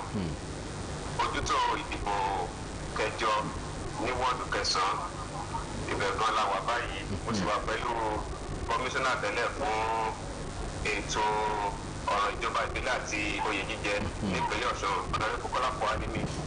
Wọ́n wà bí láti bá wa sọ kankan tàbí méjì kó tó di pé a gbọ́ lórí afẹ́fẹ́. Bóyá ẹ jẹ́ kí a bá wọn sọ̀rọ̀. Hello, ẹ káàsán o. Ẹ pẹ̀lẹ́ ká o. Káàbọ̀ sí studio Osbc radio and television. Ok, ẹ ṣeun kí gbogbo àwọn tó ń bọ́ wá lé o. Orúkọ yín. Orúkọ mi ni Kọ́lápọ̀ Alimi. Báwo ni. Mo jẹ́ kọmíṣánná àdáàbílẹ̀ alámòjútó fún ọ̀rọ̀ ìjọba ìbílẹ̀ àti ọ̀rọ̀ yìí jíjẹ nípínlẹ̀ Ọ̀ṣun nígbà kan rí. Báwo ni ètò ìdìbò ṣe rí ní agbègbè yín bẹ̀yẹn? Àdúgbò lọ́dọ̀ náà ní ìlú ẹ̀nà fún ìjọba ìbílẹ̀ Ìrẹ́pọ̀dùn àgbúrò pé wàhálà kankan ṣẹlẹ̀. Àwọn ojútòdìbò mi ni mo wà yìí wọn là ń pè ní ojútòdìbò kẹjọ ní agbègbè ìdìbò kẹsàn-án wọ́n unit 8 níjọba ìbílẹ̀ Ìrẹ́pọ̀dùn. Lásìkò tá a wà yìí wọ́n ti ń yọ àwọn ballot paper sọ́tọ̀ọ̀tọ̀ àti dìbò tán. Gbogbo ẹni tó wà nílé ti dìbò tán wọ́n ti ṣe sorting and counting. Bá a lè ṣe bẹ̀rẹ̀ látàárọ̀ ìbò lọ nírọ̀wọ́ ọ̀rọ̀sẹ̀. Àwọn agbófinró tí wọ́n wà níbí wọ́n ń ṣiṣẹ́ wọn bó ṣe yẹ kán ṣe é. Wọ́n dó kò sí wàhálà kankan láti bẹ̀rẹ̀. Àwọn INEC náà wọ́n ṣiṣẹ́ wọn bó ṣe yẹ kán ṣe é. Àwọn ẹ̀rọ tó bí ń ṣe àyẹ̀wò accreditation tágbè ní bfas ó ṣe dáadáa. Tó ní bá ṣe wà yìí o bí bá ń ṣe ìyọsọ́tọ̀ àwọn kan tá a fi dìbò lọ́wọ́lọ́wọ́ báyìí kò sí wàhálà kankan ní àsìkò ìdíkàwé Ọ̀ṣun níjọba ìbílẹ̀ Ìrẹ́pọ̀dùn. Amòfin Alimi tí a bá wo bí àwọn èèyàn ṣe túyá jáde sí ní òní àti àwọn ìdìbò tá a ṣe látẹ̀yìnwá báwo lẹ ṣe lè ṣe ìgbéléwọ̀n méjèèjì yìí. Tòní o àwọn èèyàn jáde tó lọ́dọ̀ tí wọ́n ìjáde àwọn tó jáde ní 21 days ago wọ́n pọ̀ gan tòní lọ dédé ìwòyí ní gbàdá ìdìbò presidential àti national a sì ń dìbò lọ torí ìlẹ́lẹ̀ yìí báyìí láti bí aago kan sí aago bíi méjìlá aago kan kù díẹ̀ pẹ̀lú àwọn tó wà lórí àti ìta pátápátá gẹ́gẹ́ bí àwọn elétò ìdìbò kan dúró pé kí aago méjì àbọ̀ ó lò káwọn tó máa kàbọ̀ ni ẹ̀ka bá gbé síbò tá a ti lọ sí tẹ́lẹ̀ àwọn èèyàn tó ti wà lórí láì aago méjì àbọ̀ a ti dìbò títí níbi aago bíi mẹ́ta lọ́jọ́ yìí kó tó di pé a bẹ̀rẹ̀ sí ẹ̀ka ìlú ṣùgbọ́n lè láti bí wákàtí kan sẹ́yìn ó ní ìbò èèyàn ti fẹ́ lórí láì èèyàn jáde púpọ̀ lọ́dọ̀ tí wọ́n ń sọ èèyàn jáde púpọ̀ bíi tìgbà yẹn ní àwọn nǹkan tó bá. Thank you very much, sir. Thank you. Now, the time now is a few minutes to 3. We expect that counting should have started, sorting should have started. Yes. Are you still at the polling center? Yes, I'm still there. Okay. Whenever So what can you tell us about sorting? What is going on now presently? It's going on peacefully, you know. For it to be that that camera would have seen it. Sorting is actually going on now.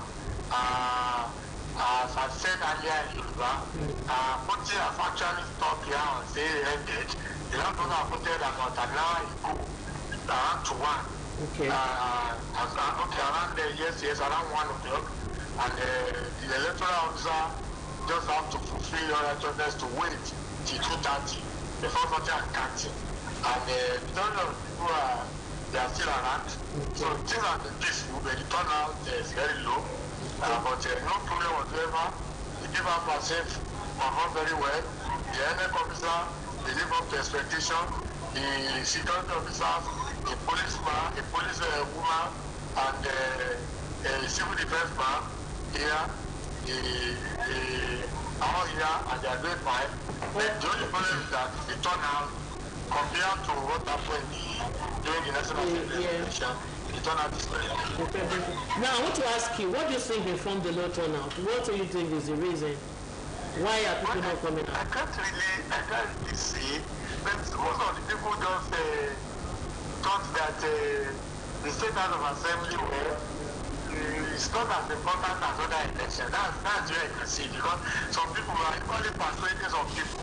And you know, it's especially because of this issue of security apprehension that have been created. Some people just feel that it will not be better for them to stay in their comfort, and they are comfortable that to come out and risk their life, you know. So many factors, but generally the efficiency cannot be compared to what happened in the presidential national assembly election. You can only say during that election, 3 elections simultaneously. It's not just one election, you know. So many interests. Some people will come out because of the president, some will come out because of the senator, some will come out because of friends. But it's not just House of Assembly. And in our constituency here, but we don't record no constituency. The 2 candidates actually from they are from Elugu, the report local government. And so none of them is from Orulu. You understand it? And so we just look at it, what is going to concern, what am I going to get, what am I going to see? So, but I know what I can say is, what is over is that the turnout here is very, very low compared to what happened during the National Assembly election. During that time, the people who voted at that time happened to be far and above 200. Here today, it will be less. Until they can't even the number of people that we are seeing since morning, I doubt whether it can be up to 180 and around that figure. You know, you can see the people when the people queue in the morning. You could see, but like that time that we have to form two lines, a female line so long, male line so long. By the time I came in the morning, I just looked at that. We are the others. These are the people in the polling. Well, Marista, we have to go. Thank you very much. Thank you. I appreciate your call. Well, that was the barrister, Kola Kwali talking there with our reporter. And like I said earlier, we're going to still take some calls. We're going to welcome comments from all our reporters who are spread across the state, giving you live and direct, because we are the voice of the West. We are Osbc, and that is what we do, and that is what we know how to do best. And we shall be giving you details, minute by minute, of everything that is going on across the state concerning today's election. You know, Nigeria is making history. Out of 36 states of the Federation, 28 states are elected their governors today. Of course, we in Osun have elected our own on the 25th last year, so we are exempted. And those states that are involved also have their cases as they are altered due to judicial pronouncements. That is why they are not joining those states to conduct elections today. And we pray, we hope that as reports of peaceful conduct is being added over the country, is going to remain like that. Pray it's not going to be bloody like we have, and wherever that, because we have Lagos, is some part of Lagos now, that some issues are arising from there. I don't want to use a bad word. I don't want to use bad language. I know that people are now saying so many things are happening in Lagos. We pray that normalcy is restored on time. So our guest is still in the house. We want to appreciate you this morning. You've been together with us. Thank you so much for coming. We appreciate your patience. We appreciate answers, the way you have been, giving us answers to all our questions. But before we wrap off on the program this afternoon, I still have something that I want to. Okay, before I go to my guest, let me let me do that which I've done. Ṣé mo dúpẹ́ sáà mo tọrọ pé bóyá ká kú sọ tán papọ̀ lẹ́yìn. Àlè sọ tá a máa sọ sẹ́kù náà. Akí àlejò wa ọ̀gbẹ́ni Fáwọn Kẹ́hìndé pé ẹ kú látàárọ̀ ẹ kú àjọṣepọ̀ wa. Gẹ́gẹ́ bí ẹ̀yin náà ṣe mọ̀ pé tó bá di aago mẹ́ta àtúnyẹ̀ bàjẹ́ lórí ètò fún àwọn nǹkan míì àti tí gbọ́ ní ẹnu àwọn òṣìṣẹ́ wa tí wọ́n lọ sí orí epo káàkiri bí wọ́n ti sọ fún wa pé ètò ìdìbò ọ̀hún ó lọ nírọ̀wọ́rọ̀sẹ̀ lónìí tí ó sì jàgídíjàgan àdẹ̀rẹ́ òkú bẹ́ẹ̀ náà ni ó ṣe rí káàkiri gbogbo àwọn àgbègbè tí wọ́n ti ń dìbò wá pé ìpínlẹ̀ méjìdínlọ́gbọ̀n ọ̀tọ̀ọ̀tọ̀ ni wọ́n ti ń dìbò gómìnà lónìí tẹ́bọ̀lẹ̀ pé ìpínlẹ̀ mẹ́jọ kan nílò tí ìpínlẹ̀ Ọ̀ṣun wà kò sí lára wọn tọ́lá àti ìdìbò gómìnà ti wà nínú oṣù keje ọdún tó kọjá látàrí àwọn ìdájọ́ ilé ẹjọ́ káàkiri àwọn ìpínlẹ̀ wọ̀nyí náà ni ó jẹ́ kí àsìkò ètò ìdìbò gómìnà ti wọn ṣùgbọ́n síbẹ̀ náà gbogbo ìpínlẹ̀ jákèjádò orílẹ̀-èdè ló ń dìbò ọmọ ilé-ìgbìmọ̀ asòfin ti ìpínlẹ̀ kálukú àṣìlérò pé níwọ̀n bá ti gbọ́ pé Ọ̀ṣun ló fàyàbalẹ̀ pé ó lọ nínú ọwọ́ ọ̀sẹ̀ adéwòtí bẹ́ẹ̀ náà ni ó ṣe rí káàkiri àwọn orílẹ̀-èdè adéjọrí ó dàbí pé ṣàrò ní oníbèrè kan káfíkásẹ̀ ètò ọ̀hún. ìbéèrè náà nítorí ó ń pawọ́ pasẹ̀ nínú wọn lẹ́ẹ̀kan bí wọ́n ṣe ń sọ nípa àwọn adarí wa à ń sọ̀rọ̀ nípa àwọn we were talking about leadership, we were talking about the quality of people that are going to be in positions, we were talking about the humanliness of INEC, that we cannot run away from such errors. Those are the things that I want us to wrap up with before we end the segment. Thank you. I know when the commission is put up by law, it's a commission, but you expect a commission to have a human face. And the human face comes in different modes. Like INEC, we expect INEC not to be friendly to any political party, not to be this, or supposed to be unbiased. And like I was saying, there are hurdles for them to cross. In serious crimes, you see their electoral body, they don't have problems. Even you don't know election is going on. In some places that I know, election runs for 2-3 days, 1 week. People just go there, vote, get the way. You don't even know who INEC is, who the controlling body is or something. But here, we thank God things are getting better, because I will still say it. I think it's getting better, it's getting worse? It's getting better, it's getting better. Just forget all these all these wahala people are causing all over the place. It is getting better. I believe it. I remembered there was a time I happened to be in Ibadan that time, and election was to take place. Just like we used to say, we have to digress a bit. They say, they know born you will come out. Well, you see people carrying cutlass and machete motor in your presence. I've seen it. They kill people. It still happens, but it is not as it was then. It was raw. It was war. Now people are saying that things. We are looking at we are getting civilized. I'm telling you, it is getting better. Even this dispensation we are in now, in 1999, because of the peculiar nature, it was not like this. In 2003, it was a bit still. In 2007, we saw what happened. Maybe technology is taking over because there's no much. Yeah, because the Osun election was the eye opener. When they found out that you can't just smash button and go and stuff.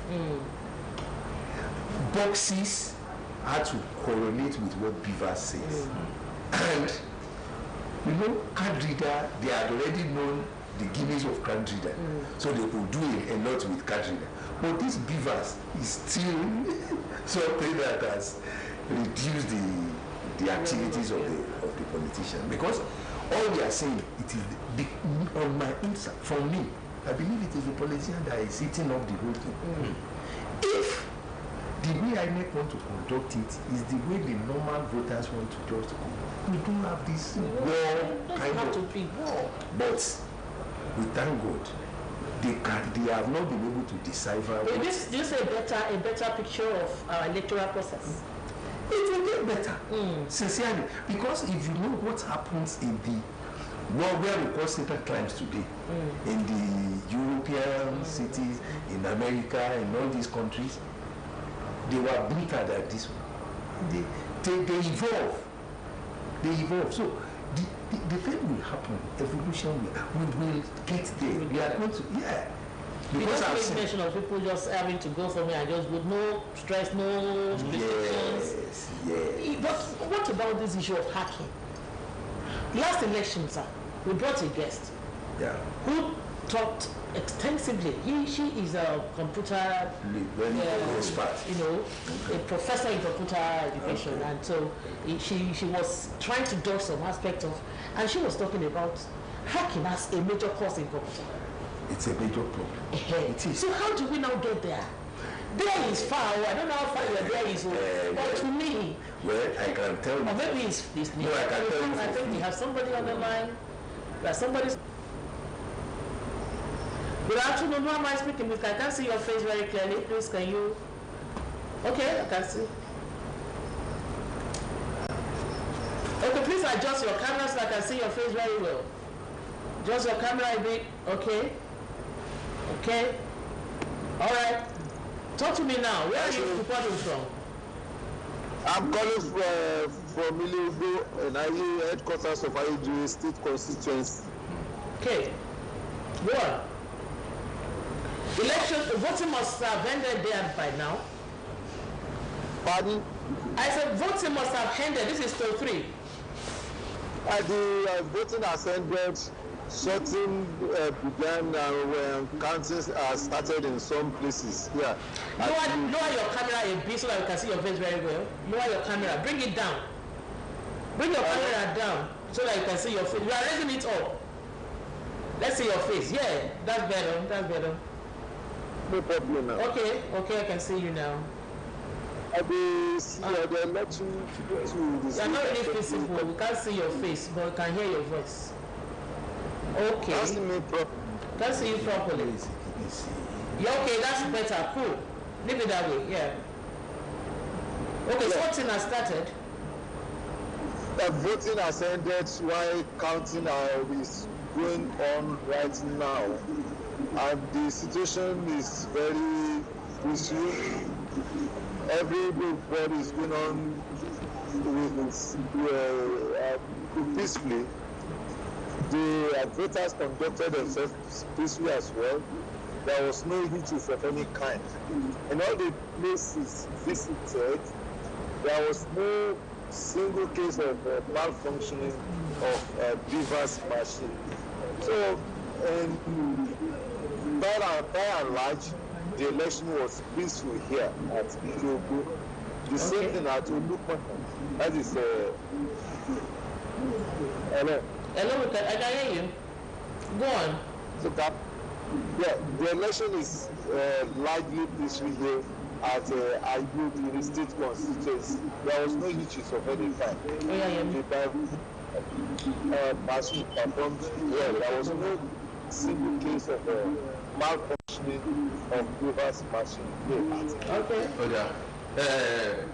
Bó o ní ọ̀rọ̀ ẹkúṣẹ́ o. Hello. Hello. Ṣé o ń gbọ́ mi báyìí? Adéyẹmí Adéníkè ló kọ tèmi, kí ló kọ rẹ?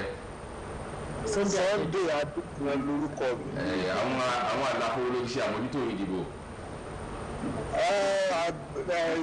Ayédèrè state constituency ilé ogbó. Báwo lójú ọjọ́ ṣe rí?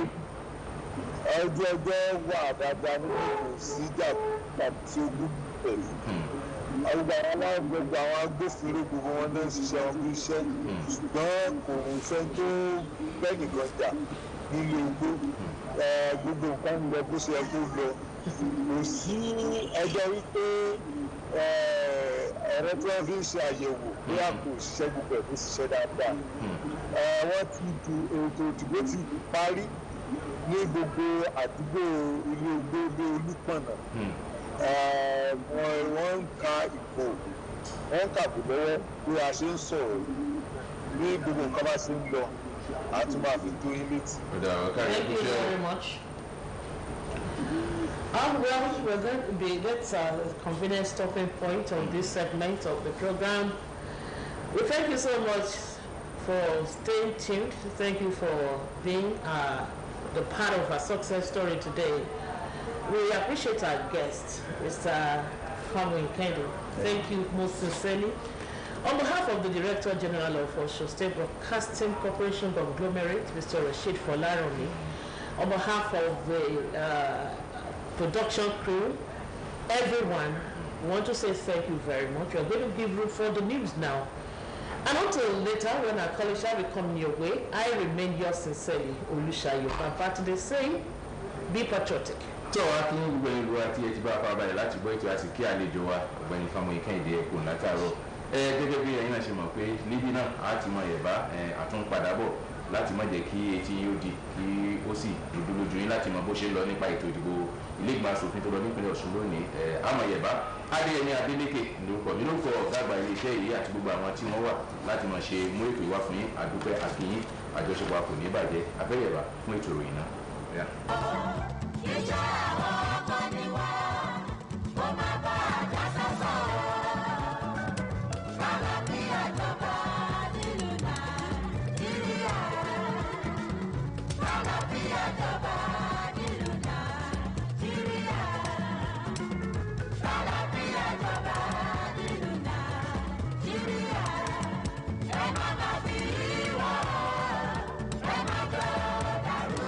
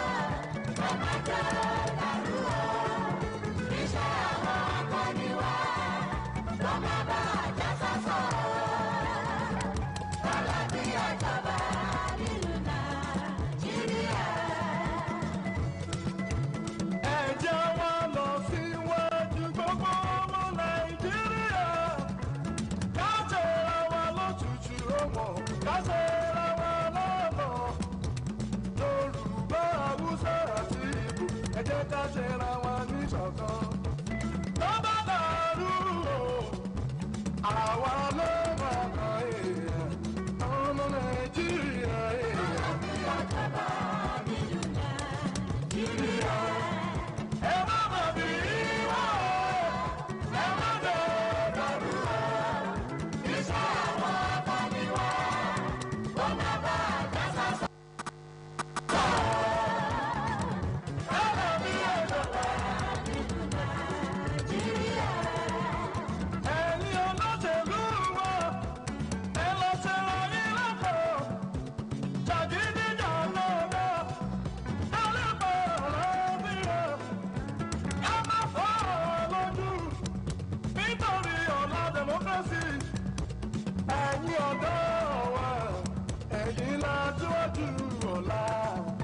We need peace in Nigeria. Let peace reign. Let there be peace. Let us remember what we've gone through. Yeah, in the past. Be careful of what we are doing now because of our tomorrow. Come on, be a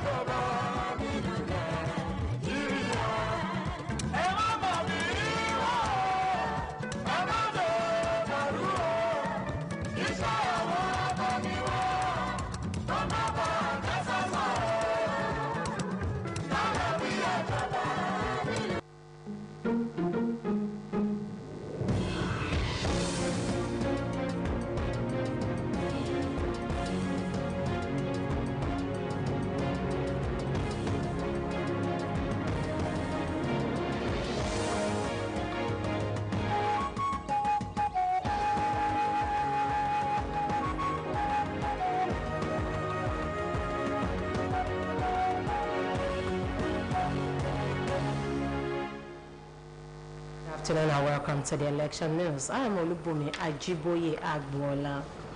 President Muhammadu Buhari has cast his vote at polling unit 003, Sakinyara in Daura, Katsina State, with a call to electorates to vote for their preferred candidates, even if politicians tried to offer them money. The president, who briefly spoke to newsmen both in English and Hausa languages after casting his vote, said his administration has been preaching against vote buying and monetization of politics, calling on politicians to desist from such acts. He also thanked the electorate for trusting the All Progressives Congress in the February 25 presidential and National Assembly elections, where the party's candidate, Senator Bola Tinubu, emerged winner. Eligible voters in Osun State joined others nationwide to participate in the scheduled governorship and House Assembly elections. Wards and units visited in Wasimi, Irewole North Local Council Development Area, Ikiwe, Irewole Local Government Area, Ikoyi, Ishoko South Local Council Development Area, as well as Akbomo in Ishokon Local Government Area of Osun State. Voters were spotted on the queue, waiting patiently and orderly to elect their representatives in the State House of Assembly. Accreditation of voting, which started on schedule, were diligently supervised by officials of the Independent National Electoral Commission, verifying eligible voters with BVAS machines, as well as giving instructions on the ballot papers. Osbc news reporter Soya Onoridi also observed every presence of the Nigerian Army personnel, the Nigerian Police and Nigeria Security and Civil Defense Corps, and security agents to ensure peaceful conduct of the exercise. Voting started in Atakumosa West and East on schedule as both officials and equipment arrived on time at Ifewara, Iwara, Okebode, Atwarin, Osu, Ibodi areas, and atmosphere was peaceful, though security process were visible in all the polling stations. The BVAS machine functioned optimally and the election has been orderly so far.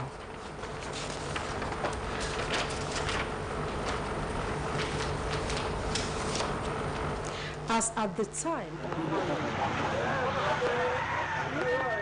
there was no turnout of voters in Ife East local government in the State House of Assembly elections at polling unit 1 in Owa Ile-Ife.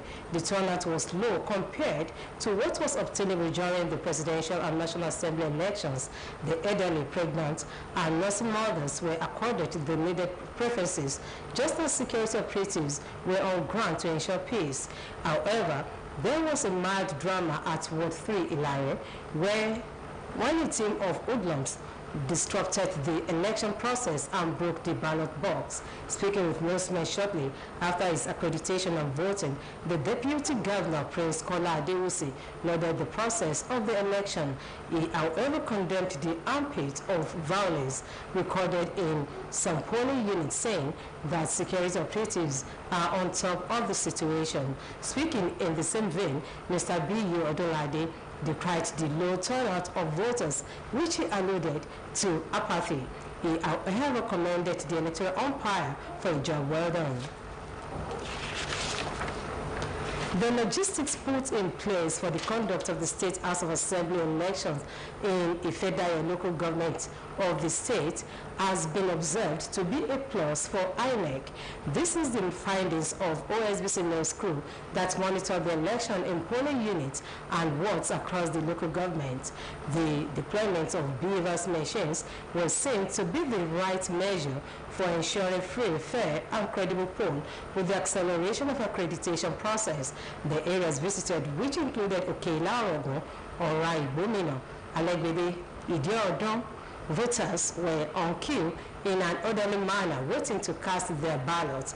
The security situation, as observed, was adequate with the presence of the security officers at strategic locations. Ìjẹ̀ṣà, Ìjẹ̀bú-Ìjẹ̀ṣà, Ìjẹ̀dá, Ìpẹ̀tù-Ìjẹ̀ṣà, Ìkejì-Arákejì, Owena, and some other places visited by OSBC news crew who monitored the exercise in Oriade State constituency. The atmosphere was peaceful as the security operatives were strategically positioned to foster breakdown of law and order. Aged, pregnant women, and physically challenged people were given preference to cast their ballots. Speaking with newsmen, immediate legal practitioner Pelumi Olajengbesi, who commended the Independent National Electoral Commission for ensuring free, fair, and credible election, bemoaned the low turnout of electorate during the exercise. The rescheduled governorship and State House of Assembly election is taking place today in all 36 states of the Federation. The State House of Assembly in Ayedade local government area of Osun State commenced at scheduled time as INEC ad hoc staff arrived polling units early enough with election materials for the exercise. The biometric voter accreditation machine was used to either capture the faces or fingerprints of voters before they were allowed to cast their votes. Officials of Independent National Electoral Commission also enforced priority voting in some polling units as the aged, people with disability, pregnant women, and nursing mothers got quick attention. OSBC News monitored the election in Odeomu, Bogon, and Orile-Owu and observed that turnout of voters was generally low in some polling units, while some others witnessed large turnout of voters. It was also observed that the election was generally peaceful as security officers were full on ground to maintain law and order. Some of the voters who spoke in separate interviews with OSBC News, including the former Minister of Police Affairs, Alhaji Abdul-Jalil Adesina, and Prince Dotun Babayemi, stated that the election has been generally peaceful and expressed hope that the outcome will reflect the wish of the people and further help in strengthening Nigeria's democracy. Eligible voters across Irepo-Odun-Orolu State constituency trooped out to perform their civic rights in choosing the candidate of their choice at the state assembly polls. As early as 8 o'clock in the morning, voters were already on queue to perform their civic responsibility. OSBC News crew observed that a smooth and peaceful conduct at various wards and units visited in Ilobu, Ifon, Erionsho, Owode, and other villages and towns in the constituency. It was an impressive turnout of electorates in wards and units visited, just as security situation was at peak. It's to protect the lives and properties of voters. Speaking with OSBC News, former Commissioner of Finance in the state, Mrs. Oluwemi Wilson, Mr. Ebenezer Adeniji, and Emmanuel Ayinde attested that the exercise was violence-free, as none of the INEC officers and security agents compromised their primary assignments at the poll.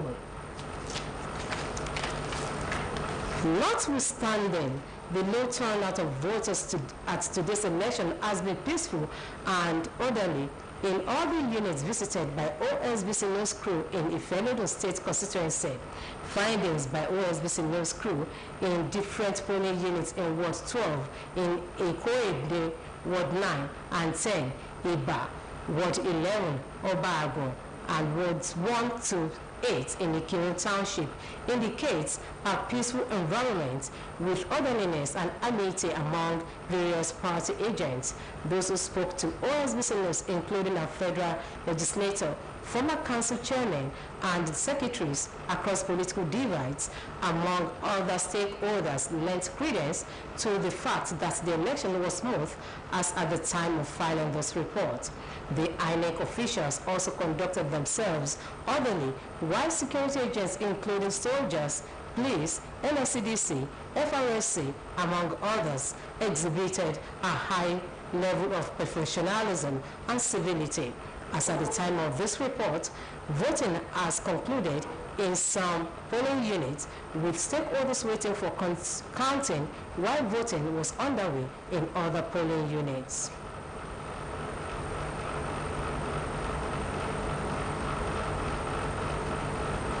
And that ends the election news on OSBC TV. It was edited by Kayode Adebayo.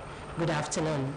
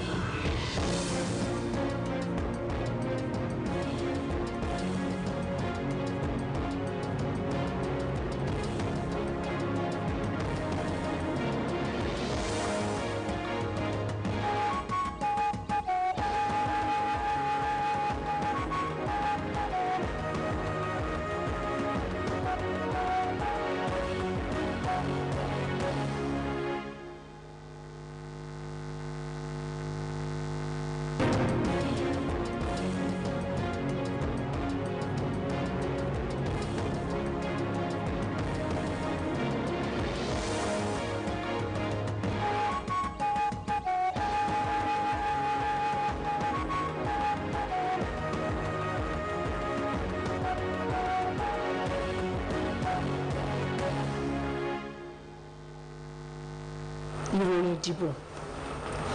Ààrẹ Muhammadu Buhari dìbò lónìí ní ibùdó ìdìbò tó wà ní yúnìtì kẹta Sẹ́ríkíyà Nídàúrà ní ìpínlẹ̀ Katsina, tó sì rọ àwọn olùdìbò láti dìbò fẹ́ni tí wọ́n fẹ́, kódà báwọn olóṣèlú bá fẹ́ fi owó rà wọ́n.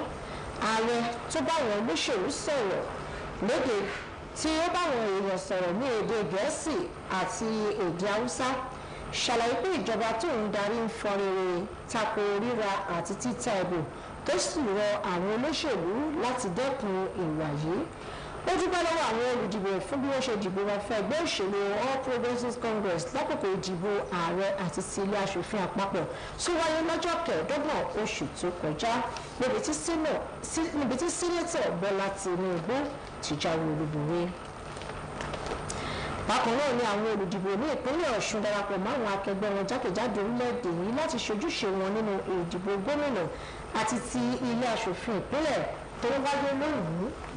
Ikọ̀ ìròyìn iléeṣẹ́ yìí tó tọpinpin ètò ìdìbò náà níwà sinmi ní ìjọba ìbílẹ̀ ìdàgbàsókè agbègbè àríwá Ìrèwọlé, Ìkirè ní ìjọba ìbílẹ̀ Ìrèwọlé àti Ìkòyí ní ìjọba ìbílẹ̀ ìdàgbàsókè gúúsù ìṣọ̀kan, tí ẹ máa pè mọ́ ní ìjọba ìbílẹ̀ ìṣọ̀kan fàbọ̀jẹ́ pé ṣe làwọn olùdìbò tó lọ́wọ́ọ̀wọ́ láti dìbò yan aṣojú ẹkùn ìdìbò wọn nílé aṣòfin ìpínlẹ̀ Ọ̀ṣun. Ètò àyẹ̀wò àwọn olùdìbò gbéra sọ lásìkò pẹ̀lú báwọn òṣìṣẹ́ àjọ rẹ̀ ṣe ń lo ẹ̀rọ BVAS láti ṣàyẹ̀wò wọn.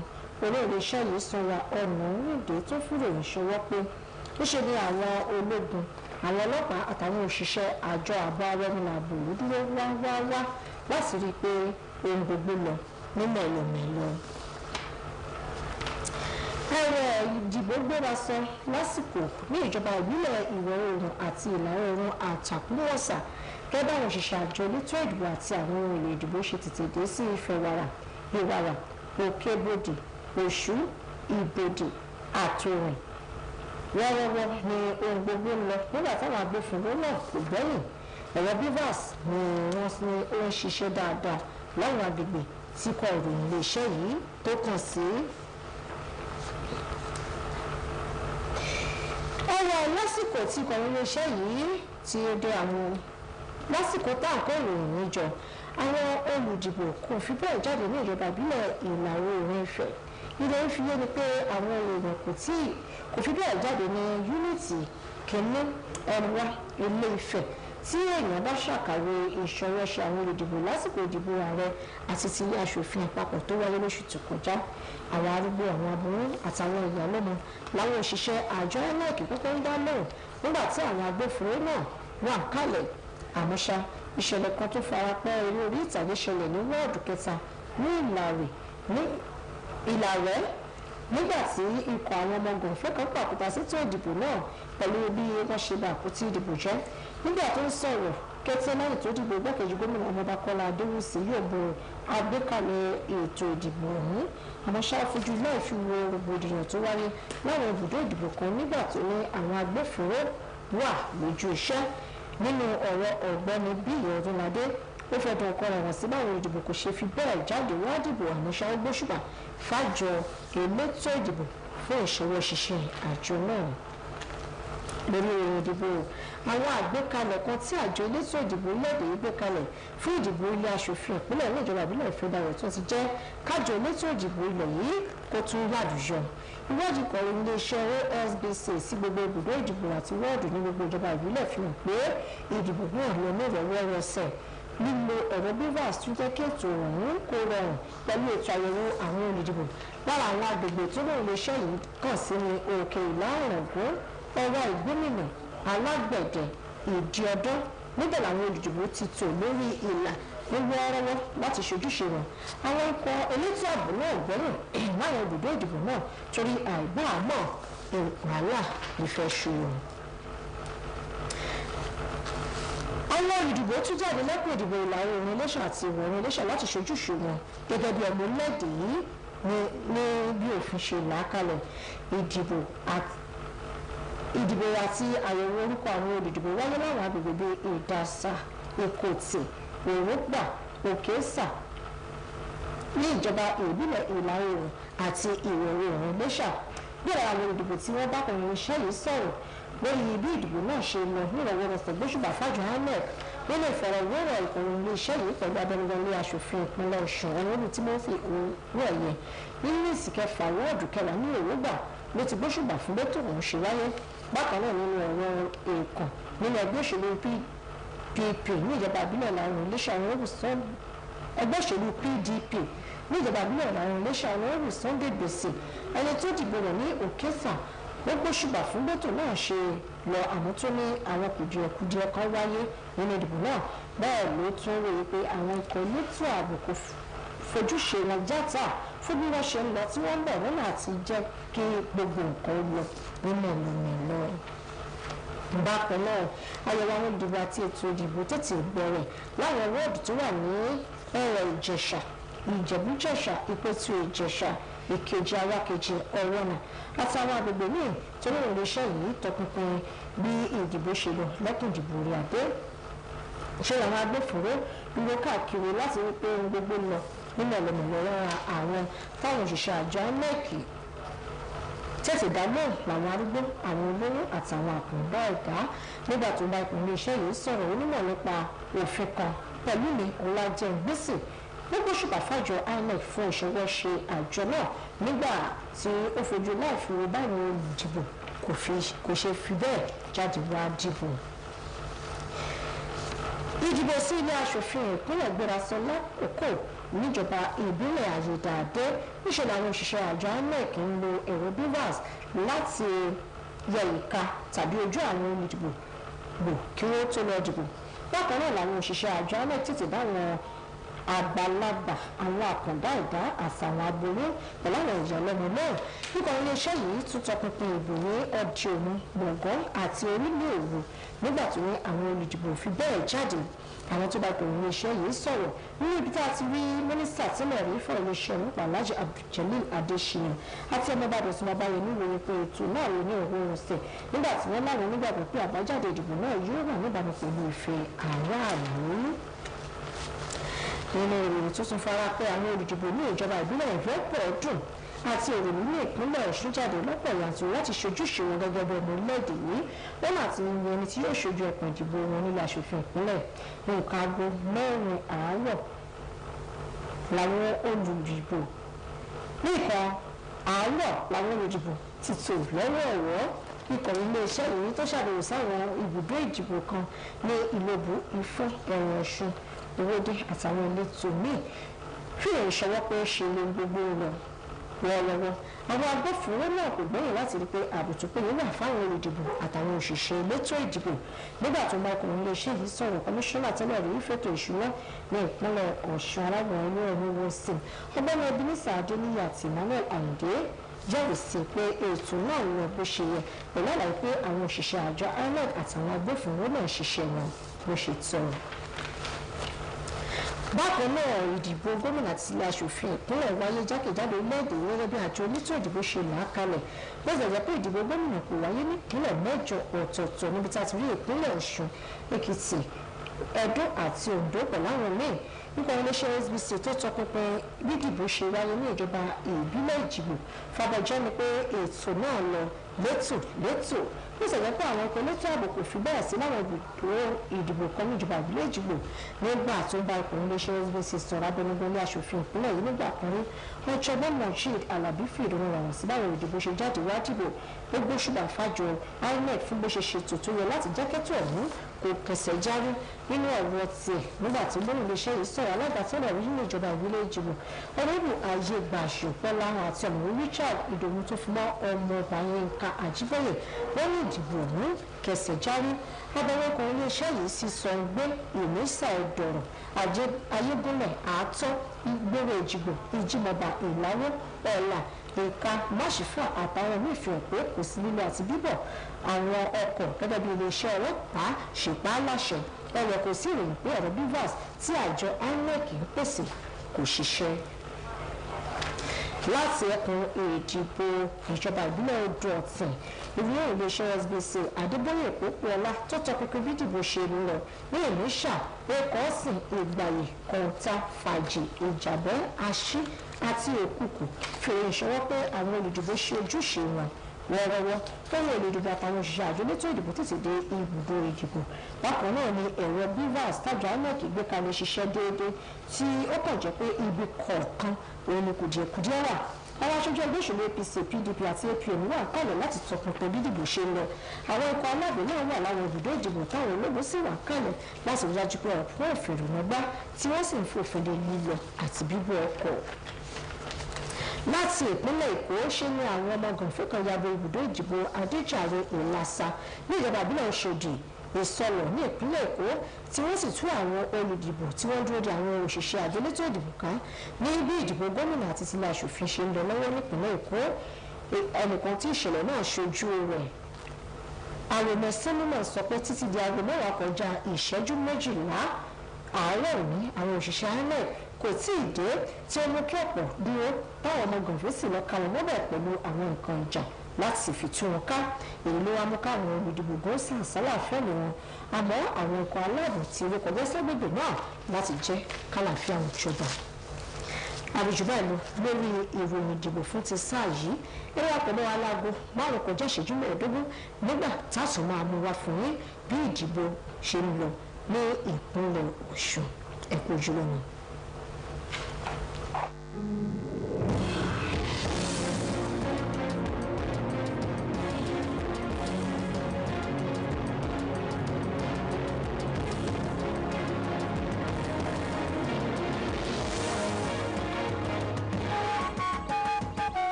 ká ṣòwò kó ká